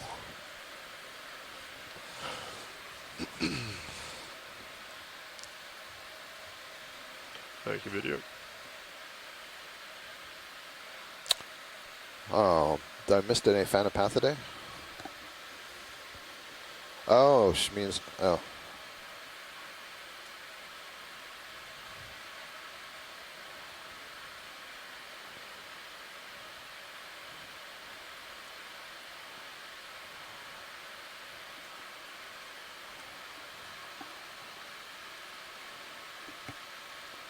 Another codling. Lasers are on. Pilots, have you ever collected crabs before? Small ones. Small ones. Yeah. Yeah. It does that thing we were looking at. I'm not sure that would be very easy to grab. Usually they swim away. Yeah. I mean, he didn't really seem too bothered. It is behind us. If it is we'd have to stop the ship, maybe do a ship move back.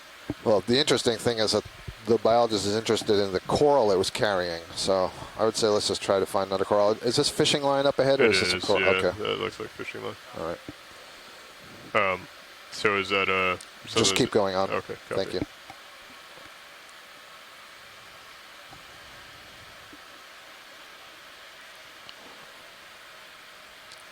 So is that something that the crab would have chopped down and then carried? Yep. And this paper we were just looking at, apparently it doesn't just chop down whatever's closest to it or abundant. It's making a very selective choice on what to chop down. Interesting. Yeah, very. This looks like a Leopathes black coral again, I think. Yes, so that was at least our second scene of that one.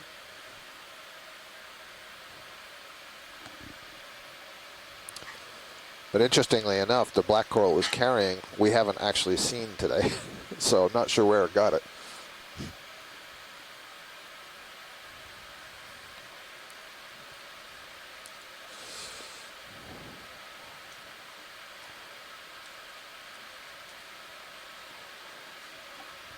It's another one of those siphonophores. There's quite a few of them.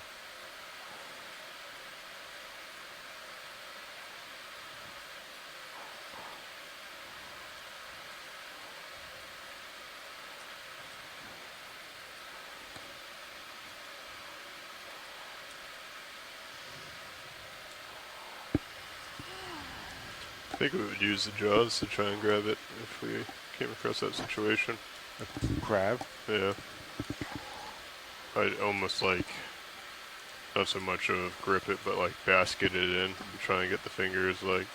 Usually, from in the past, as soon as you make contact with something that's nearby. I was pretty like close, abnormal to them. Yeah. As soon as I've seen them, they're very still. And then as soon as you touch them with something foreign, like a jar or something, they just book. We've had some close calls where they're on, or like eating a coral. Ooh, they're smacking that's down, right. you can snip the coral. And then But they even just then, scoot off. They stay on. We put them in the box. As soon as they feel the plastic material of the box, they'll swim out. Yeah. I think the only good luck we've had is smaller ones, and then suction sampler. Yeah. I remember that because we were trying to think if we, like, as we were putting in the bio box, if we should try and like bring D2 up to get some like downward flow. Yeah. Long enough for it to hold in. I wonder if like a larger one though, where you could kind of like trap the body a little bit more, would be possible. Let's see. Yeah, ship stopped. I'm good. You don't for like one. what we're seeing? Ready for one? I think I'm ready to go. Yeah. Yeah, I think it looks good to me. Yep.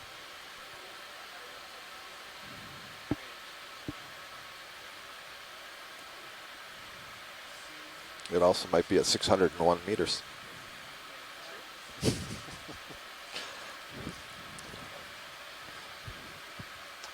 Would almost need like a box or something with like a hydraulic lid that you could kind of like lay over and then have the lid come out underneath and kind of like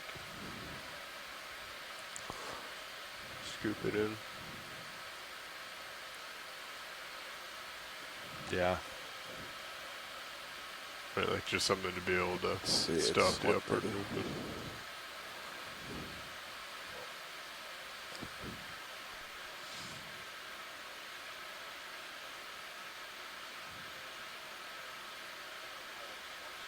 Go ahead.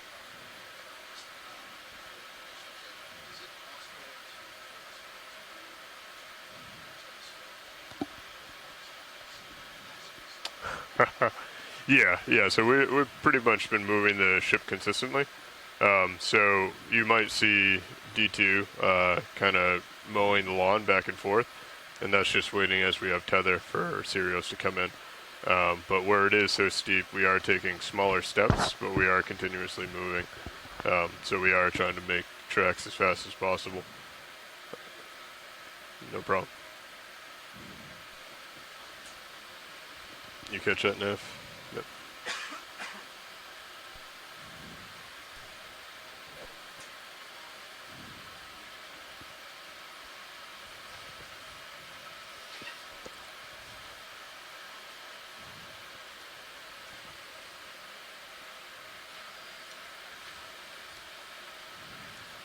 And just to confirm, Watch Lead, you all would like the lasers on? Yes, we would prefer to have the lasers on while transiting. We understand video might want them off at times, but... Understood. Default will be lasers on. Thank you.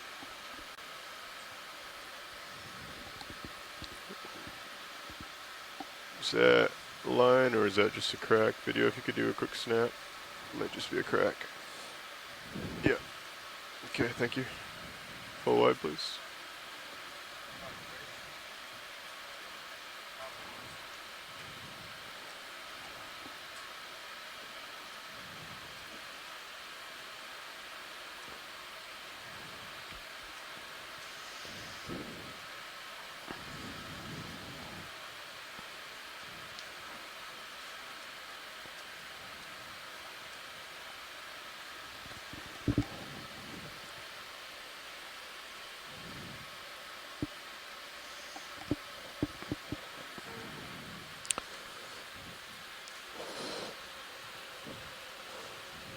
That's a fine question, Arvind, that you just posed. I would say that we could maybe do a third of them in straight ethanol and maybe the others in formalin.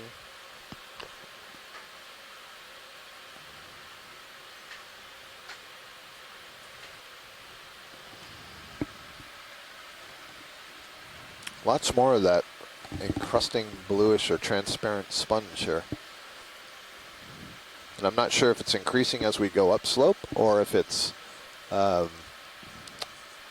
just that I'm noticing it more, or it's in certain patches where I don't know, there's more of this broken seafloor, I don't know what. It looks like, really superficially, we've been tending to have it more where there's more of this primary outcrop of rock opposed to kind of that ship just that rubbly faulted surface. Yeah.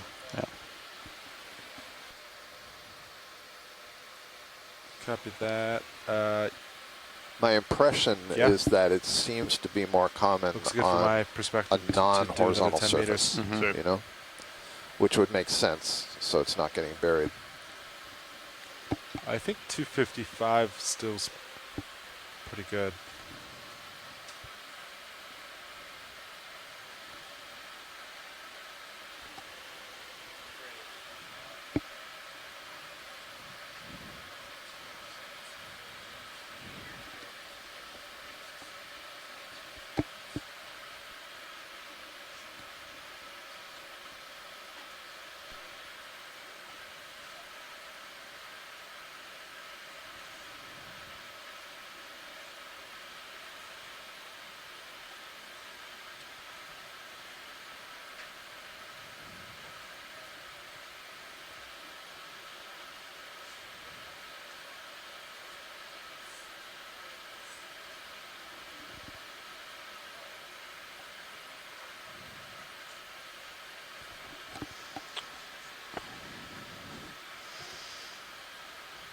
I know normally we try and take samples of things that have been pretty abundant on the dives.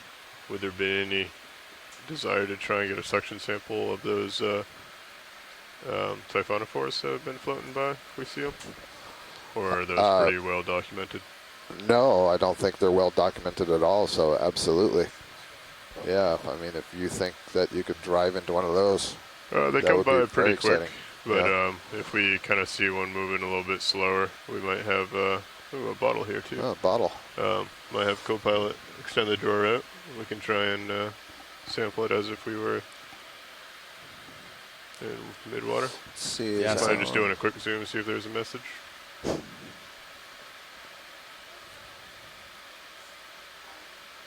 Do not see one. Full wide, please. Thank you.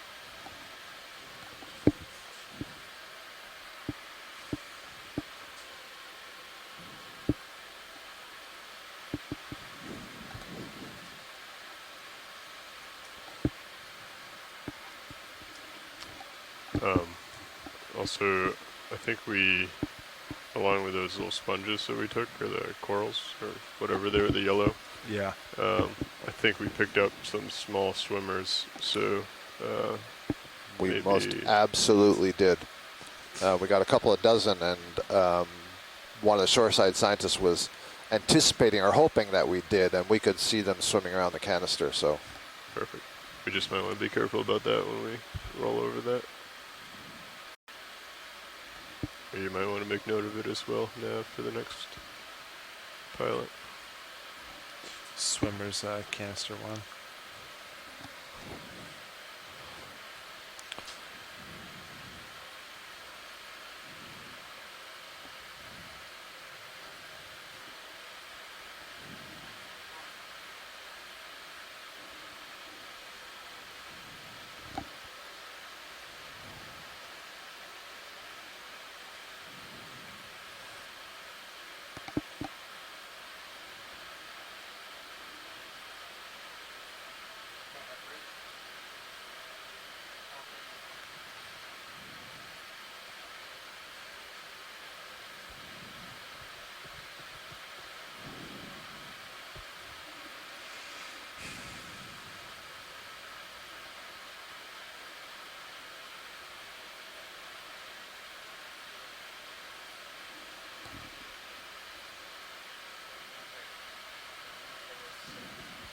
This is what I was thinking, Caitlin.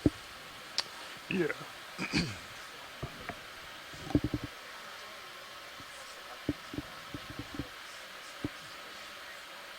You could manually press. I see. Yeah. Which we could, but it. We could always go to 6. Sorry, 5 first and take the next sample. Oh, yeah. But then again, that would also be a swimmer. I mean, I think those swimmers is a byproduct, right, of the actual sample. So it would be nice to have them, but I don't think all of them are going to swim out in the, moment that it rolls past it. That would be very impressive if they did, but we also might manage to get some more along the way. They seem pretty abundant.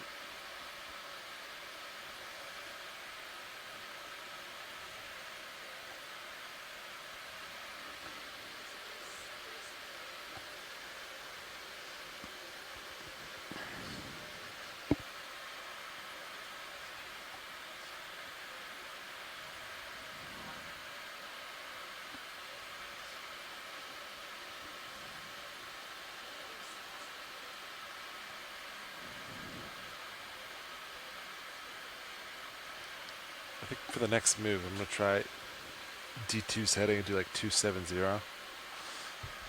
Okay. Might be more accurate. We'll see. Did you figure 30 degrees or 20 degrees as the offset? Probably somewhere in the middle.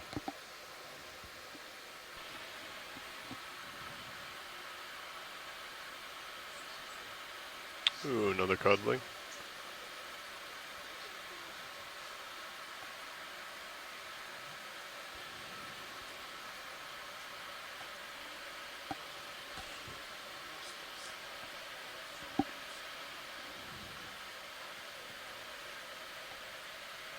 Yeah, copy that. You ready for one, pilot? I'm ready. We do 10 meters at, say, 275.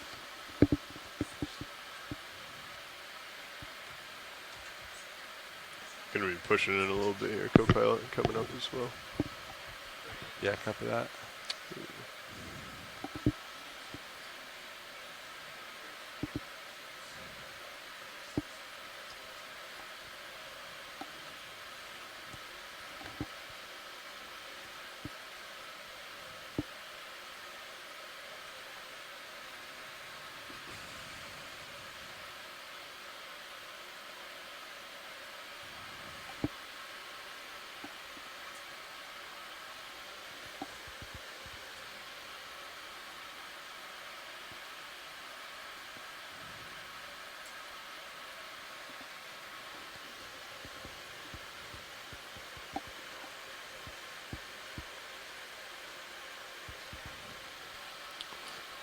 A few more of the Leopathes black coral colonies. My recollection from the New England seamounts is that Leopathes does get more common as you get to about 500 or 600 meters depth. So it prefers the shallower reaches of these seamounts rather than the deeper reaches. Can we get a snap zoom just to the right of center, a little bit low? There's 2 colonies there, look like bushes. Copy. They look like there's something different. I'm wondering if they're Acanella bamboo corals. You want to do a snap video, and if it's of interest, we can go ahead. I think this is what they're talking about. Yep, that's what we're talking about. Is that 2 or the same? No, yeah, so that's another Leopathes. It just looks like it's seen better days. It's missing a lot of branches, and it's a much paler color than the other ones. Huh, how about that? All right, thank you. Copy. Full wide. Thank you.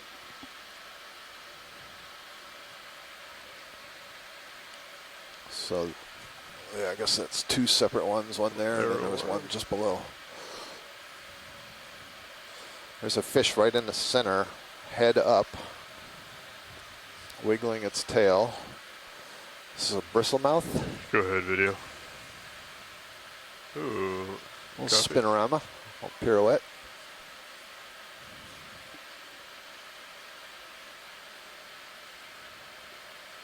Its gills to open up again.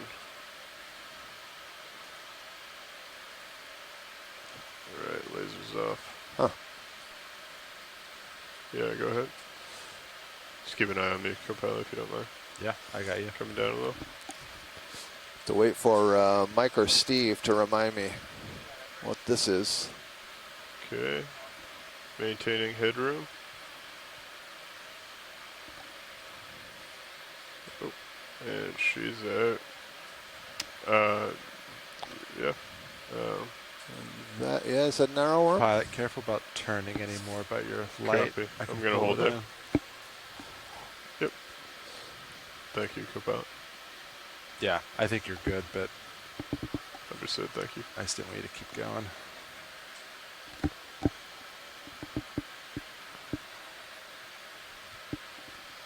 Won't be in here.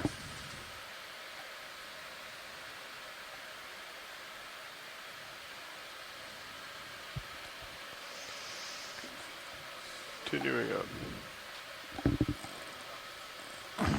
Checklist is on the computer. Think. We're using PDF now.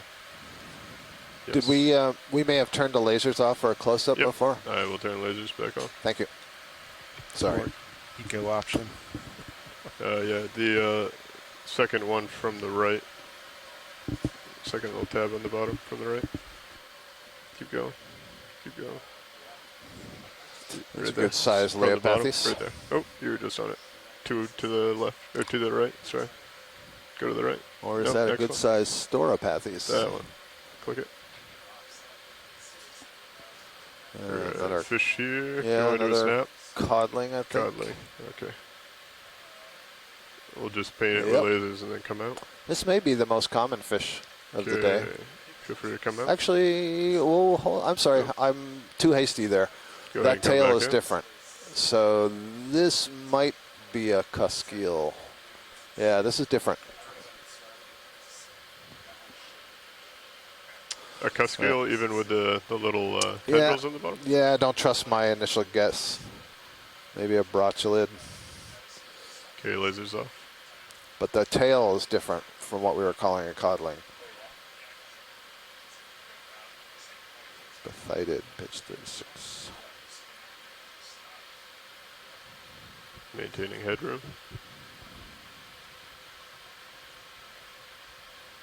Coming over. Oop, All sorry. right, not the cuskeel. My bad. Full wide, please. And it's possible. Ophidiidae. Yeah. A little negative. Is that, sorry, video, is that alright, or do you want to come back in? I lost track of myself there for a second. I'm not sure, I believe they're looking for an ID. Yeah, I think you back can in? go on. Okay. We can use the zoom you already had. Thank you. Parasite on the back dorsal Oh, fin. was there? Oh, I Yeah, didn't if you notice want that. to come in real quick. Thanks. Or maybe that's just a black mark on the... Oh, never mind. That's just part of the fin. Yep. My mistake. Full wide. Good headshot, though. Yeah, we don't have our regular complement of fish biologists today, so it's a little slower for us to get an idea.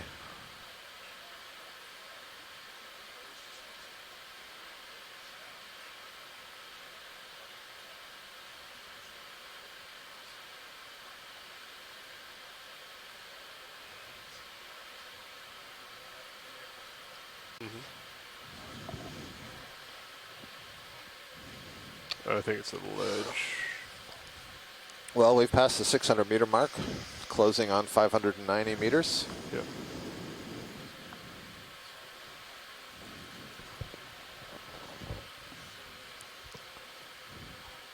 Yeah, those shadows are really dark. It's I keep thinking it's like a worm or a eel or something for the smaller ones.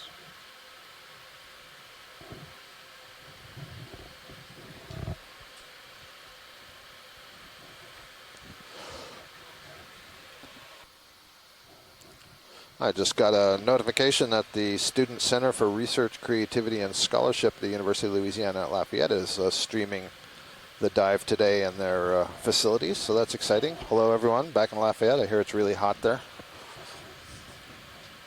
Not so much here. It's really cold in here. Yeah.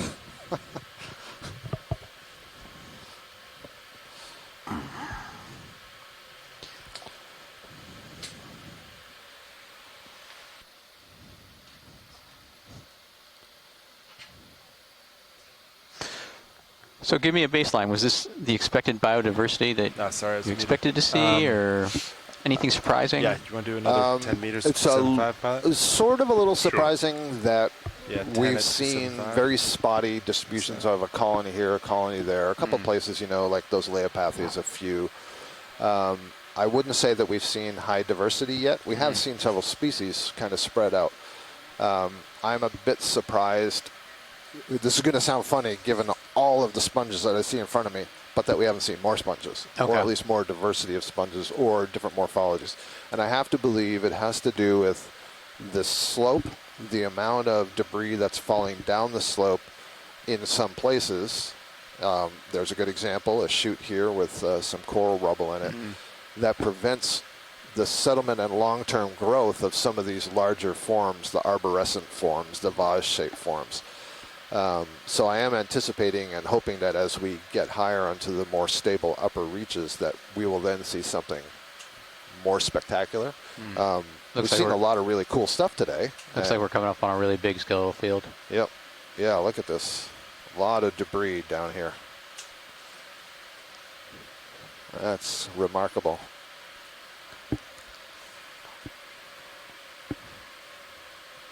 So these look like skeletons of those zigzag corals in Madrepora. Wow, look at!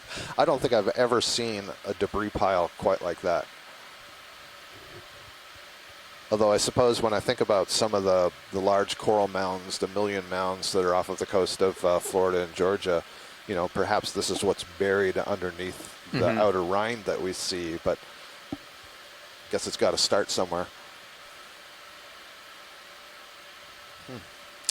Let's have a look at the sponge growing off the ledge. Growing. Thank you. This is new. So this is kind of what I mean. You know, there's some three-dimensional structure to this instead of just being an encrusting sponge. And you can see the underside of this ledge here obviously has some enhanced currents and is a really good place for suspension feeders. There's all kinds of stuff hanging down there.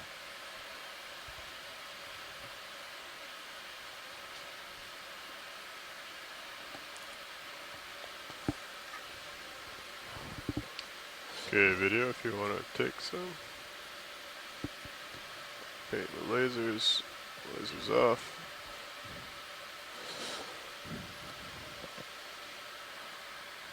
All right. It's a sponge. I know it's not a glass sponge. I don't know if it's some kind of lithoded sponge or something. Some kind of demo sponge. I need my sponge colleagues. I don't see Joanna in the chat room. I'm not sure if any of the other folks down in the ECC are familiar. After we look at the sponge, we definitely have to have a look at that colony stuff that's growing off the ledge. If they want to take a look, I'll let me get a toe down. Ooh, there's a big fish come out video. Looks like a grouper. Oh, good call. Good call. Yeah, I'd say that's a grouper. Gonna follow. My coral rubber patch. Sorry, co-pilot, keep a look at it. Yeah. Thanks. All right, lasers are on for a second. Coming off. So 10, 20, 30. He's gonna go underneath me. That's probably about 70 centimeters long. And that's a good size. We're just let him float out. Check this out. Okay. Passed his test. Coming back. Let me just get a toe down if there's more of interest by this sponge than just the sponge. Yeah, it's a sponge, and then all around that sponge, there's a whole bunch of this frilly colonial stuff growing. I'd just like to get a close-up of that as well. Copy. How are we on a move? Ship stationary? Or? I think the ship just ended. Okay. Roughly. So I'm still moving a little bit, but I think you have a little bit of time. I'm getting a report that the sponge may be something to consider collecting, so you'll have to tell me what's happening with the ship move and all. Copy. Ship is stationary, I believe. Sirius still has a little bit of a swing, but we can go ahead and... How are we doing on sampling boxes? We have used 2 of the sampling boxes, and we have 2 left.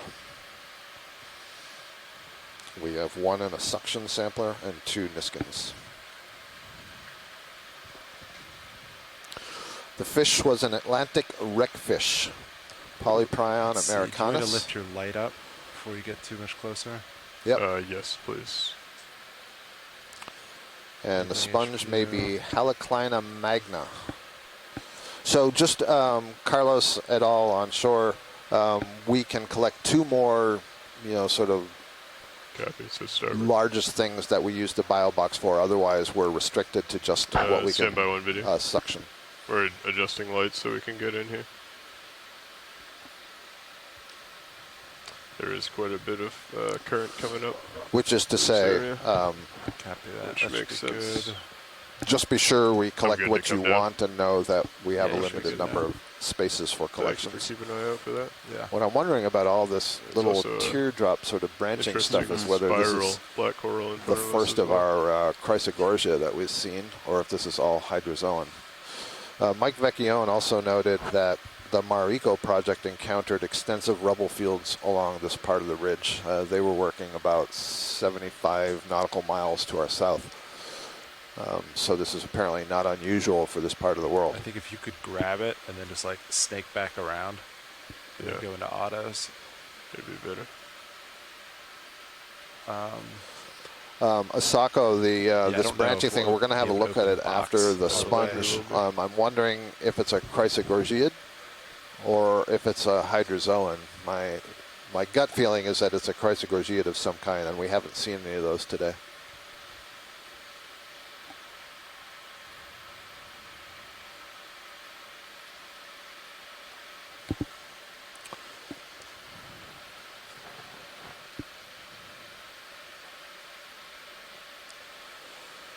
Yeah, so Carlos is saying about this sponge, they believe it's Haliclona americanus, I think it was the name I saw somewhere.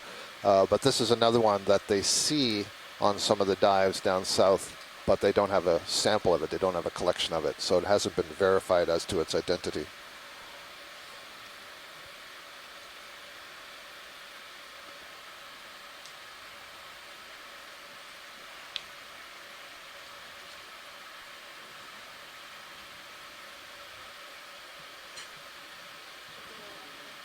So we're for sure collecting this? I'm sorry, are you asking the back row?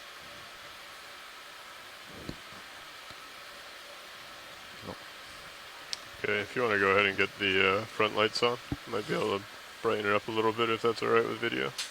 Video, you ready for fog lights? Okay, lasers are on. Ready, video?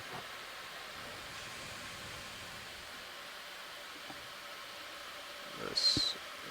Alright, go ahead and take zoom as you'd like, video. There's a little bit of sediment that was kicked up, but So my sense of this is going to be that it's, not to make a pun, but kind of spongy. And so I think if you just put the claw into it and just try to tug a chunk of it out, that will work. And Copy. if you can get the one that's got the chimney opening, that's great, but it's not critical. understood. Thank you.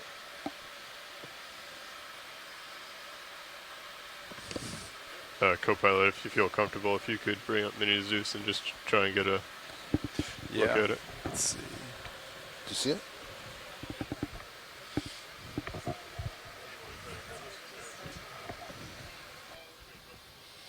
What's wrong?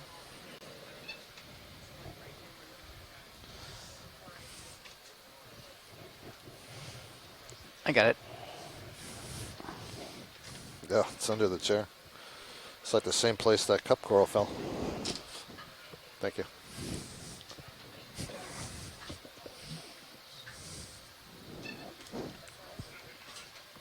What? We got it.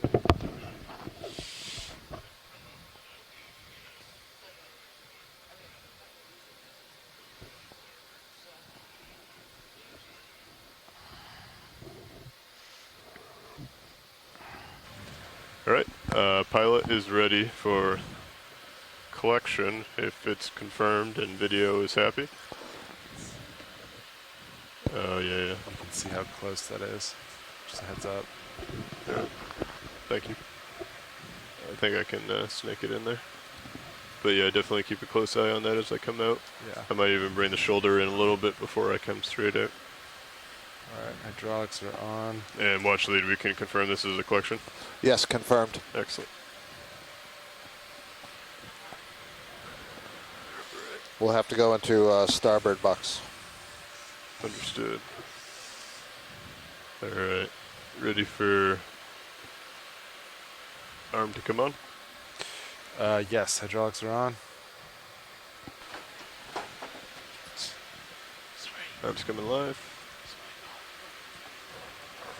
It's the other problem with phones. They're always falling.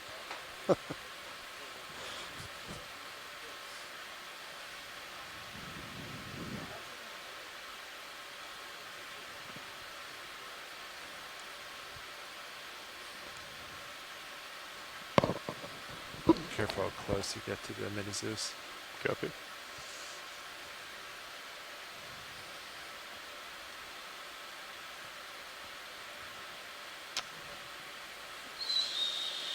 You'd move it a little bit, huge eyes.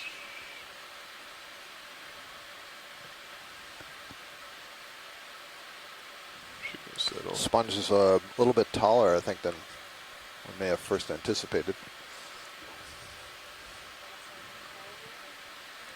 That's all coral rubble. Yep. Toes kinda- It's huge, yeah, extensive got piles of it, really thick. It's going down the slope. So the question on the coral rubble is, does it promise lots of live coral up above? Or is this, you know, a historical representation exactly of what was here in the past? And there's no impetus to collect any of the coral rubble for dating. Right.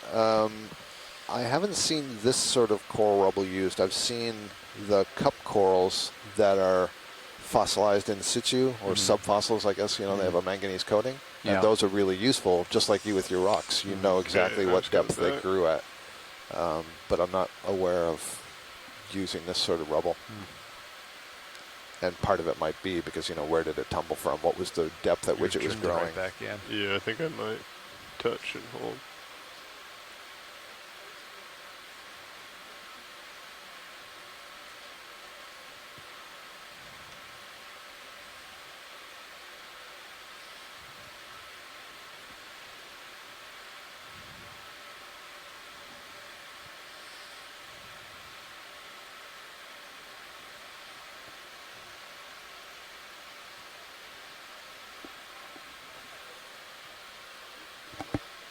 Thank you.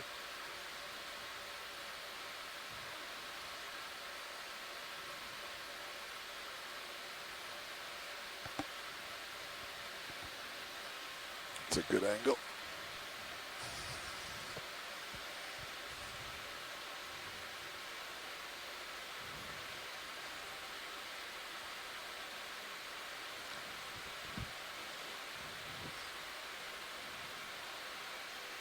Oh, that was not as much as I... Oh!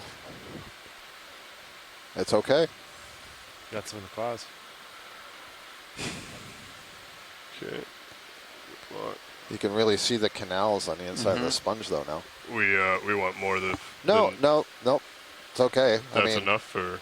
yeah, so what they use are microscopic silica pieces that are in the tissue for identification. I mean, you know, it would be nice to have more, but it's not necessary. Let's keep what you have. Copy.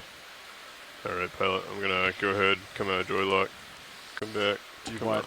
out. I think one of the things that Serious surprises a lot of HD people up, is with both sponges Yeah, and just corals, 1 second. Let me get out it's underneath this. less the gross outer morphology that's used to describe the species and to identify the Yeah, I should've species angled than the it quad is back a these little bit. internal microscopic parts that show more It's no more rotating out, variation so you and actually tear it. ability to discriminate. All right, if you want to go ahead and switch to Sirius. And in particular, when we have this, you know, great in situ imagery, what I we was know what the overall Mhm. shape of the sponge is.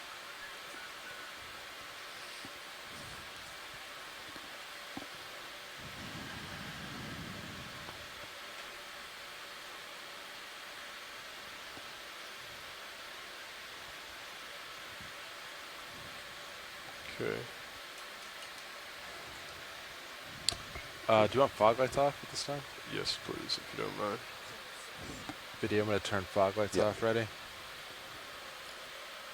Video, I'm going to turn fog lights off. Ready? Fog lights coming off.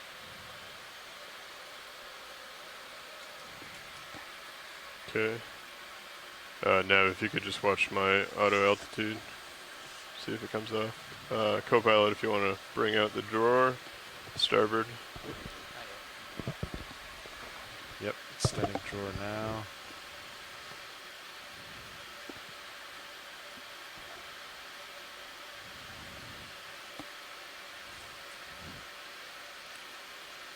Is it another urchin?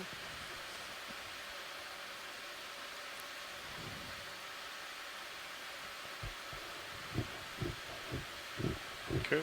Full extension. If you could bring Mini Zeus back up, if you don't mind. Okay, arms coming on.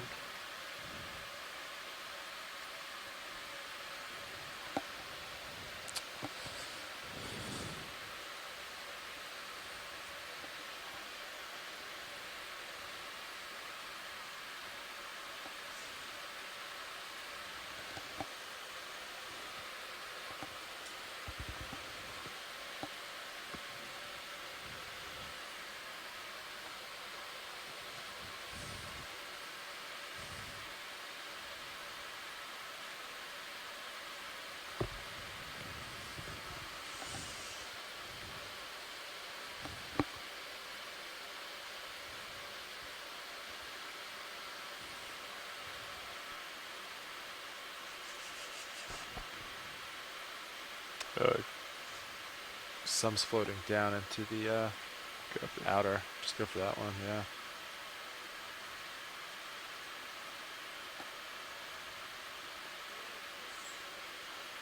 Okay, just coming open.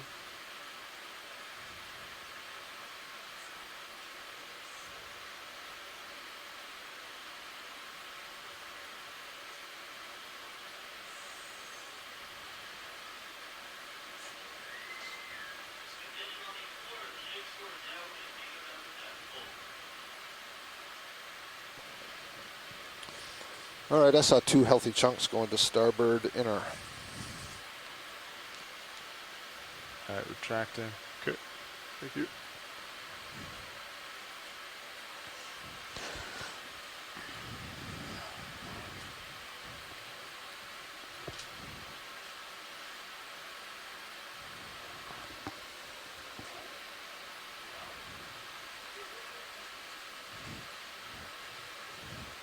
Looks like you got a little stuff stuck to your claw there. That's the problem with sponge. Yeah.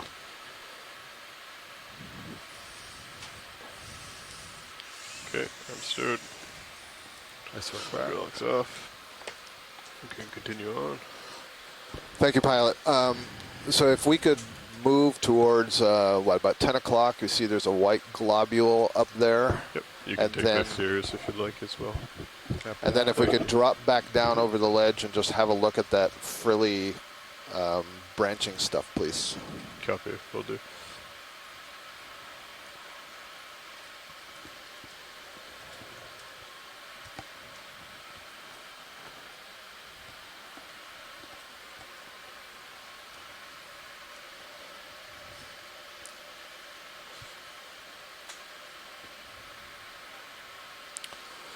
Mike Vecchione came back with a potential ID for the vertical blackfish as a snaggletooth or star eater. If you want to come in. Have a bioluminescent red chin barbel. All right, so this is another urchin, different species than we've been seeing earlier. Looks more like an Okeanos type urchin to me. Lights, air lasers off.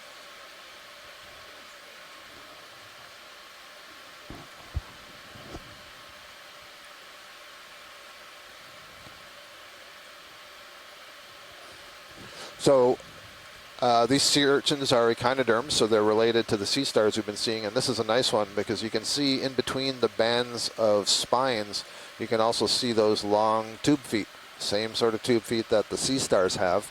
And the way I describe it to my invertebrate zoology students is if you take a sea star and you take its 5 arms, raise them up above its body and fuse them together, you basically have an urchin.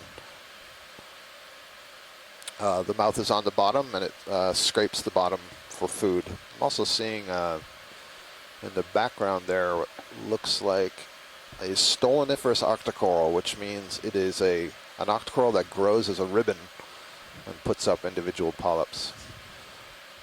That's great. Thank you. Copy. Pilot's clear. Right, and over the sledge.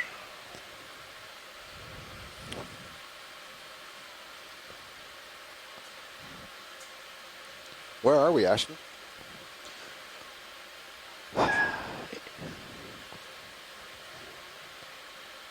Geographically, in terms of where are we in the world, where are we in the water column, where are we in depth, where are we on this dive? All of the above. Oh, that's a good question. So we're about 700 kilometers north of the Azores on the Mid-Atlantic Ridge. We're on the western side of the axial valley of the ridge, on the head wall of a graben. We're on the eastern side of that normal fault feature.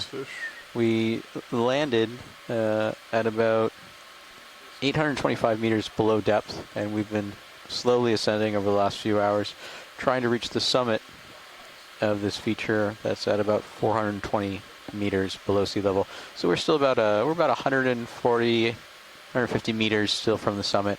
I think a pretty good time. Yeah. I think it's a question of how tall this feature will end up actually being. Right. Pilot, could I turn your ground truthing sonar and just keep it off for now? Yeah. Pun intended, I suppose. The multi-beam. Yeah. So I guess based off of the bathymetry we had up until last night that we planned the dive on, and then the bathymetry we had from our overnight mapping, the feature got about 20 or 30 meters more shallow. Was that about I it? think more than that. 5. I think it was closer to 80 meters shallower. Okay. So we're zooming in on this white frilly stuff, which I believe to be a Chrysogorgiid octocoral, but that's why we're zooming in, because we aren't certain that it's not a hydrozoan. Let's see here. Looks like an octocoral. I love it. I love that the pilot is telling me, you are right. Huh. Well, I mean, it's got to be a Chrysogorgia, but I don't recognize it. I really want it to be an Acanella, but it's not. That's fascinating. I'll stand by. I mean, we can move on, but I'm going to stand by waiting to see in the chat if this is a Chrysogorgiid that Carlos and his colleagues recognize. The Chrysogorgiidae, that name translates as golden corals, and it refers to the skeleton clear when video is. Underneath that very thin layer of tissue.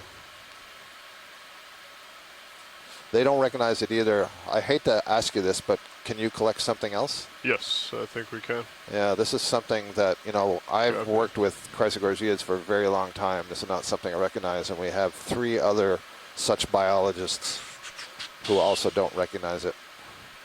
All right. So while we're setting up, just below, actually on both sides of this coral we were just looking at, you see there's a cup coral. You see the septa really clearly. It's kind of orangey brown in color. Do you want to do like a and 5 that's meter a move? Desmophyllum. And earlier, Rian Waller, who was the biology lead last summer, was telling me the reason that she is in Chile right now is because the Desmophyllum there are spawning. And it's really hard to predict when these things will spawn. And in the Chilean fjords, you get the Desmophyllum that you would see in the deep sea here where it's cold. You get to see them there. So she sent this message that said, the Desmophyllum are seasonal spawners, both the males and females, and they're currently spawning in the Chilean fjords. We've never had enough deep ones to know much about their schedules, but the few females we've had show they are likely seasonal spawners too. The ones in Chile respond to foodfall, starting gametogenesis, that is the development of the eggs and sperm, when food is plenty. So it's likely that the deep sea ones are doing the same sort of thing. So here in the North Atlantic, we get our spring blooms of phytoplankton when there's lots of nutrients, there's lots of sun. That production of the phytoplankton in the water column would translate to the deep sea when those die and sink, and that would be when all of these corals could start really loading up on the food and then perhaps beginning their reproductive cycle. Cool stuff.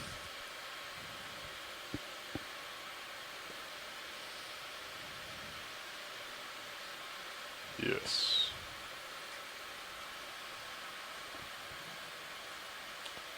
And this will fill our lockbox, people. Our collection box. Okay. Right. There's still plenty of room for rocks. Yeah, go ahead and bring on the fog lights if you'd like. Yeah, fog lights coming on from 2-1. This is quite challenging to get a good tow in. Yeah, I'm gonna bring the ship. Ship's coming a couple meters closer. Yeah. Get Sirius in a little bit of a better position.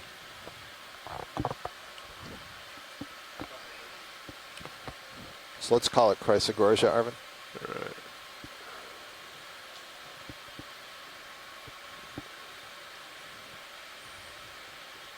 Yeah, she just doesn't want to.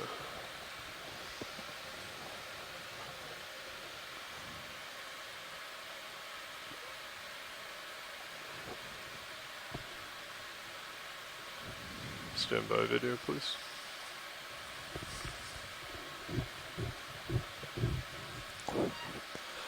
It's interesting. We hadn't seen any of these on the dive, and yet here we get to this ledge, and suddenly they're very abundant. And I think you asked me earlier about, density and diversity. Well, you asked me about diversity, but maybe it was yesterday or the day before I was talking Okay, you can go ahead and come in. with somebody about, what's controlling these around. populations.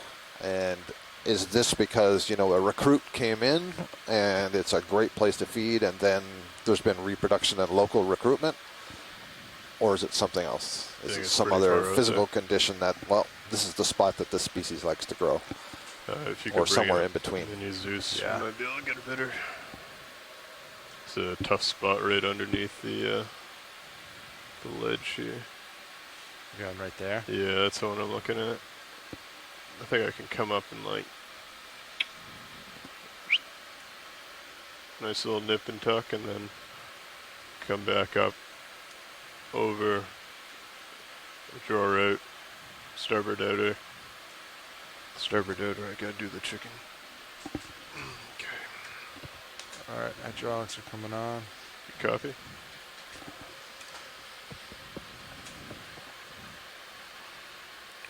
Control retract, RPLN, starboard.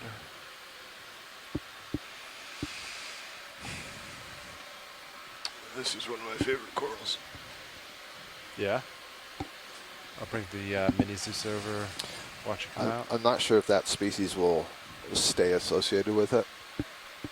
There are some that will definitely latch on. There are others that will just... So, watch lead, in order to get it into the bio box, we're going to have to cut a piece off. Yeah. Try and tuck it safely as we can into the vehicle, and then we're going to have to take off, get our bio box kind of into a position that we can go ahead and bring the door out and then tuck it in. So, unfortunately, any associates may swim off in that process. Understood. That's not the intent, so that would be perfectly fine. So we're doing the same sort of thing you did with the sponge. My recommendation here would just try to grasp, I guess, more or less closer to the ledge end of it. Yep. It is so frilly. Copy that. Arms coming on. Understood. Arms coming out. Following center. Jaws inside. Do I?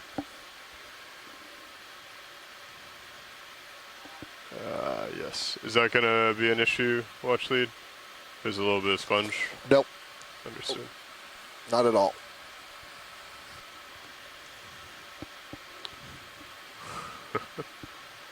This is definitely going to be one of more the awkward ones that I've done before.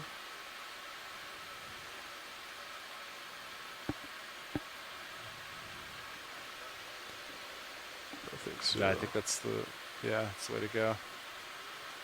Stand by one video.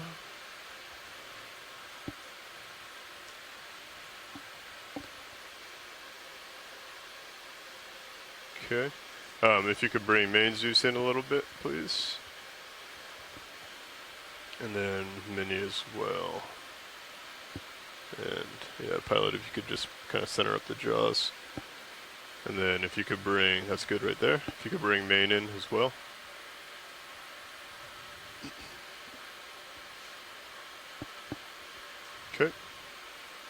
Perfect. Thank you.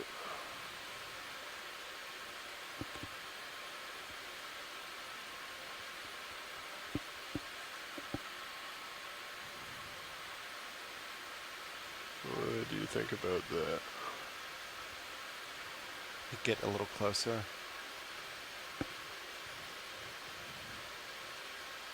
Okay, it feels like it's hitting.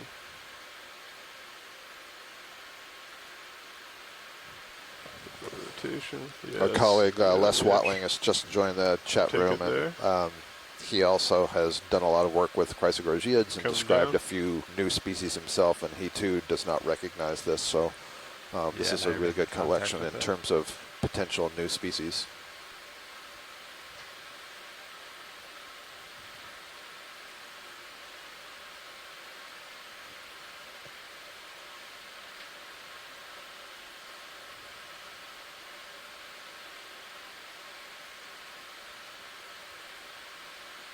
How does that look, Watchley? Very nice, very Okay. nice. Come out It's on the probably zooms, going to be a floater, as you probably know. Understood. To try to suction it up if we're concerned about it going in the box. So now we're going to move the ROV to a more stable location to get the biobox out, and then we'll stow it away once we get in that position. So we'll all just stand by here. Do you want to try to open the box here? I think it's going to hit that ledge, and Yeah. my toe is in, but it's not great. Okay. Yeah, sounds good. If you want to watch me, I just kind of want to tuck it in here. Current is going that way. Ooh, don't get. I wouldn't get too much closer. Understood. Yeah, that looks good. Actually, you know what? You want to bring the rock box in? Do you think sticking it in the rock box for now would protect it more, or actually it's fine? From current, We're fine. I think you're going to get flow no matter what. Yeah. Okay. I'll hold there. Okay, coming up and around. Do you want serious view up? Serious view, if you don't mind. Yeah. Thank you. Come back and up.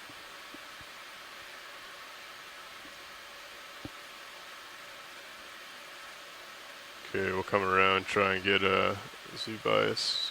It's not Z bias. Auto altitude next one. Yeah, I think if you get over this nice solid section. Yeah, I think it might be a little too steep. I think that was why it wasn't clicking in before. We just managed to get it on the last time.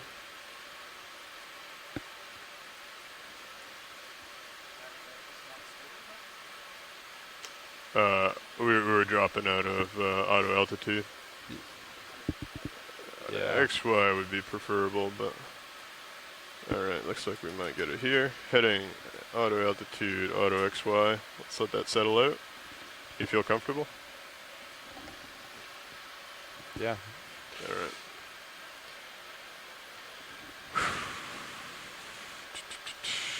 Okay. I have arm. I am not going to turn off the hydraulics this time around. Yeah. Ready for mini Zeus back up? Yeah, mini Zeus back. Okay, arm's coming live. I'm gonna bring it out a little. Go ahead and bring the drawer out with the starboard open, please. Okay, I think I'm up above it. Okay. Okay, still got it. Copy, thank you. If you could keep a close eye on that. If you could follow me out, co-pilot, with the mini. Okay, so to do this, I need...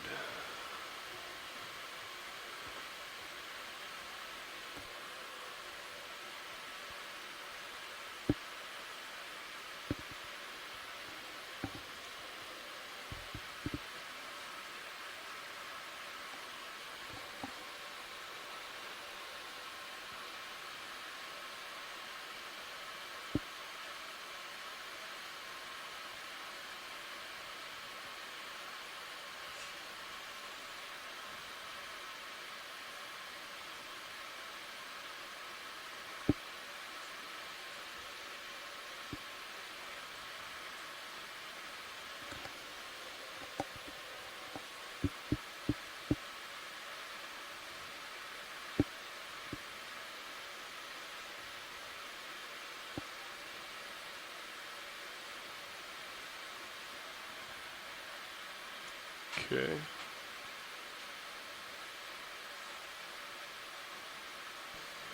I think that's in there pretty deep. I'm gonna go ahead and open. And then open. I'm gonna get the draws out quick.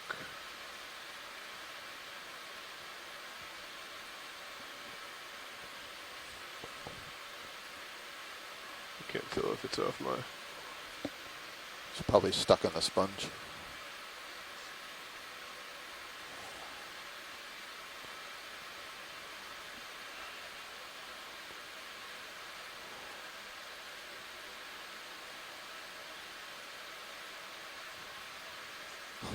Do you want to bring it in front of the suction hose?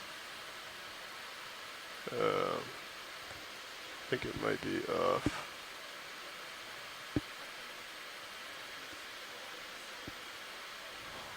It dropped.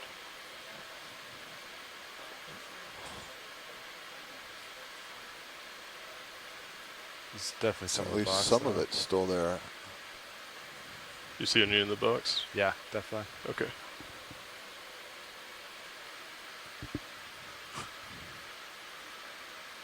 Just There's got to be some in the box because that's sponge bit. Yeah, that's the bits of sponges that were there. I think it's good. she didn't like that. Tracking. Okay. That's a tough one to get into. You need some kind of Teflon coating on your claw. Copy. For sponge. Oh, come on. Sorry, say that again? You need some sort of Teflon coating on your claws for sponges. Okay. Alright. We confirmed that one in? You definitely, most of it definitely went to the bottom. Okay, good. Hydraulic security. Nice work. Let's see, so let's come back up. Okay, continuing on. Retracting. Valve packs. Oh, there's that little guy that we were talking about grabbing. Do you want to try and get it? Do you want to draw it out? Not. Let's see, C5. Valve packs on, extending. Copy.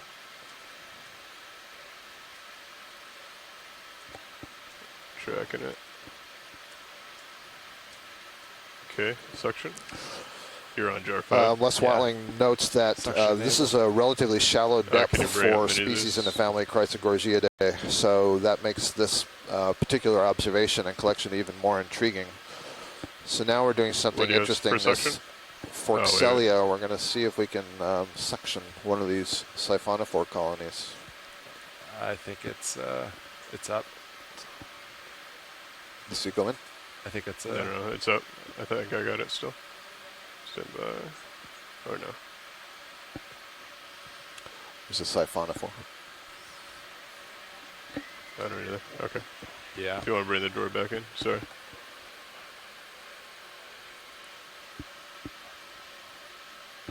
Tracking drawer. Got a little excited. Coming back down. And you're off to my side, so you need to come. Copy. Do you want to switch back Forward. your view? Yeah. That's my mistake. Push it forward. And coming back to port.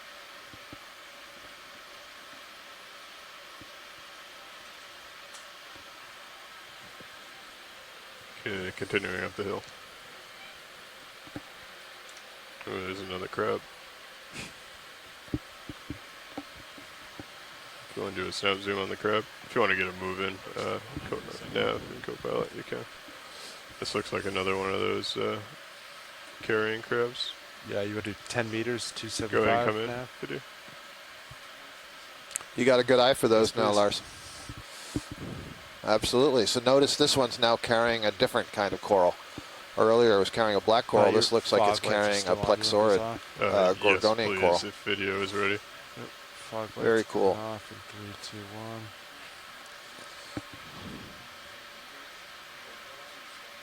1. Yeah, go ahead. So carrier crabs, family Homolidae. I think Carlos suggested this was the genus Paraloma, I believe is what he said. And they've got these specially modified fifth pair of legs. That would be the last pair of legs on the thorax. You can see they have this kind of hook to the dactyl, which is the finger-like bit at the end of the leg that works with the second to last segment of the leg to hook it on. Very cool. Full wide, please. And that one I noticed that coral is still alive. Mm-hmm. The polyps were extended. A lot of cobwebs to shake out. No, we didn't get. All right, thanks. It swam up. Wasn't worth pursuing.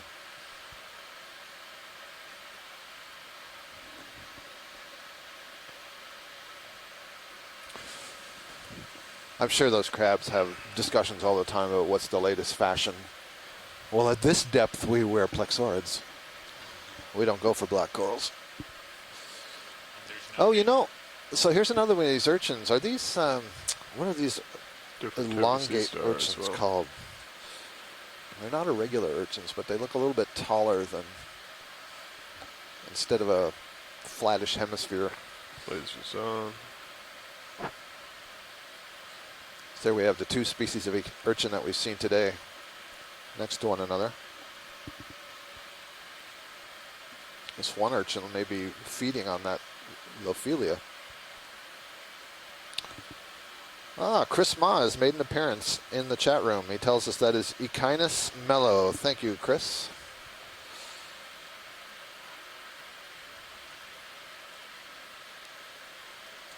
Chris, you will be pleased that earlier I did say that I thought it was a more typical Eguchipsammia. Learn something from listening to him all the time. Oh, here's a new one for the day. Chris, I'm glad you're in the chat room. This is the first we've seen of this sort of, this is a bat star, I think.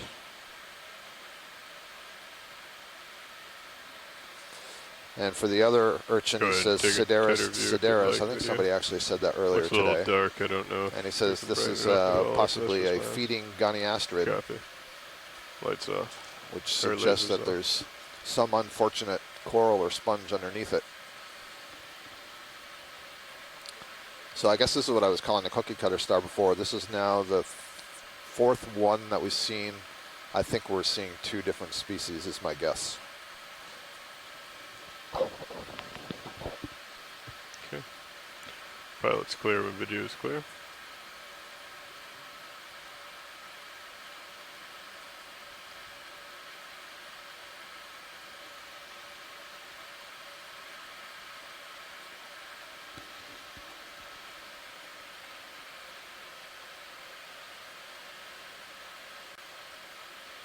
Sorry.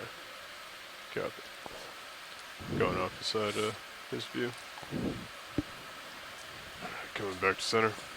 Like all of us taxonomists, when we encounter these things, Chris is having an internal debate now about what this is.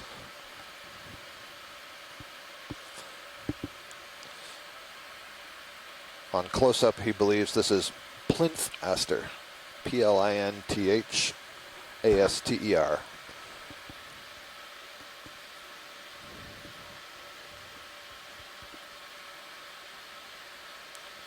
Picking up more of the yellow sponges now.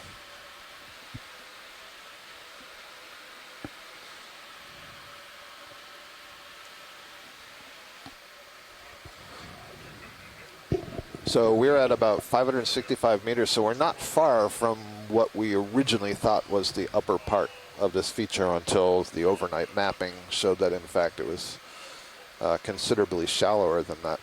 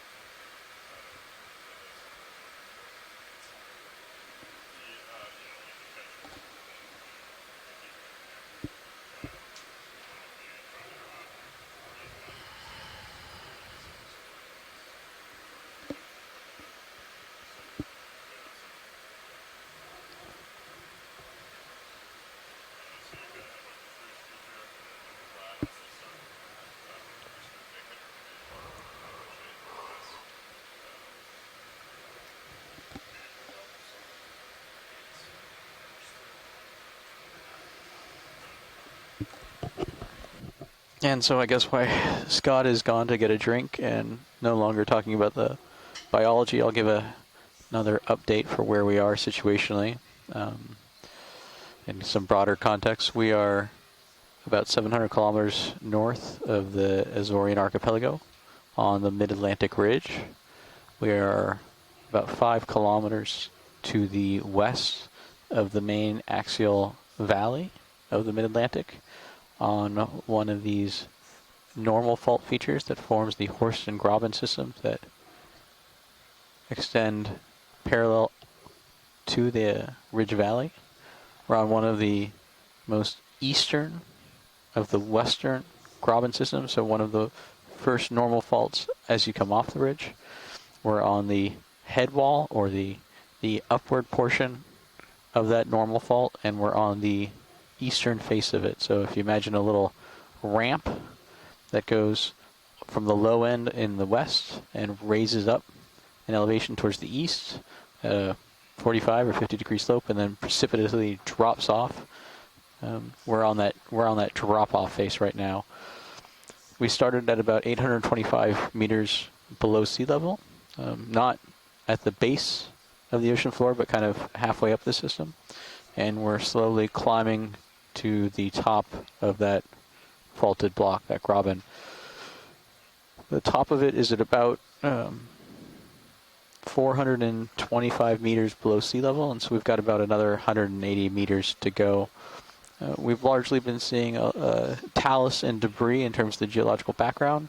Every now and then we come across some really intact cross-cut pillow basalts, which is the classic type of volcanism formed at the Mid-Atlantic Ridge and in mid-ocean ridge systems in general.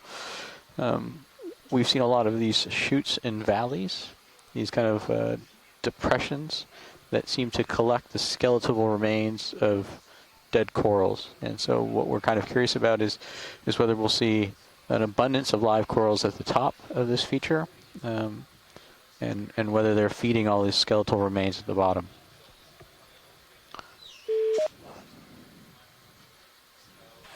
Hi, this is Chris Ma.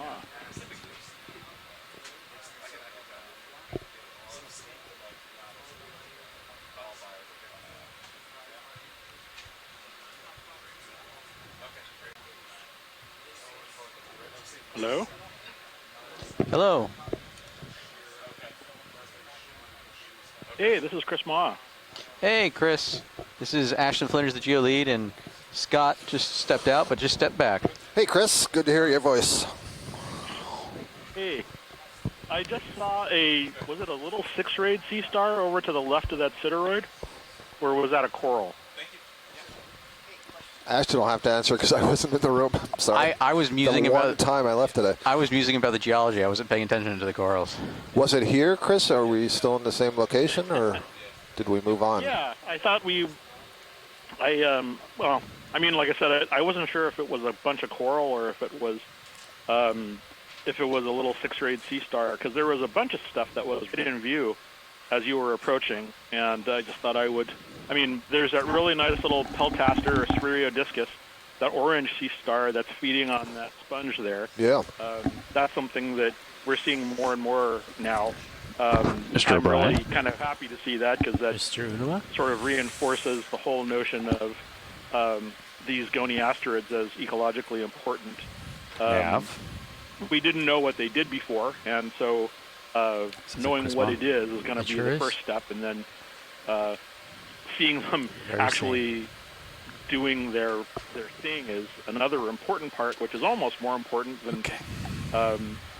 than getting specimens every time we see something new. There's definitely a lot of ecological data we're collecting here, sometimes without even realizing it. I've found things after the fact on numerous image captures. Up and down a little bit.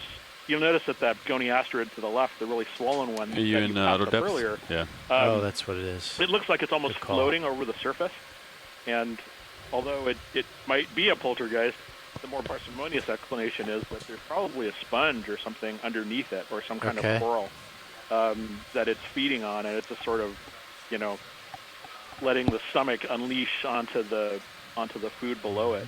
And similarly, as you pointed out Do you know earlier, how far these to the left? steroids, I was listening were to feeding what on he was some kind saying. of Lophelia, I think.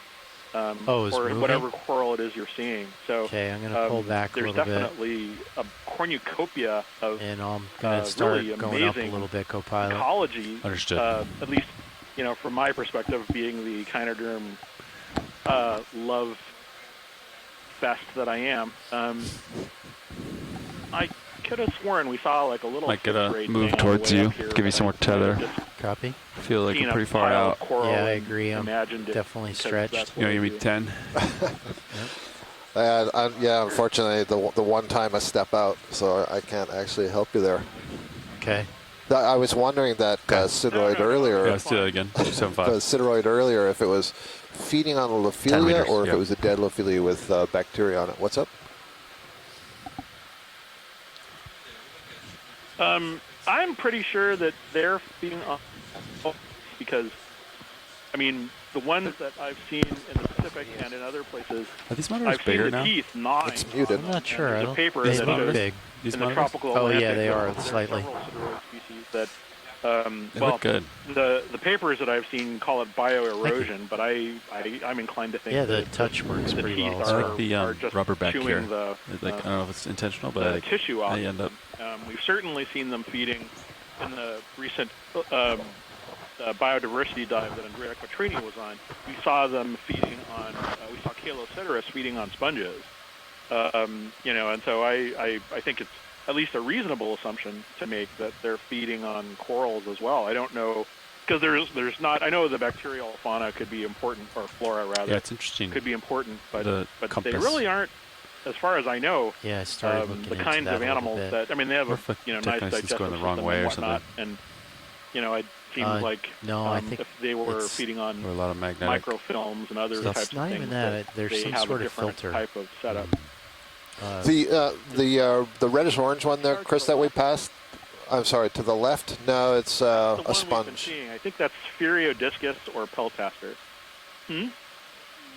Yeah, watch lead I'm pilot. not sure which if one there's- you're referring to right now. I was just asking you about that, the first reddish orange one. Did you say?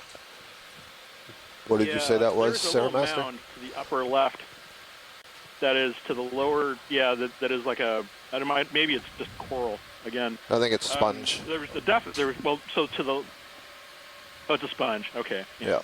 Yep. I sometimes that weird sort of bat star that we saw in the Pacific dives on Capstone, Tremaster. It actually occurs in the North Atlantic too, and it would be kind of weird to see it all the way Okay, out I'm here, just kind but of slowly not surprising. floating up, co-pilot. But again, Okay. there's a lot of interesting stuff here. Not a lot of including tether left. The abundance Copy. of these orange cookie But stars. should be able to move soon. Again, I think it's Sphereodiscus. It would be. Oh, because I'm getting farther away from there's the surfacing. an opportunity, or we're not full up yet. Collecting one of those would probably be, maybe in Understood. conjunction with one of the 90 sponges, minutes. might be a prudent move, because then we could Yeah, what time is see bingo? which sponge it's feeding on and which species it is. Absolutely, yeah. It'd probably have to wait for the day after tomorrow. We've filled our bio box, and so it would have to be a small one that went in a suction. Keep an eye out for that. But we're going to be coming back down here. Oh, no, that's fine. Yeah, couple of mainly days. just a consideration. Pilot, can we get a zoom in on the lower right? There's Lower a right. rock at about 5 o'clock, and it's got a purple ribbon on it. Okay, I think I see the one you're talking about. Let me get set up. I'm pretty sure we're looking at a mat-growing clavularia, Copy, yeah. but we only saw one Yeah, I think on we got a some time, so I'm fishing gonna- line that we I'm saw gonna tow earlier, so in. it'd be nice to see one We'll get it nice soon. on a rock. Okay, it looks like the echinoderm period is over, so I'll be watching, but it's great to have everyone back, and I'm happy to hear your voice and everybody else back in play, and I look forward to expounding on pentamerous things once again. Okay, Yeah, going fantastic, video. Chris. Yeah, we always like hearing from you. Very informative. Sure. Yeah, so I'm seeing two things here. So one is this purple that we're zooming in on the rock. And all right, there we this go. does look like it's a stoloniferous octocoral, which means it grows as a mat or a ribbon instead of as an upright branching colony, and puts out these individual polyps. So this can grow over virtually anything. So sometimes we see it overgrowing other coral colonies or sponges, and earlier we saw some overgrowing some fishing line. And here you can see the several individual polyps and mats growing from a rock. The fact that several of these ribbons are disconnected suggests to me that we had a recruitment event of many larvae settling on this rock and then each starting to grow. So that's kind of interesting. Okay. Oops, sorry, losing it. So that's good pilot. And then as you pan out, just above it, there's going to be a very thin branching coral right there. It's red next to the yellow one, just left of center now. Okay, I gotta. All right, let me. This may be a Swiftia. Okay, you can go that's on the video. genus name for another kind of plexaurid coral. Plexaurid is the name of a family, the Plexauridae, which has a lot of these Gorgonian sea fans. And I'm pretty sure that's what this is. I don't think it's some kind of, or is it some kind of baby Paragorgia? Okay. That's kind of interesting. Huh. Yeah, I think I set up. And then a little the yellow bit too far next for to it, I the, believe, is zoanthid that may have overgrown. Well, that's the third. That's the first vertical power line. No, it's another octocoral because it also has pinnate tentacles. I don't know what that yellow one is. It's all. It's interesting. You know, I don't usually work at these relatively shallow depths. We're still in the deep sea, but this is shallow for a lot of the taxa that I'm familiar with. So you would say you're not a shallow biologist? To lower the swing arms down a little bit further. Thank you very much. Deploy We'll be here the all lowers week. more. Do you like them up there, or can I deploy them more? All right, that's interesting. You I'm can just pull them kind down of. while we're here. All right. No, Les asks if the yellow is a zoanthid. No, it's clearly got eight pinnate tentacles. I thought it was a zoanthid at first too, Les. But it's not. It's not something I recognize at all. I thought I heard somebody. Fortunately, we filled our bio boxes, so we'll have to hope to see it again. Well, if you're really nice, maybe I'll give you a rock box. We don't need your stinking rock box. Oh. Sorry, I'm just quoting. Okay, thank a you, movie. video. Can we, zoom in one more time? Just to the lower left at about 7 o'clock from that coral we were just zoomed in on. There's something on the rock, looks like a worm, a whitish worm. A whitish worm. Yeah, here, I'll have to pull off and. You've almost got it in the center now. Okay. The amphipods are going a little crazy here. On the right side of the frame. Yep, all the way at the right. You see it's moving. Oh, all right. I think that is a, not a priapulid worm. All right, an echiuran. I think that might be a spoon worm. I wonder. I think it might be a spoon worm. It looks like it has a little gutter at the side closest to us that's kind of raised up.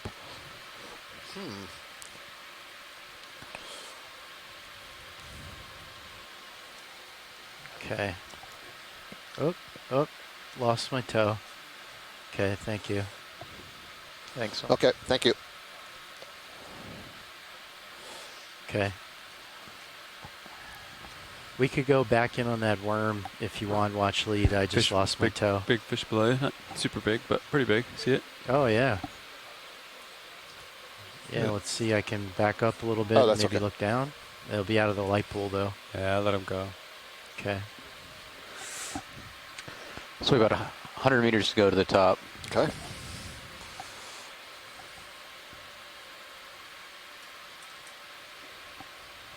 Assuming. That was a. That heading that change stumped complete? at least 3 of us octocoral biologists, myself and 2 that are in the chat room, about what kind of yeah, they're done with it. octocoral that was. The skeleton that I could see exposed was. Did you guys do that move? Get a little closer I don't to think me? it was Yeah, that was 10 meters towards. I might even call another one in. particularly hard like a primnoid, but the Might do another 10 polyps towards were them. unusual. 275. Go to another 10. Yeah. Okay. you know, the red ones looked like Swiftia based on, from a distance, the relative thickness of the axis and the color. And the yellow ones looked a lot like the red ones, just a different pigmentation pattern. Okay, I'm going to go a little to the left. Looks like there's kind of like a little bit more interesting fracture over there. Still centered up plenty.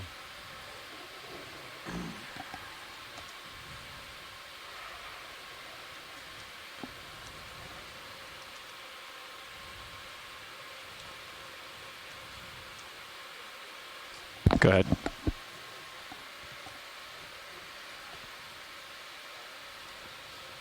Yeah, Andy, do you want? Okay. That's okay, sure. All right, here we go. Just help me keep an eye on it once we get back All to right. vertical.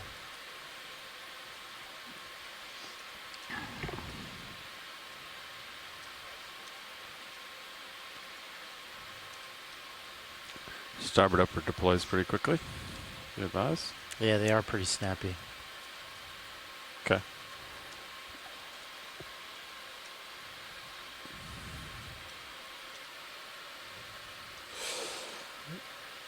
Okay, sorry, folks on shore. We also have a chat room, so we're also communicating by typing. And sometimes I'm busy typing away responses to the scientists on shore, and sometimes I'm narrating. This is interesting. A whole bunch of these yellow corals like we collected before Lowers they've that towed. are growing in this rubble. Maybe if we could get a snap zoom on the yellow corals growing on the rubble, just to see, are they actually part of the main skeleton, or are they settled on that rubble and growing? Understood. So maybe the batch at about 3 o'clock. Okay, I'm gonna work my way a little bit farther over to port, and then we'll go for it. So for those of you joining the live stream, I think it's worth noting that all of us together, you at home watching and here on the ship, we're all climbing this mountain together. We're the first humans ever to see this, so it's pretty special. Nobody's been here before. Oh my goodness, this is the black coral that generated all the excitement before that the homalid crab was carrying. So here's where some of it is, but there was a pretty strenuous request to collect it. Again, we filled those bio boxes. So right now I want to determine, are these yellow corals growing as part of all of this tumbled stuff, or are they settled on it? Okay. Huh. All right, I'll back up and then we could look underneath it as well. Yeah.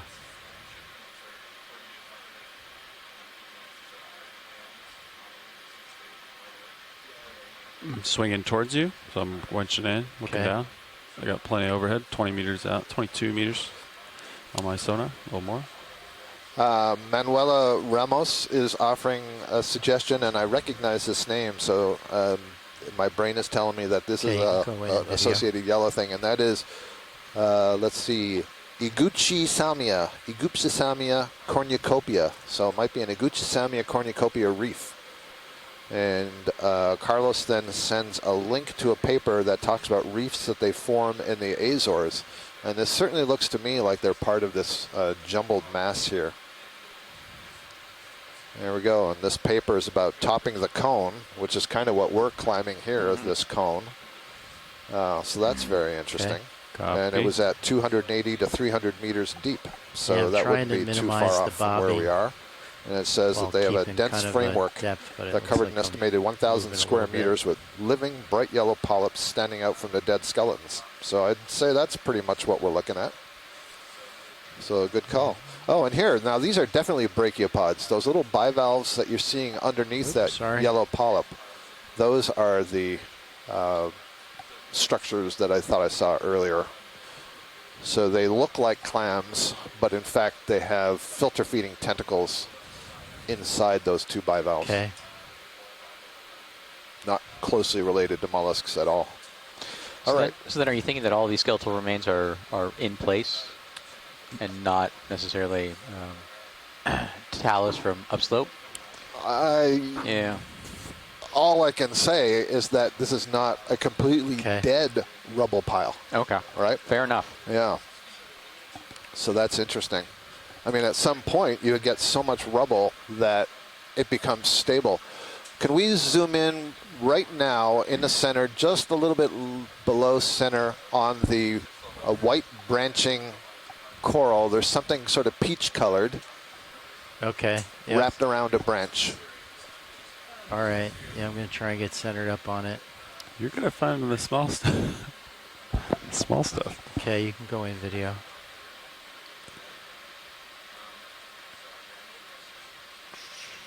Okay, I see it. That's enough. It's just an anemone. I thought it was something more special than that. Not that anemones aren't special. There's I don't know why you're an enemy of an anemone. I am not an enemy of the anemone. That is another Chrysogorgia coral, just missing most of its polyps, but the collection we made earlier, so it's kind of interesting. Okay. Okay. Let's get to the top and see if there's an even bigger pile of this at the top. All right. All right. Sounds good, video. Sure. Sure. Actually, so pilot, what do you think is the possibility of like doing a slurp to get some of this wispy white branching stuff that you see right in front of you right now? Yeah. I mean, if you think it'll break off with the power of the suction, we could definitely do that. Let's give it a shot. All right. There's a lot of interest in that. Hydraulics are up. All right. So was that a slurp or a clip and slurp? There's no entry for clip and slip. If So. Oh, you're being serious. Should No, I I am. clip it first? Yeah. If I clip it, then I would have to let go of it, and I think there's a like a non-trivial current. I think it'll just fly away. Okay. Let's see what you can do. Oh, actually, I could clip it and then hold it in front of the suction. Yeah. We could do that. All right. Just kind of vacuum it up. Yeah, I can if I have to draw out yeah, to bring it expose over. the nozzle. Okay. Delivery. All right. So let's see. Let's pick a good one to go after.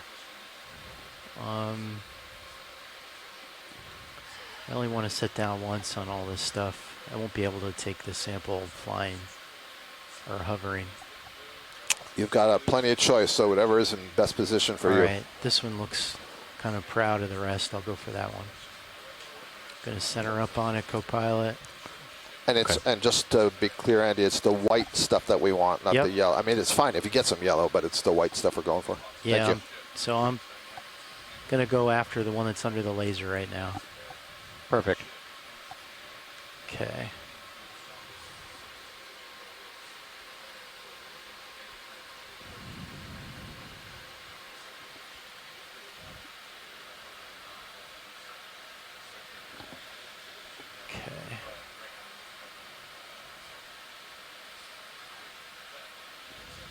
Okay, so C2, jar 2.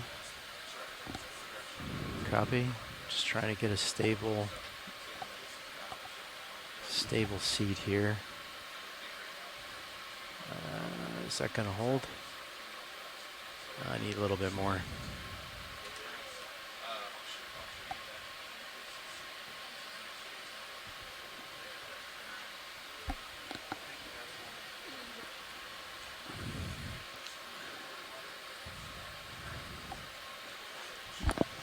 Okay, Nav, if you want to keep an eye on my Cirrus position, looks like I'm right at the 22 line on my sonar. I'm gonna switch to HD2. Okay, we're all spun up, co-pilot. Hydraulics are up. All right. Looking at your starboard manip here. Copy. Would you line me up with the? Okay, you got it. You got Mini Zeus on. Perfect. Thank you very much. Yeah. All right, so we're pretty close to this, aren't we? Yeah. So kind of come straight down on it. And just Yeah, do we maybe want to go for... Yeah, we'll still go for that one. without, yeah. Okay. Okay. Hydraulics on, grip force is too high. Go to 5. Okay. Okay.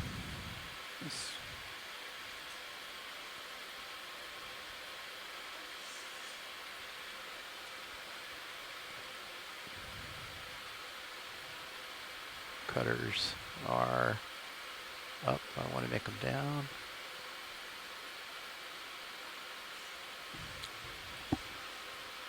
Copy.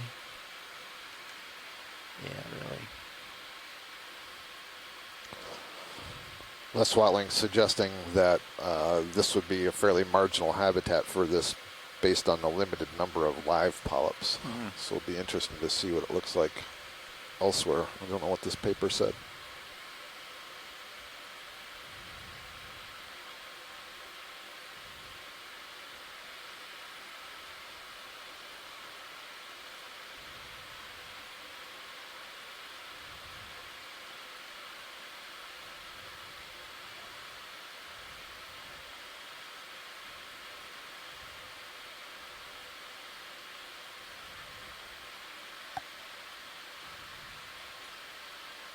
Gonna get a bunch of it. We don't want to get too big of a piece, so then it won't go down the pipe. Okay.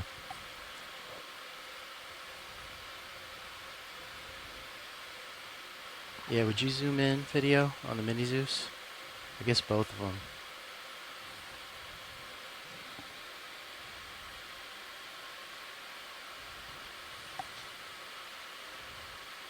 That's perfect. Thank you.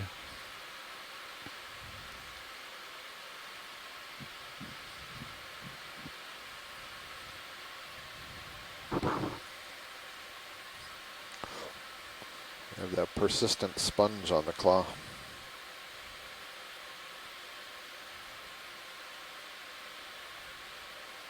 Does that look like it would be enough, Science? Yeah, that would be enough. I think you might have a problem with the sponge. This has a tough skeleton. I mean, you want to cut it, maybe like a cut twist. Okay.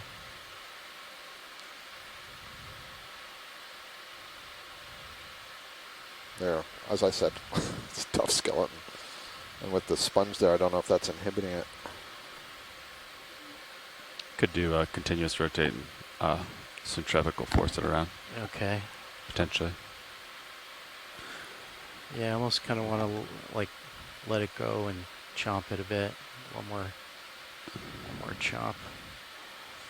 Boy, that is tough, huh? Yep. Yeah, right. They're very impressive, the protein that's in there. Okay, would you zoom But out I think a you little got bit? the right idea. Open, close. Yeah, even if you drop it, there's other options to grab too. Yeah.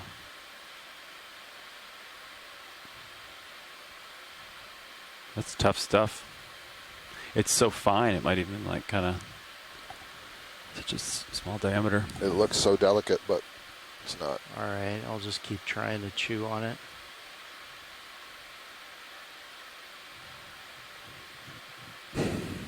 That's the quickest I've ever seen. Oh, yeah. There we go. Nice work. Nicely done. That's the quickest I've ever seen. I like that a lot. Okay. Did you want to take off and then draw out and suck it up? Yeah, or, I think we'll okay. have to. All right, so you're going to grip lock that and then, all right. I'll kind of get it staged a little bit before we do that. Okay. Perfect. Thank you for the mini Zeus. Just put it right there. Grip lock engaged, indexed out.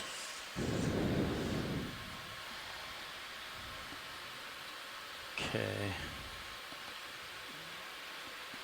Okay, I'm gonna pop off, and then we'll be auto depth, auto heading, and we'll draw out. What suction value are you thinking? Start at 500 or like a max? Like my max is 1200. Yeah, well, you can go up to 1500 on the GUI. Oh. You get an extra 300 bonus. Copy. I think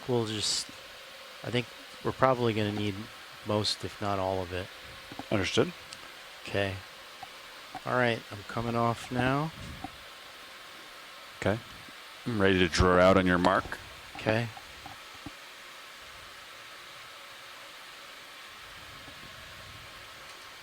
Okay, I got auto depth engaged. This one's going to be kind of tough because I can't XY.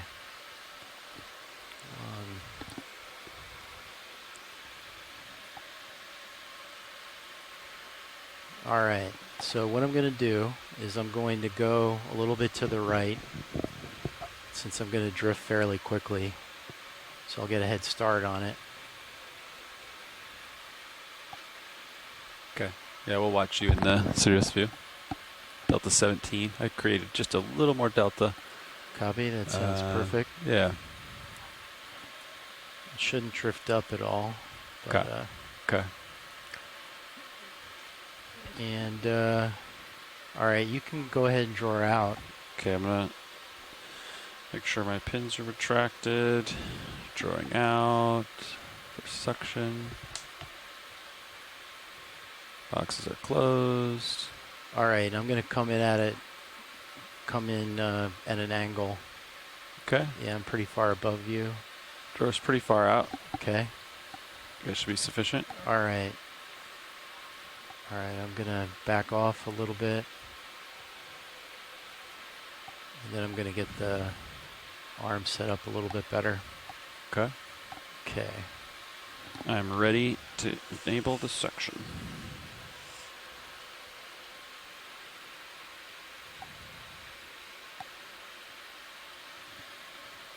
Okay, suction's on. 1,000. Okay. I got to back up a little bit here.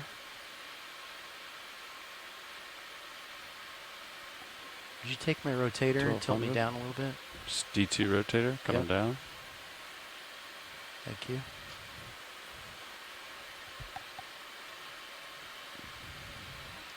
That's 1,200. I can give you more if you want.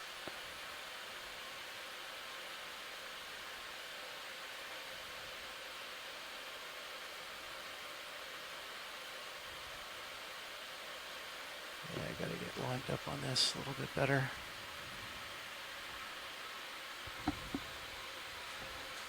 Okay, yeah. That looks like it's grabbing it. Okay. Here, let me get back off from the slope a little bit.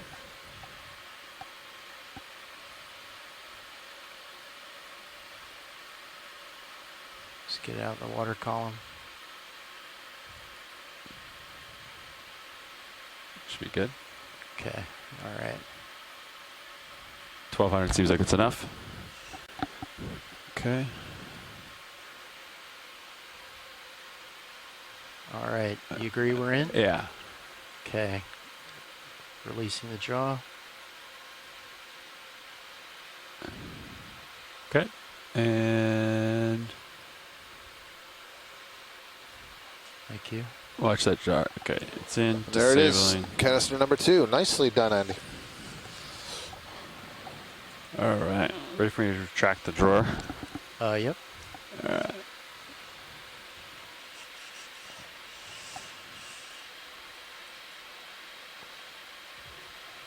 Nice. Thank you. Arm is stowed. We call that a Phanapathidae, Arvind. Okay, looks like we're still... Oh, this is back where we were. Perfect. It's perfect. Okay, so I'm a little ways above you with plenty of tether, so it's... Okay, start moving back up, You got a actually. nice playground. Yes, sir. Onward and upwards. Thank you. Scientist on shore, Copy that. Manuela Ramos, has we'll an get interesting up a little bit observation and then here. we'll She move. says that Okay. I gotta practice Get this. rid of auto depth. Eguchipsammia, which is this yellow coral growing in the rubble, is free living. It's never attached to rocks. So that reminds me of some of the solitary mushroom corals that also are never attached.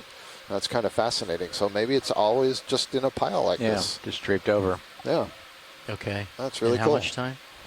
It's like taking advantage of this chute-like niche. Okay. We'll try and go a little bit faster then.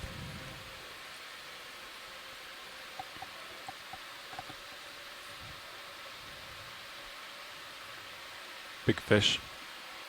See Oh, it? yep. Sure See it? do. Two of them, actually. One might be above you or going That right looks at like you. a sponge with zoanthids growing on it. That yellow Yeah, right at mass you. Right there. Right there. there See? on the left. there he Oh, is. is that another wreckfish? 2 wreckfish? Big red fish. Cool.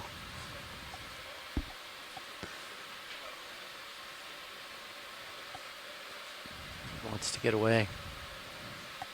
All right, we'll let him go.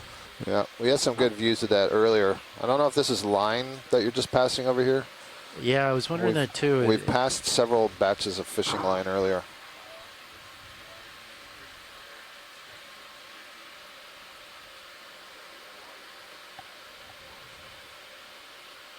What do you think, Watchley? Looks like some kind of coral. Yeah. Sure. I think it's line, right? No, that's sure rope. Is. Yeah. Ooh, want to get away from him. Yeah. The fish just keeps going into your light pool. Big fish, big wreck fish to starboard. They're curious. Curious little guys.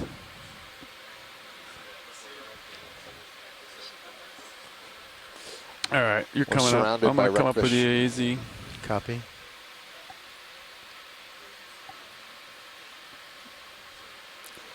You get So, folks on shore, we're trying to move a little bit quickly because we have just over an hour left in the dive, and we want to try to get to the top of this feature. Yeah, I'm gonna. But if there's something that you can identify, you see that we really need a close up of that. Let us know as quickly back as you towards can. this Otherwise, boundary we're and gonna start keep working my way up. zip by it.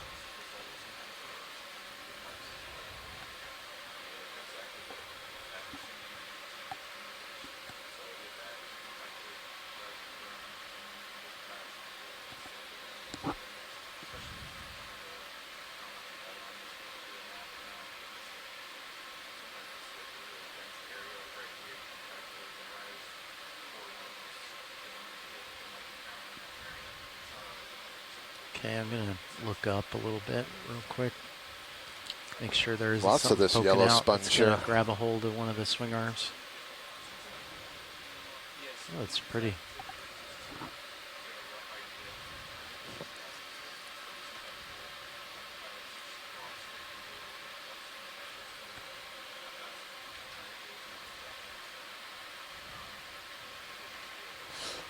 Oleoplathes black coral.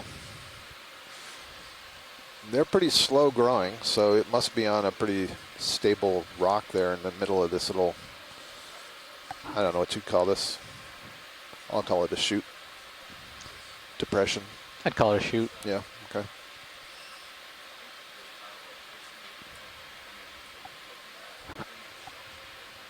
Okay, looks like, yeah, go ahead. Yeah, we should probably get a move in, but choosing direction. Can you measure like from Sirius to D2? What's that direction? Yeah. Okay. There's Let's do 10 another meters fish. at 300. Might be a codling, but it looks like a different color pattern. So on the left at about 10 o'clock. Let's do it. If we could get a zoom on that.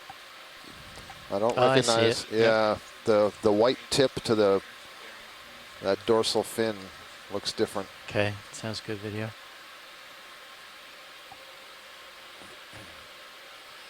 I don't think the ones we saw earlier had that color pattern. Oh, well, thank you very much. It's in front of some soft corals. Look at that, those white things that are kind of branching. They look like anemones with very long arms. Those are octocorals that don't have an internal skeleton. Instead, they're filled with fluid. HPU disabled. Copy. So when you disable the HPU, does it automatically bring it down to 400 at that point? Yeah, it sure does. All right, great. I just noticed it doing that.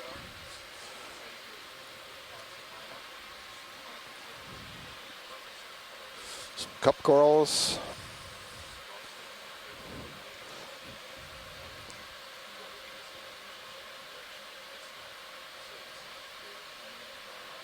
This is an establishing shot. How'd we do, Ryan? Oh, Andy, can we look just down in front, the very bottom of the screen? Absolutely. Yeah, I got a close-up of this. I thought we'd passed it. We got a request for a close-up look at the Oleopathes. Okay. All right, yeah, I think we got a little bit of time for that move to come in. So you can sit down, get a nice zoom real quick. All right, when you're ready, video.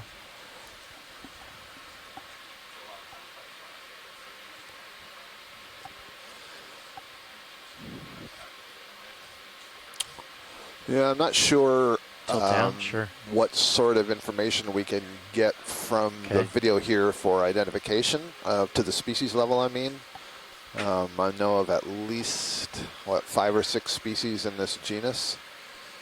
But we'll have this recorded and nice imagery available for the experts who might be able to distinguish Go it. as slow as I can, yeah.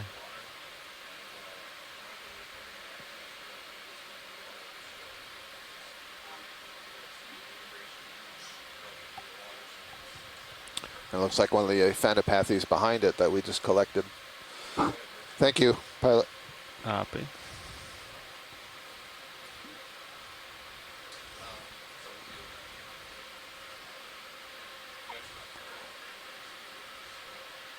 Okay. Okay.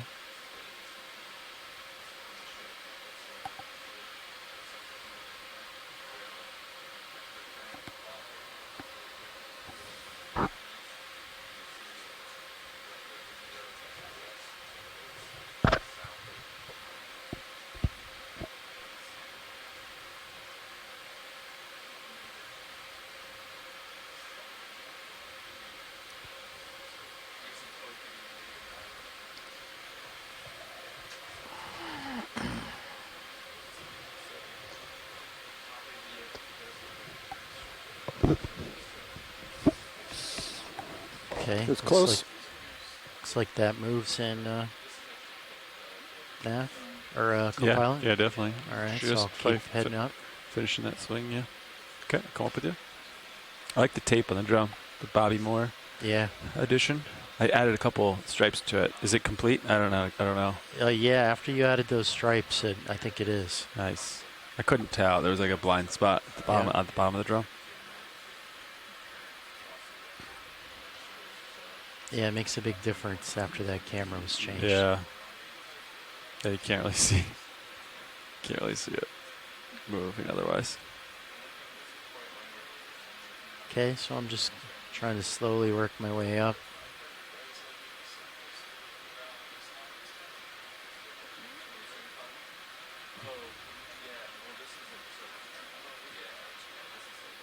This auto heading seems pretty soft.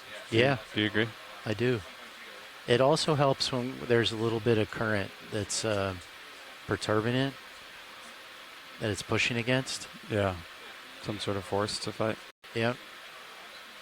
But after we did the motor controller upgrade, the auto heading was completely changed to orders of magnitude better.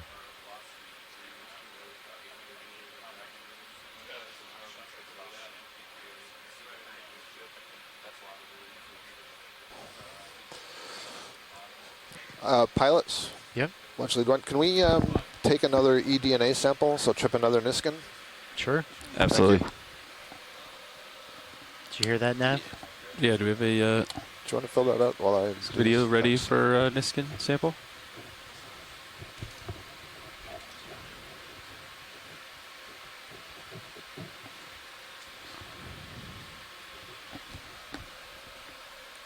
Okay, where go? Here we go. 09, right? Reset. And fire. There it goes. 1716. I believe that's number 3. Canister 3. Canister 3.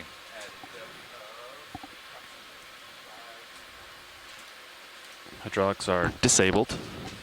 Copy. Niskin 3, right? Yep. Oh, and I didn't cross out slurp 2.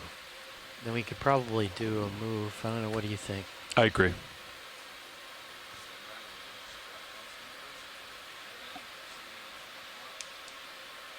Whatever you've been doing seems to be working. The well. last one was a 300. Just to kind of, because I noticed you didn't want to be in the Taos, you wanted to be in on the hard, so kind of keep you on the hard stuff. So probably another 300 or 290 or something like that. Yeah, I mean, I'm open to being either one. I just thought the boundary was more interesting. Yep, I agree. I think it's great. Yeah, let's do another 300.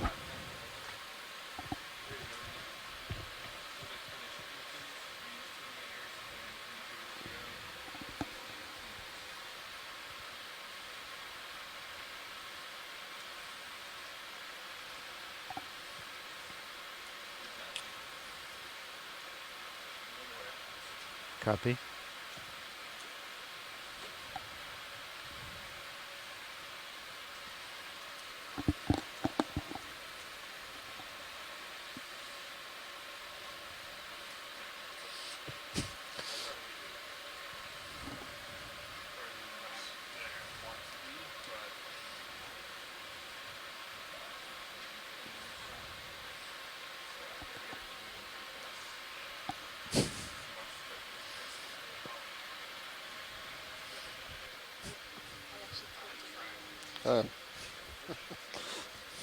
It's true.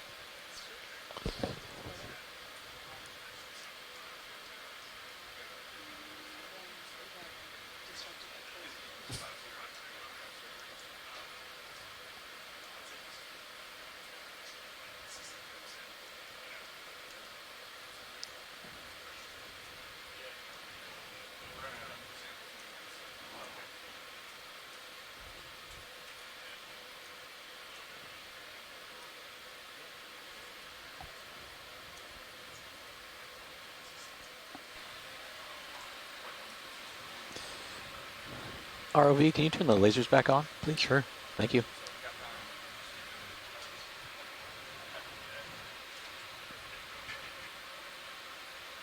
I'm going to look up, just make sure there's nothing above me. Okay.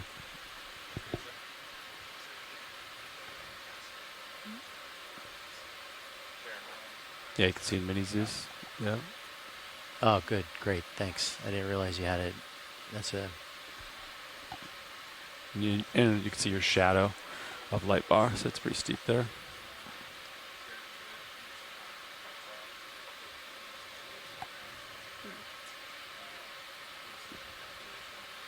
Ooh, it's pretty.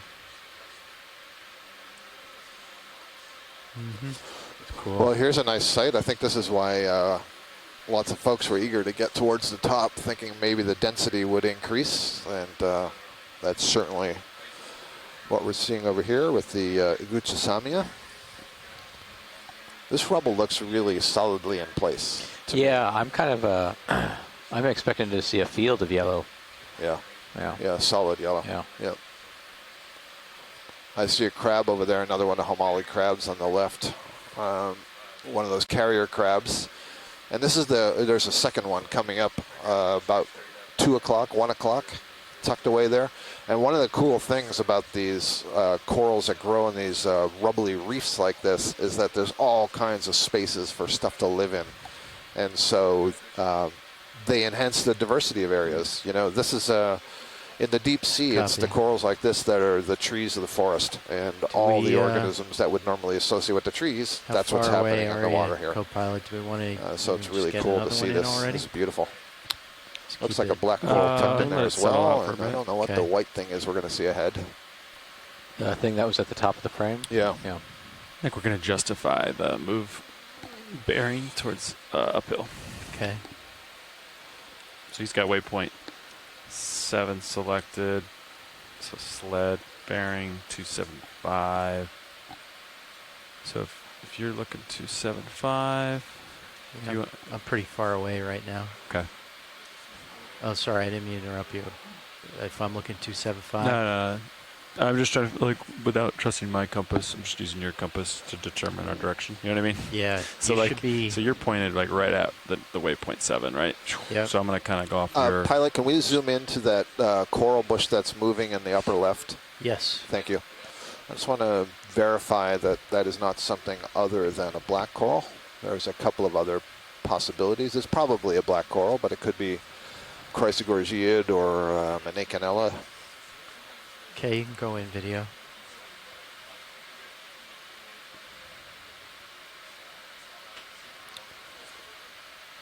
And yes, this is another colony of Leopathes. It's just a smaller one.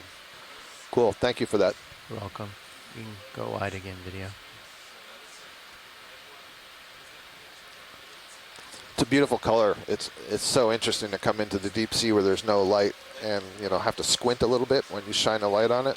See this really bright yellow. Yeah, so this is that a sponge? Yeah. Good call. Good call. I'm picking up what you're putting down. Now this is a sponge I don't think we've seen today, so we should get a good close-up of it. Just coming in the top of the screen, Andy. Okay.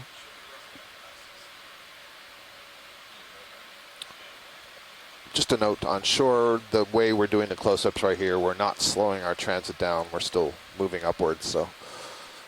Looks like there's a bigger one just a little bit farther away too. Okay.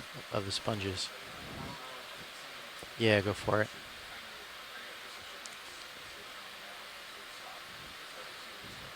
Oh, very interesting. It's kind of interesting the way, I can't tell if that's like a sieve plate on the top of a large osculum, which would be kind of like the large outflow, or if that's just some internal structure. I'll try and look. Interesting sponge. Closer into the. Yeah, it looks more like a honeycombed interior, doesn't it?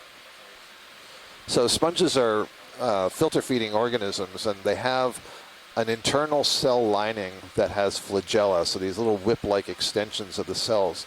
And cumulatively, all of those cells beating their flagella create a current, and that water is pushed out through the openings that you're looking at right now. But in doing that, it creates a negative suction, so water is pulled in through much smaller openings that you can't actually see on the outside of the sponge. And so any of the organics and the bacteria that are pulled in with that water are picked up by those same cells that have the flagella. They actually have an extension of the cell, which forms kind of like a collar.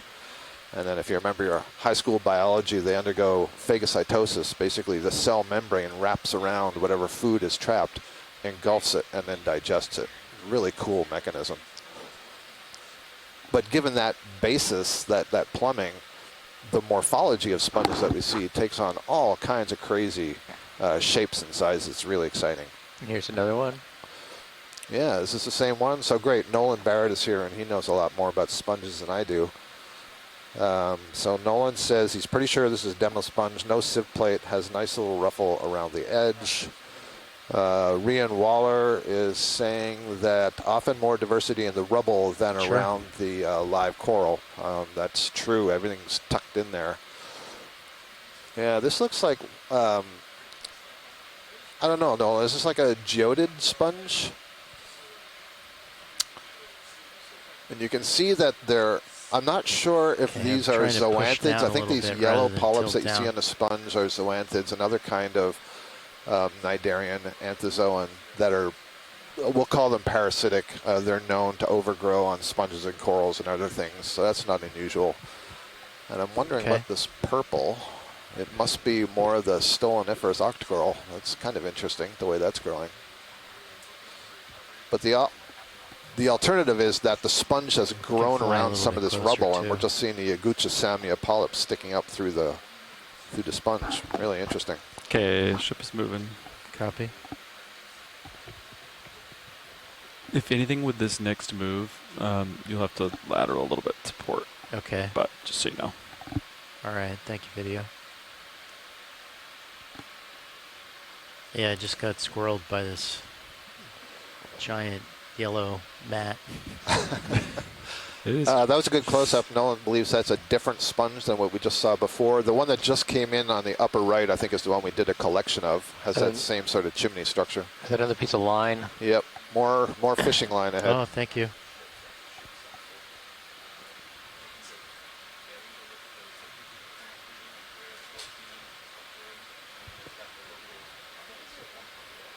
Yes. Looks like it's on the ground, hey? Yeah, it sure does.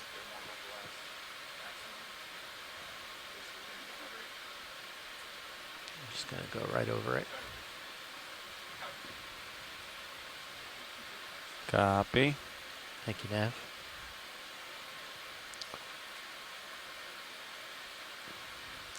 Oh, great. We got Asako Matsumoto is passing on some information from Boris Surenko about the chitin that we saw earlier in the day, and so she's providing a genus name, Stenocemus. So that'll be really helpful. We have whole teams of people that are working on annotating the video, so they're making data entries that are time-stamped with the video with the best identifications that we can get. And later on, any interested scientists can access those annotations in the video and do whatever sort of analysis is appropriate for their research. So the more information we can get at this point, the easier it is for scientists to find the data later. And of course, all that video data is matched up with this other metadata that we're getting, the depth, the temperature, the salinity, and so on. And I guess for those of you unsure, I haven't said this in a while, so our depth right now is 517 meters. The temperature is 11.6 degrees Celsius.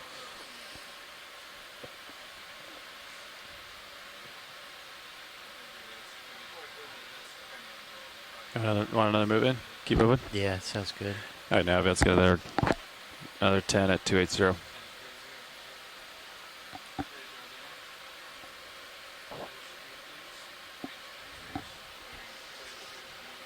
Yep. Yep. And so now we're about 80 meters from the bottom of this summit. If you turn over to camera 2, you can see D2 above this massive field of this Eguchipsammia, this yellow coral and this rubble. This rubble field is immense. And so it's very interesting, the paper that we were pointed to that showed that there was a similar sort of reef on top of a cone. I think it's south of here. This paper is from 2014.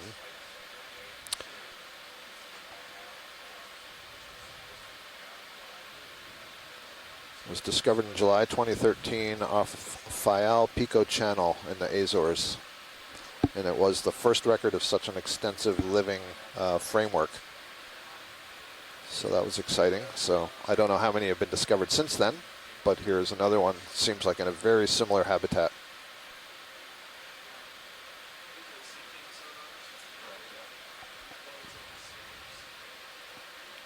Kind of working my way up and slowly to port, co-pilot. Okay. Little jellyfish and cereal video. Hello. I used to have one of those as my desktop background for a while. Oh, yeah. There's some good ones in the Marianas, if I remember right. Got some good shots of those.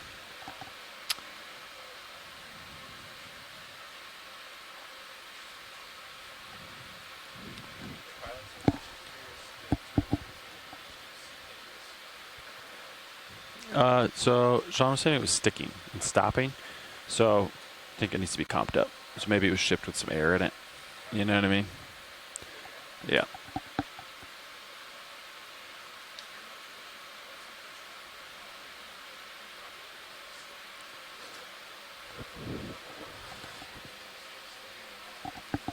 When we get shallower, we can It's like turn a field of turn it back on, marigolds. see if it. Sunflowers. I know, isn't it beautiful? Yeah.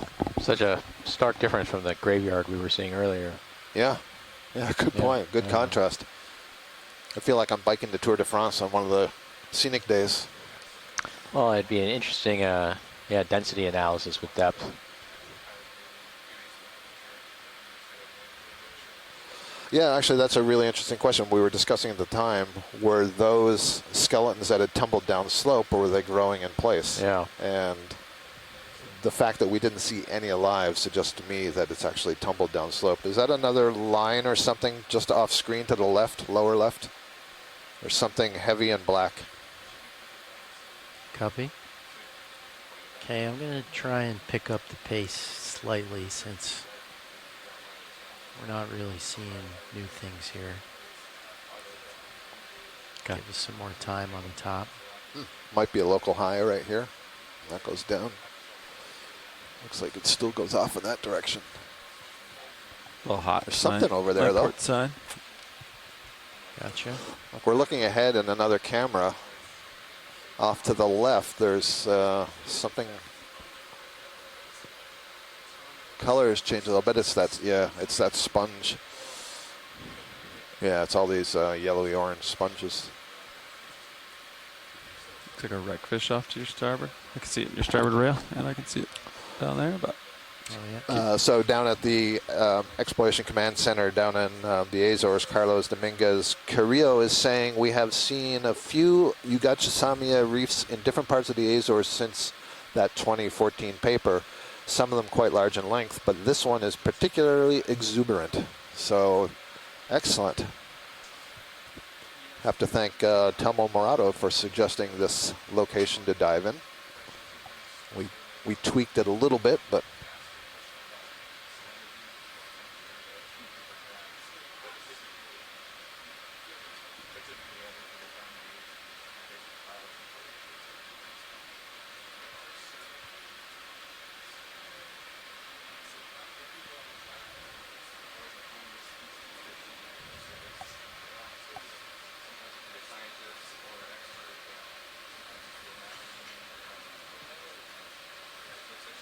I wonder why they chose to be yellow.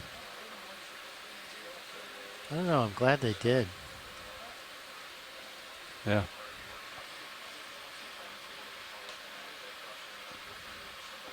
You okay if I do a serial zoom? Sure. Video, you want to do a serial zoom with me? Oh, we're switching out. I'll talk to video in a second. I want to get that wreck fish. it's interesting that from this bird's eye view, this looks like a monospecific stand, but it's anything but when you get right down there. See Okeanos urchin again. We've seen several of those today. Do you want to do a serial zoom? It's pretty calm. That's the white pin cushion in the center. Rolling. I'll do a serial zoom. Zoom in. Yeah. Yeah, do we want to do another move? Oh, nice. I'll get a little bit closer. Copy.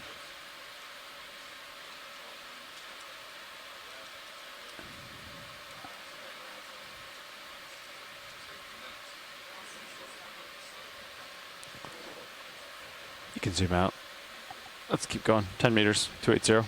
Copy.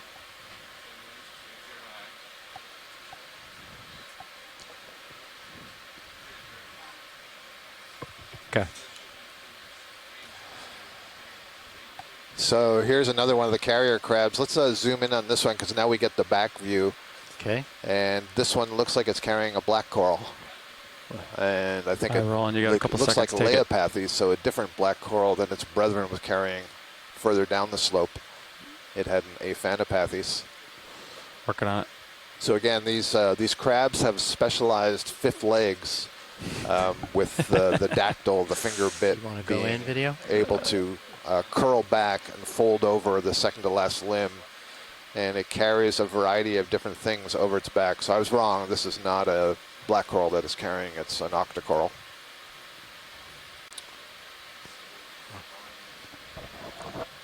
Little Very tilt up interesting. and not going tight to the claws. A little parasol. To the claws? You know, it has claws in the front, but it doesn't use the claws to hold on to these corals and sponges. It's just these modified legs with the dactyl. A little more tilt up. Could you imagine having to walk around like that all the time?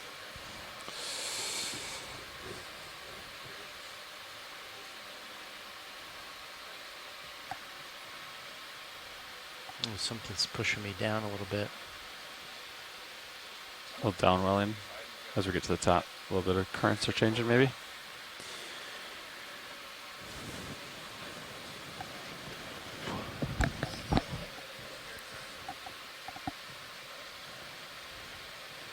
Okay, keep going.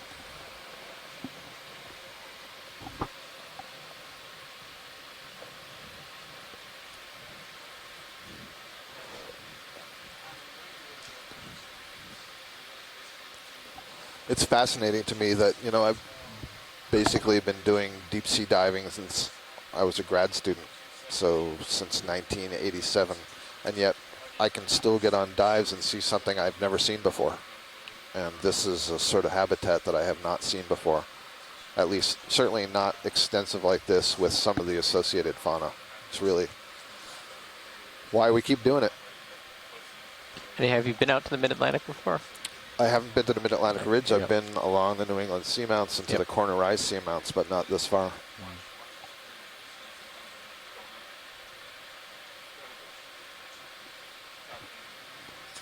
So this is interesting to me, looking at this sponge and this coral. It's like, who's overgrowing who? You know? You can see one polyp that's sort of sticking through the lower edge of that sponge. That's great.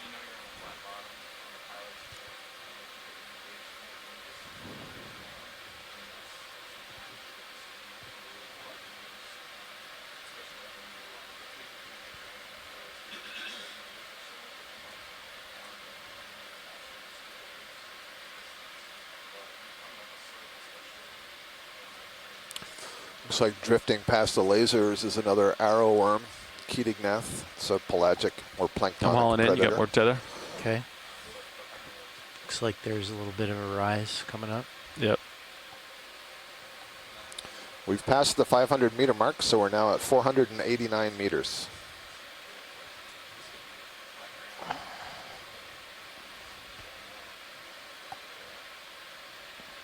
Okay, we'll try and give a good scoot upwards. Okay. I'll come up with you.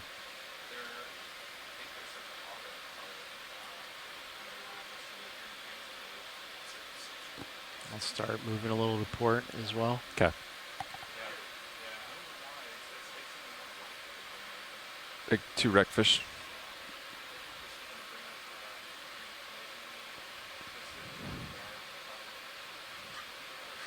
I might catch him.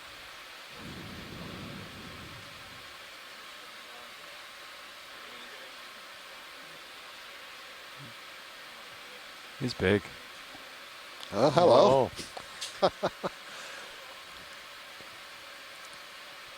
So someone earlier, I don't know if it was Mike Vecchione, somebody identified this as an Atlantic wreckfish.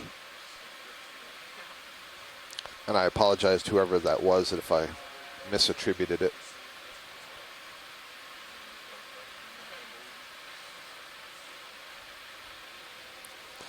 I should read to you some of the names in our chat room. I haven't done that today. I apologize. So we can get an idea, besides those of us on the ship who are contributing some of the information that you're hearing. It's not all just from the heads of Ashton and I. So let's see. And I apologize, the names are all sort of crammed together, so if I mispronounce. Ooh, looks like a bunch of little guys by the distance. Stand by. Yeah, so they're attracted to your pole lights.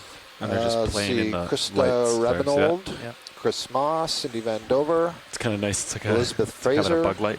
James Aubrey, Les Swatling, Manuela Ramos, I think underneath Sirius is Mary probably Dury, Mike Vecchione, pile of them too. Michelle Scherer, Nolan Barrett, and Upashna Ganguly. And there have been some others who've already left the room. Let me see if I can remember some of who. Rian Waller, who we've mentioned a few times today. Elisabetta Manini.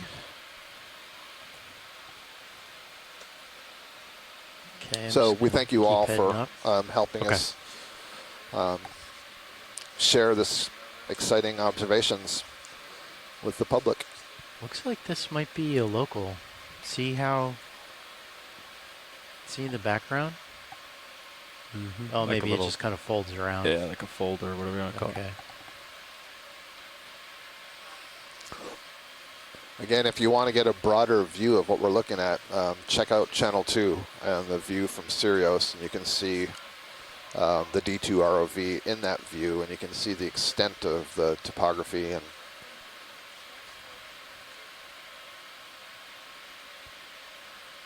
just keeps going. The yellow just keeps going.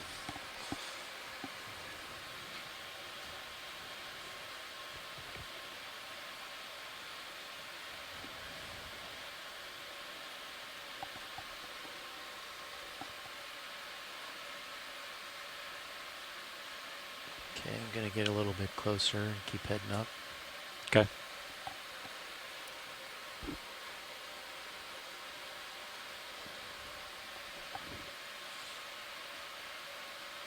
You want 10 more meters? Yeah. You got room for it? All right, yeah, let's do 10 at 280. Keep working my way to port. Pretty large sponge over to the left side.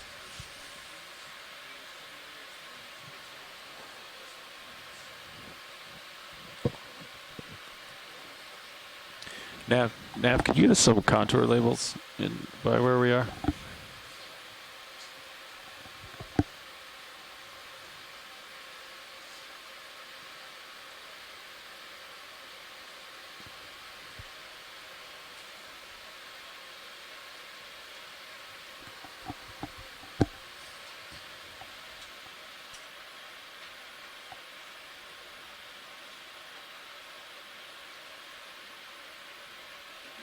Got it.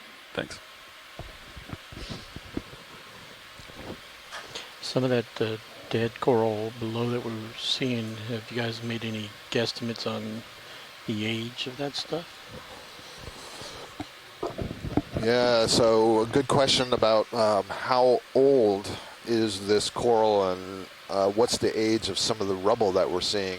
I really have no idea. And, you know, I don't know how fast this live stuff up here grows. I don't know if anybody on shore has any ideas about that and can share them.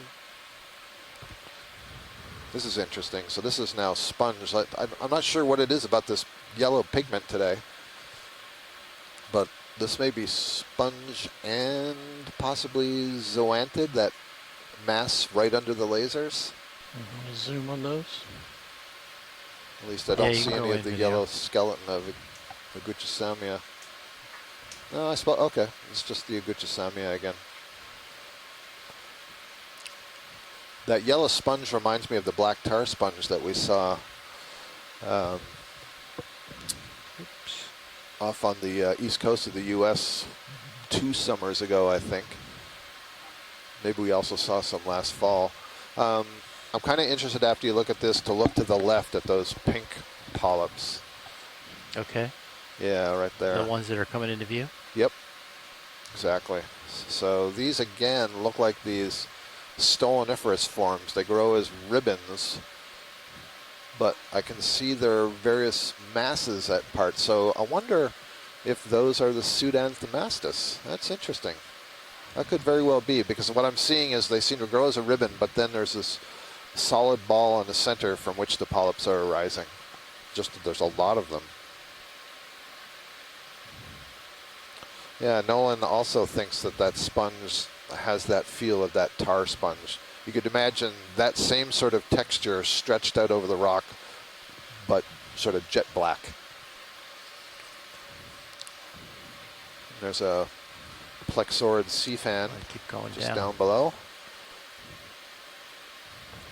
And all kinds of much smaller stuff that may be very small sponges. It's an excellent floating shot. Thank you, Andy. Thank you. Yeah, it was kind of moving fairly fast, and it was hard to rest it. Yeah, well, we were already zoomed in. I moved in and came up a little bit. So you got more cheddar again. All right, perfect. Thank you. I'll get a little closer and keep moving up. Okay. You're full live. Thank you. Copy.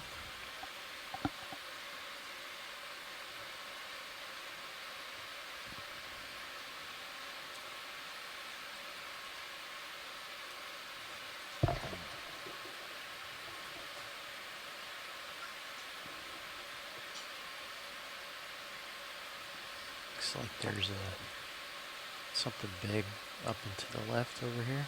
Cereals. Yeah, I think so. We're just about 40 meters from the top. That's the rock you're on, I think. And according to the bathymetry, that white thing that's kind of along pretty my current pinnacle-like feature. Got it.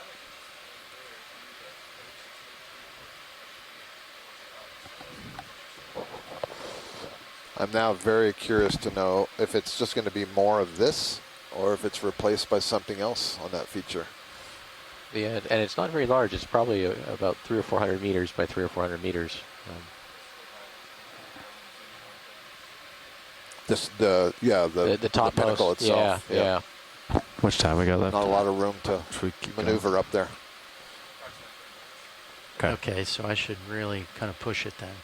We can get another move in, yeah. All right, I'm going to start like trying to make good tracks upward. Okay. I'll let you know when you run out of tether. Copy. Thank you, co-pilot.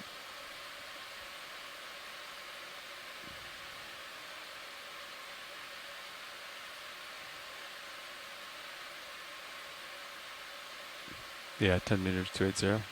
Maybe even 15 if he's willing to move. Yeah. Looks like it's breaking. Yeah, it sure does, doesn't it? But we'll stay sharp.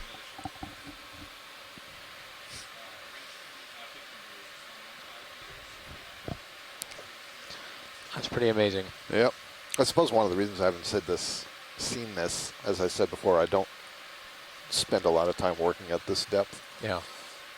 So it'd be interesting to What know is how that? Sponges, and is that a big rope? Is it a big rope or a big line? Yeah, sure looks like it, doesn't it? It does. A little bit to the left, not much. Okay. All right, we just called that move in, right? Yeah. I'm Looks going like to it's stay draped all over to here. the left of this line. Is that what I'm seeing, or is that feeding traces? Along this beautiful yellow carpet.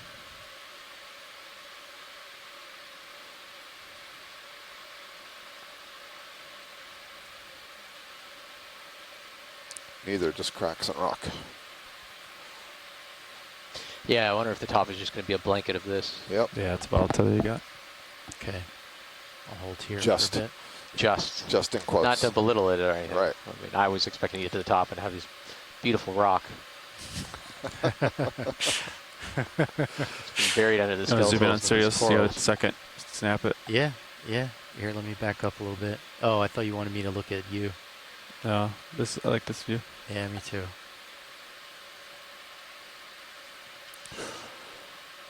Yeah, there's a hanging fishing line, which you always have to be careful of to know where it's hanging at the other end. That was it, Ron. That was your 5 seconds. Wait for the next heave here. Yep. Okay, you can pull out. Thanks. 5 seconds is, it's actually 8 seconds is closer to the minimum. Okay. Another wreck fish up there. I see it off in the distance. Is there anything you can do, Roland, to brighten up the blacks on this one, or is that If I do, that it blows out? Okay. yeah. All right. Is that a wreck fish that was All we just can do swimming is up to the extend the left? lights Yeah, that further was. out. Okay. Okay. Yeah, I have D2 lights out. And that move's underway. And then after that, I'd have Okay, to kick thank up the actual gain. Okay. Got it. Then it gets It's noisy. like 3 dB, yeah. Okay. I'm going to try and keep this line in the periphery. Well, I could keep it in the power line. Rule of thirds. You passed the test today, using all the correct terms.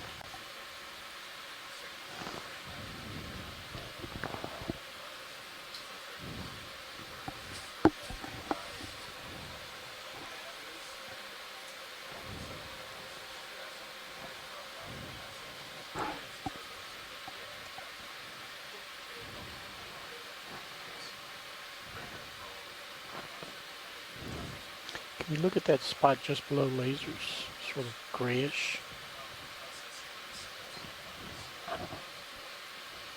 That right there? Yep. You can go in.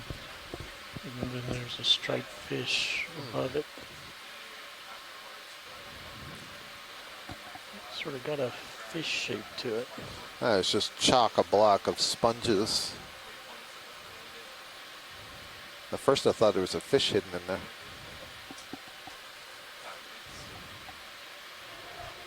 Take a quick look at the fish upper right. Or the rose-bellied, black-bellied rosefish, excuse me. You guys have probably seen it just from the short of this medium shot. Yeah, this line is like right beneath my toe right now. Yep. And keep going. Yeah, I think I got some leash now, right, Copilot? A little bit, yeah. We'll let this smooth settle out, and then we'll just get another one of those in. Okay. Seems like you handled 15, no problem. You're full wide. Thank you. Okay, I'm going to start going a little bit slower up. There's the big set. Going for a ride here. Yeah, if you want to get another 15 in, 280. We can change that if you want. Yeah, let's do it. Is that a white sea star going 580. off screen right? So we've already White sea passed star that, to yeah. the right. Just went off screen to the Oh, right. to the right.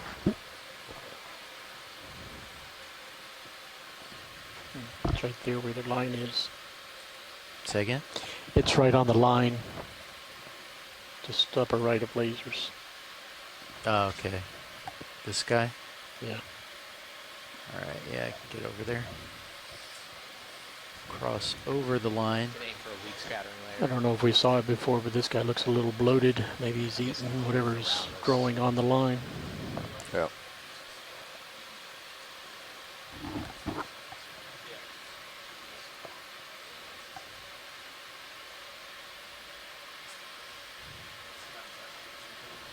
As I move, I might have to call you back to your port, but Okay. that's fine.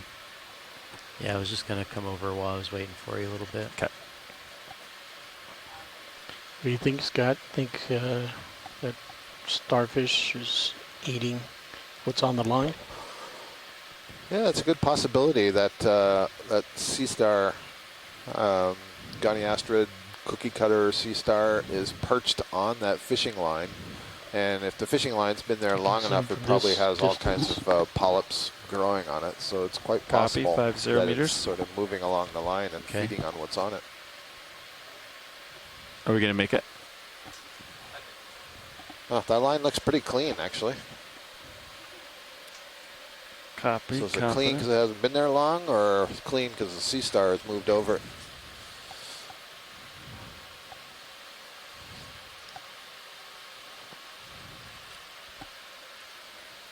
You could certainly see here how these lines dragging over the bottom would cause a problem for sessile fauna living down here.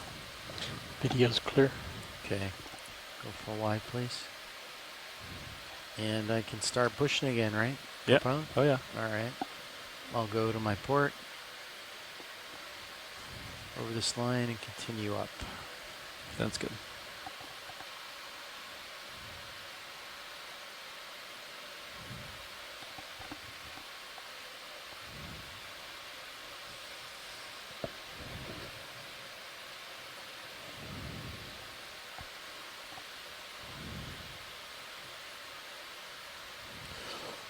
Chris Moss suggests that sea star may be plinfaster or ceramaster, and it could be eating hydroids or smaller sponges that are living on that line. I did see in a close-up there were a few hydroids.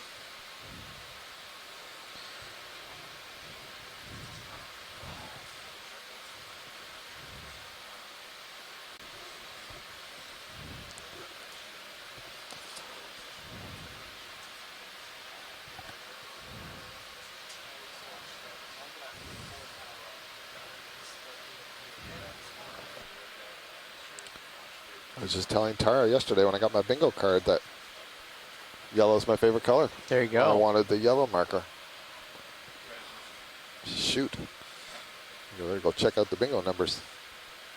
Big fish and Might be my lucky day. Images, 2 of them. I didn't see him. Oh, up in the back there, lurking. Yeah, so, right, yeah, if you just joined the live stream, we're crossing over and have been crossing over for more than 45 minutes now, I think. This vast field of what appears to be, or what we were referring to as coral rubble before. You can see all these skeleton lying on the surface, but we started to see it alive. And so this is a stony coral. Belongs to the order Scleractinia, related to the corals that form the coral reef in the Caribbean and the Great Barrier Reef. And we believe that this genus is the Eguchipsammia, was the Latin name for it. And it appears to grow just at the tips, which is something we see among a lot of these deep sea reef-forming corals, Lophelia and Madrepora. They kind of grow upon themselves, and only the outermost layer is alive. Another move. It's but it's been extremely extensive. 270. And mixed in there, you can see this fuzzy white stuff. These are black coral colonies. So we're starting to see those pick up a lot as well. Probably belong to the family Aphanopathidae, but we're not certain. We got a collection earlier, so we could try to identify it. Thanks. And then there's been numerous fish. There's sea stars. We're just passing over one right now that are tucked into the crevices here. Every once in a while, we've been seeing a stoloniferous or ribbon-like octocoral growing in here. And I'm sure there's all kinds of crustaceans and worms if we sort of poked around in that rubble.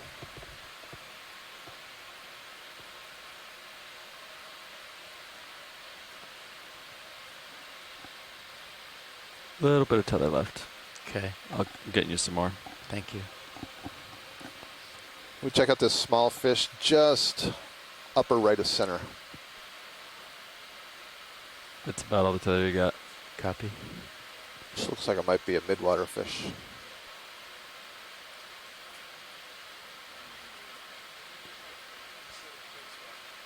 Wow, look at that. I like how this is Just bright keeps yellow. going. And then that's dark, you know, like Yeah. it's so far away. It's in the darkness 'cause there's so much of it. Snap on little fish. Sure. We're at 427 meters depth. Another one of the carrier crabs back there. If you want to, after this, Good if you view want of to all the turn black corals 90 degrees, I'll sticking do up a among serious the zoom. Okay. Eguchipsammia. Like that. Sure. Clear on the fish. Okay. Rowan, are This you, one looks like it has Rowan, a are you ready scar for a on the serious side. zoom on my mark? Let's do it. All right. Wait for That this. carrier crab is carrying a sponge. Maybe, Andy, if you can, just swing to the left. Sure. Thanks.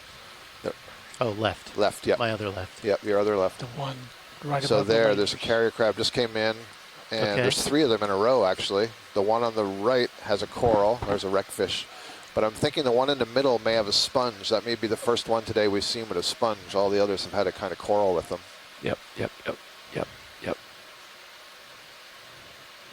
Okay, I'm gonna hold that. Come on, give me 8 seconds. I'll get closer in a moment. Watch lead. Thank you.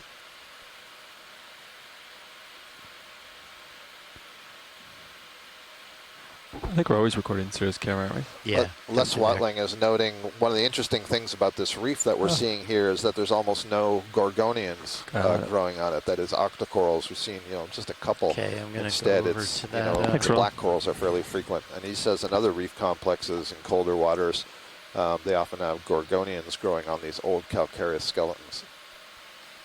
So not sure why that's the case. Okay, I'm hauling it on the winch as I move towards you. Copy. Take you right in the middle. It's great. I'm guessing we'll go up to this ridge, and if we have extra time, we'll turn right towards waypoint 6. Sounds good. How much time I got left? 1:05. All right. Leva and I can do it very quickly. All Yeah, right, what's our turn situation? Looks like I stay right here. You can go in video. D2 turns to the starboard. Copy. Yeah, so that's got a chunk of sponge that it's holding up there. Tilt down. Very interesting. Okay. So the question is why certain individual crabs would choose one organism to carry and why others would choose a different one. Copy. Move complete. Hypothesis earlier that was made was, well, those corals may be providing some If you're form good with of it, Andy. protection Yeah, because for they sure. have stinging 15 cells. to Oh, note that there's 80 barnacles growing on the degrees. leg of this crab. But that sponge does not have the same defensive capabilities, so I'm not sure why it's carrying it. Lasers clear. Thank you, pilot.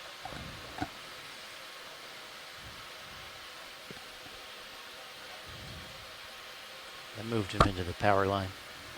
Maybe it's blocking it. Lines blocking its vision. That the crab is seeing?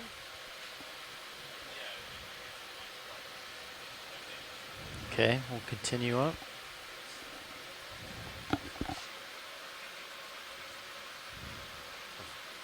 So it doesn't get nervous? Or you just mean like it's hiding?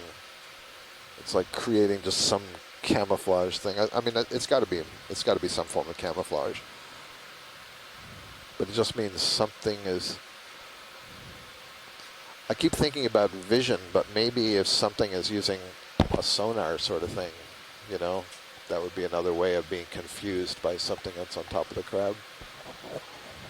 Maybe if, dolphins or beaked whales or whatever are coming down here to feed on the crabs, then having that on their back is a disguise. Now I'm really going out on a limb.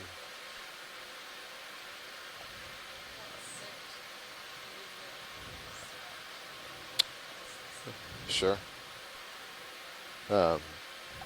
Right. Yep.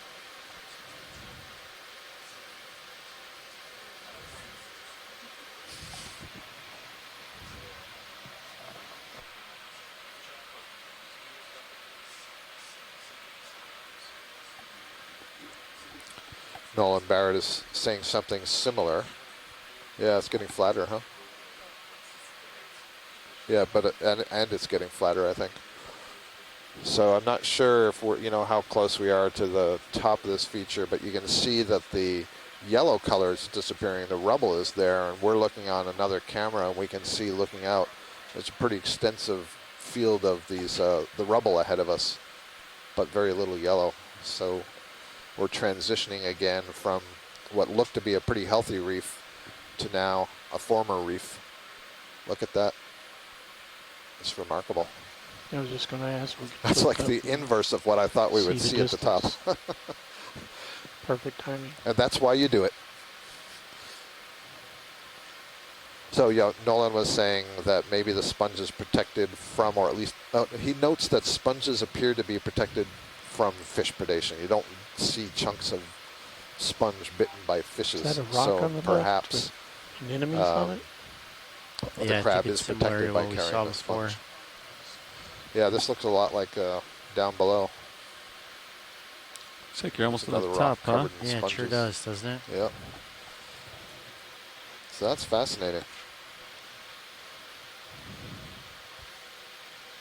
Could do a quick zoom on that rock if you want to, video.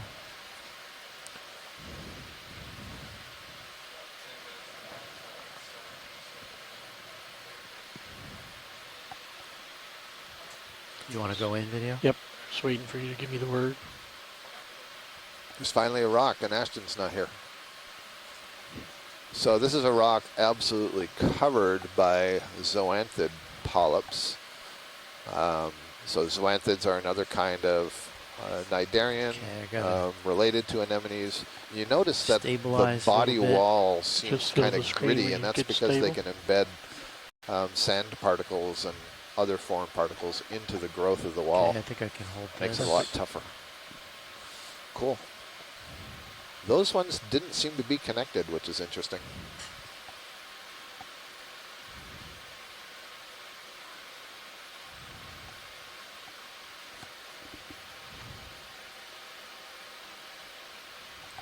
Okay, pulling Looks out. like I lied. All right, thank you. There's your rock peeking out at the top. Okay, Andy, where are we moving to? Where's uphill? It seems like It's interesting that the zoanthids have not colonized any of seems the like rubble. now we got to turn starboard a little just bit, on that and rock. we got like one more move, and that's about it.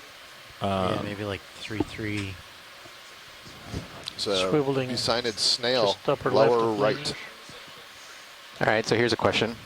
Where'd that rock come from? It's a rock sitting on a pile of rubble with nothing above it. I wonder if our geologist can answer that question. I think it came from a ship. Ooh, Yeah. interesting. Or an iceberg. Yeah, no, but an iceberg. Oh, Yeah, down here.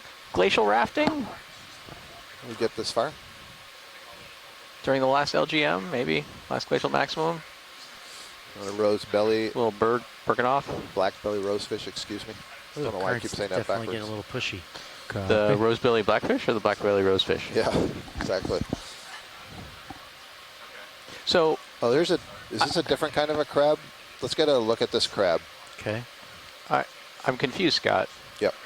We Start off with saw a two-shot. a bunch of Yeah, skeletal it's remains at the gonna bottom, Take me a moment and to then a pretty dense patch, and then kinda skeletal not- remains at the top. I am equally I heard confused, and I comments said of that while you the, were gone. That Oh. it's inverse of what I was expecting to see. Currents. Yeah. Yeah. Yeah, here. So there's a little Goldilocks zone. Maybe I'll put my toes down. So here's a very interesting hypothesis, and a little bit sad. Mike Vecchione suggests it's possible this peak was trawled when the Soviet fleet was fishing grenadiers. He doesn't have Okay, you any can solid go in video. information or data to suggest that, but they were trawling on seamount tops elsewhere around here. So You want that's the an fish or explanation. the crab I was first? The just going crab, to go we've for a already done that two-shot to fish, start thank you. with. Okay. So this is definitely a different crab for the day. My brain is saying something like Dromiidae, something like that. Manuela Ramos, thank you. She says it's probably Cancer bellianus. Did we fire off a Niskin yet? Not yet. Okay. Just before we go. All right. As soon as I hear the Okay, word. we go to the crab only.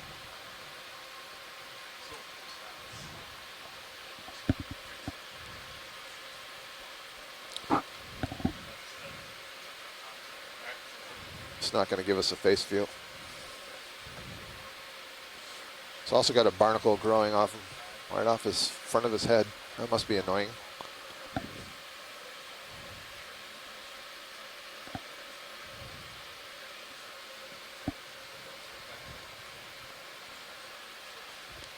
The fish, I believe, was a black belly rosefish, Michelle.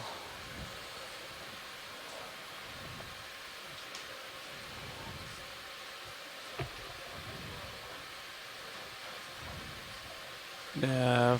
How much time do we have left, or should we get one more move in? We can go when you're ready, pilot. Okay. Yeah, we want to take one Niskin sample before we leave bottom. Okay. Okay. All right, so we're going to take our last eDNA sample on the seamount here before Video we gives leave thumbs the up. bottom. So sorry, I didn't have nav on. Is it time to go? Within, they wanted to be off Very by nearly, 15. Yeah, so within the next. Yeah, that's the top. 7 minutes. Yeah. Okay. That's good. Okay, so we can fire it now. Here we go. Reset. And So this is fire. Niskin number 4. Correct. Niskin 4. Success. Yep. Okay.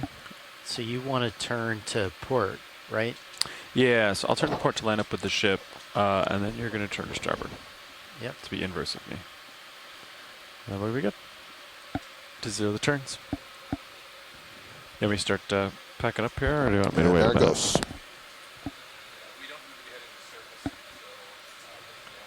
All right. Well, let's do a short move then along, 335? Looks like it gets a little bit higher. 335. Top of that rope. 15. Or what would be the difference there? Well, yeah, Sirius heading is off. Yeah, I'm just going by your heading. Okay. There's some line.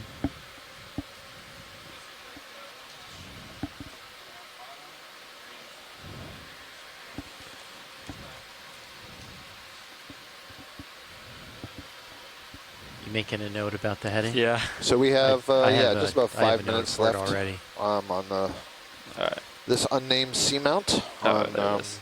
the western flank of this part of the mid-ocean ridge, Mid-Atlantic Ridge. Tilt HD2 down into And we something in the started image. at a depth of about 850 about all the tether you got. some odd Okay.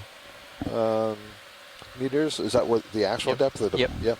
825 meters. We are currently at 409 meters. We thought we were going up to 422, so we did pretty good, I would say. Yeah, it looks like there's still a little bit of a slope ahead of us. Yeah. But I think we can say that there is not a huge Up Mike Bridge. cap of suspension feeders. Instead, we saw it going up. I guess so right now here on the ship, we're looking at a 3D reconstruction of the area we're diving on. And there's this cone that sticks up above the rest of the, Come back a little bit. the scarp, Okay, the I'm wall, coming let's back. say. And I suspect it's when we pass that contour and, you can have that swirling current moving around it. And I wonder if this entire cone feature on all sides has that yellow. Eguchipsammia.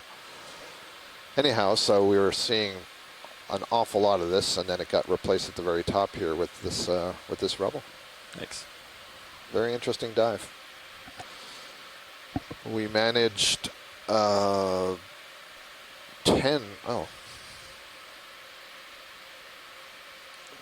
Uh-oh. It should be 10. 10 is the Yeah. Niskin you just took. Oh, you didn't write it in. Okay. Oh, I thought you were writing it in. Oh, that's why I passed it to you. It was over there. We'll be here all week, folks. So we collected 10 samples. We have 4 biologicals in the bio boxes. We got 2 suction samples. And we know that Is that ship with move underway? both Yeah, it looks like it the is. BioBox and the suction All right, what do you sampler, think, we had some associates, moving a little so that'll be exciting to see. Need one more time. We have Okay. 4 Niskin samples, and we'll take one more water sample in the water column on the way up, so that we have 5 different samples for eDNA. Saw a number of fish. Ooh, a double. Copy. We saw this cool ribbon fish a few times today. Okay, 2 more minutes. Pretty of bottom cool time. Forxia siphonophores. There's a bunch of these. Looks like I there's better something check over to make here. sure these Yeah, are you can the drift forward. I'm starting to move, so Okay. there you go. rosefish. Yeah, black belly rosefish. So is that what they are? Actually, they don't have the same stripe pattern, do they? You're looking at that rock, or appears to be a rock. Well, this is what was suggested earlier by our Portuguese colleagues.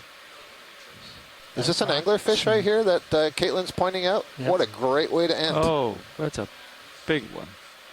Check it out. Look at that. Lasers coming on. Gulper-sized mouth on this. Oh, I turned him off. Sorry. Beautiful. Hold that distance. All these people who just left the room. Too bad. I thought it was a rock. Yeah, you can go Yeah. in Do we have lasers? Yeah, there's the lasers. So this is an anglerfish. It's a lure fish. So in the center between the eyes, it should have a little lure. Oh yeah, you can see it's this big long thing that's hanging back with the white and black fan at the end of it. Yeah, Look at exactly. The size of that one. I've never seen clearly anyone not that big. trying to lure in Lasers clear. Have you B2, seen or one else that that big? would be up and flapping. Yeah. Oh, fantastic. Tilt down to bring All to the right. top of the I screen. got to be able to get a better. Oh, here we go. That's good. Lophius. Mike Vecchione tells me it's a Lophius. Thanks, Mike.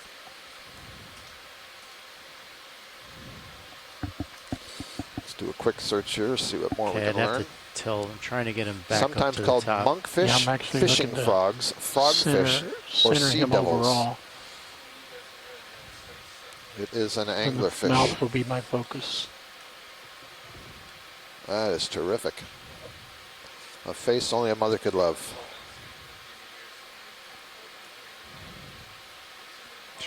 I'd say wait, just Going a little into bit. the eye.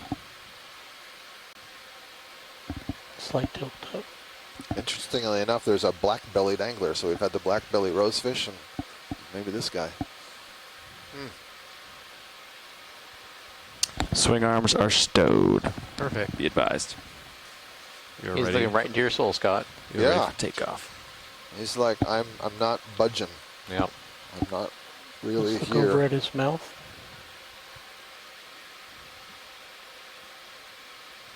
Okay, so I'm going to come to port.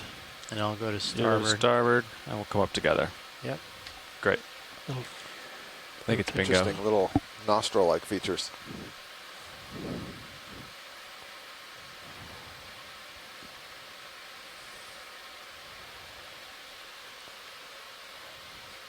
Okay. And let's go down the lure. Down the what? The lure. That's terrific. Trying to see if all these things swirling around it are amphipods or mysids. I think they're amphipods. That's a very interesting fin. Okay. Yep. You call it 15 minutes. We'll head Yeah. out of here. All It's right. like a flag, you know? One more tilt It's down. flying the flag of this little seamount. Well, folks, that's the end of the dive. I think that's a pretty cool way to end. It took us a long time to get into the water on the voyage to the ridge. But I think we had a really good first day. And if you enjoyed it, I hope you'll join us tomorrow. We're going to be looking at an extremely Pulling out. different habitat. Okay. A hydrothermal Andy, do you vent, wanna Moitira. come underneath It's me? the- Yep. Well, And then- you All right. know more so about Moitira come than I do. You underneath tell us. and then push Ah, off. so Moitira is yeah. actually one of Come the underneath, we'll get is the heading first started, and then we'll deep, push away. high temperature Okay. hydrothermal vent discovered All right, I'm back on the towards Mid-Atlantic him. Ridge, Hauling in on the winch north to of the create a healthy Azores, delta. and not associated with Iceland. And it was discovered about 15 years ago, and we'll be diving on Okay, a series of coming active and underneath ya. inactive hydrothermal vents right in the center of the And Mid-Atlantic I'm Ridge, burning right up on as the well, of axial course. valley, just on either side Hauling of in. it. It should be Okay. You can really punch it an hour exciting to depth see. if you want And really deep, Yeah, right? good Like call. almost 3,000 meters. Yeah, I think think we're so. going to start at. Yeah, about 2,900, something around there. Okay, I'm looking straight down. So, I'm gonna yeah. turn to port. I'm going to turn off Yep. the science. Hope you'll hope you join turning us. to starboard.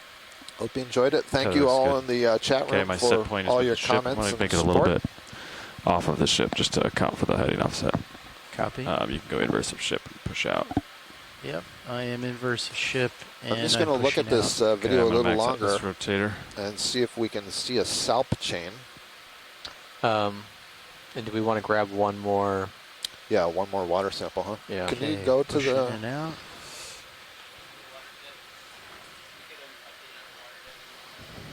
There you go.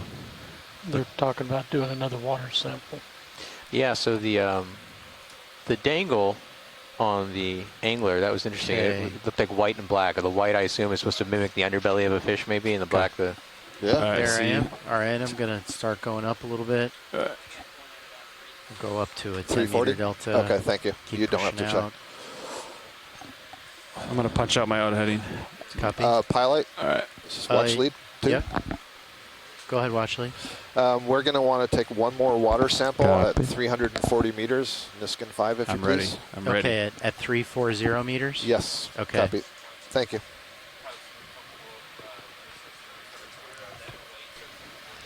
Kaylin gives thumbs up. She's standing by you at that. But you can read it right here. Sorry. Yeah, so that's the Yeah, ROV. could you say that again? That's serious. Yep.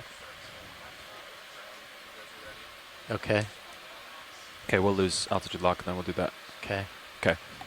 All right, ready to go up? Yeah, I'm ready. I'm tickling the winch up right now. Okay, I'm pushing out. And going up. They said 340 depth. Does that sound right? For the Niskin? Yeah, 340. Okay, I will do that.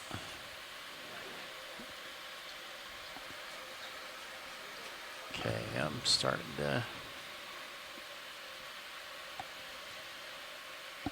Looks like you joy locked in. There you go. Yeah. Yeah.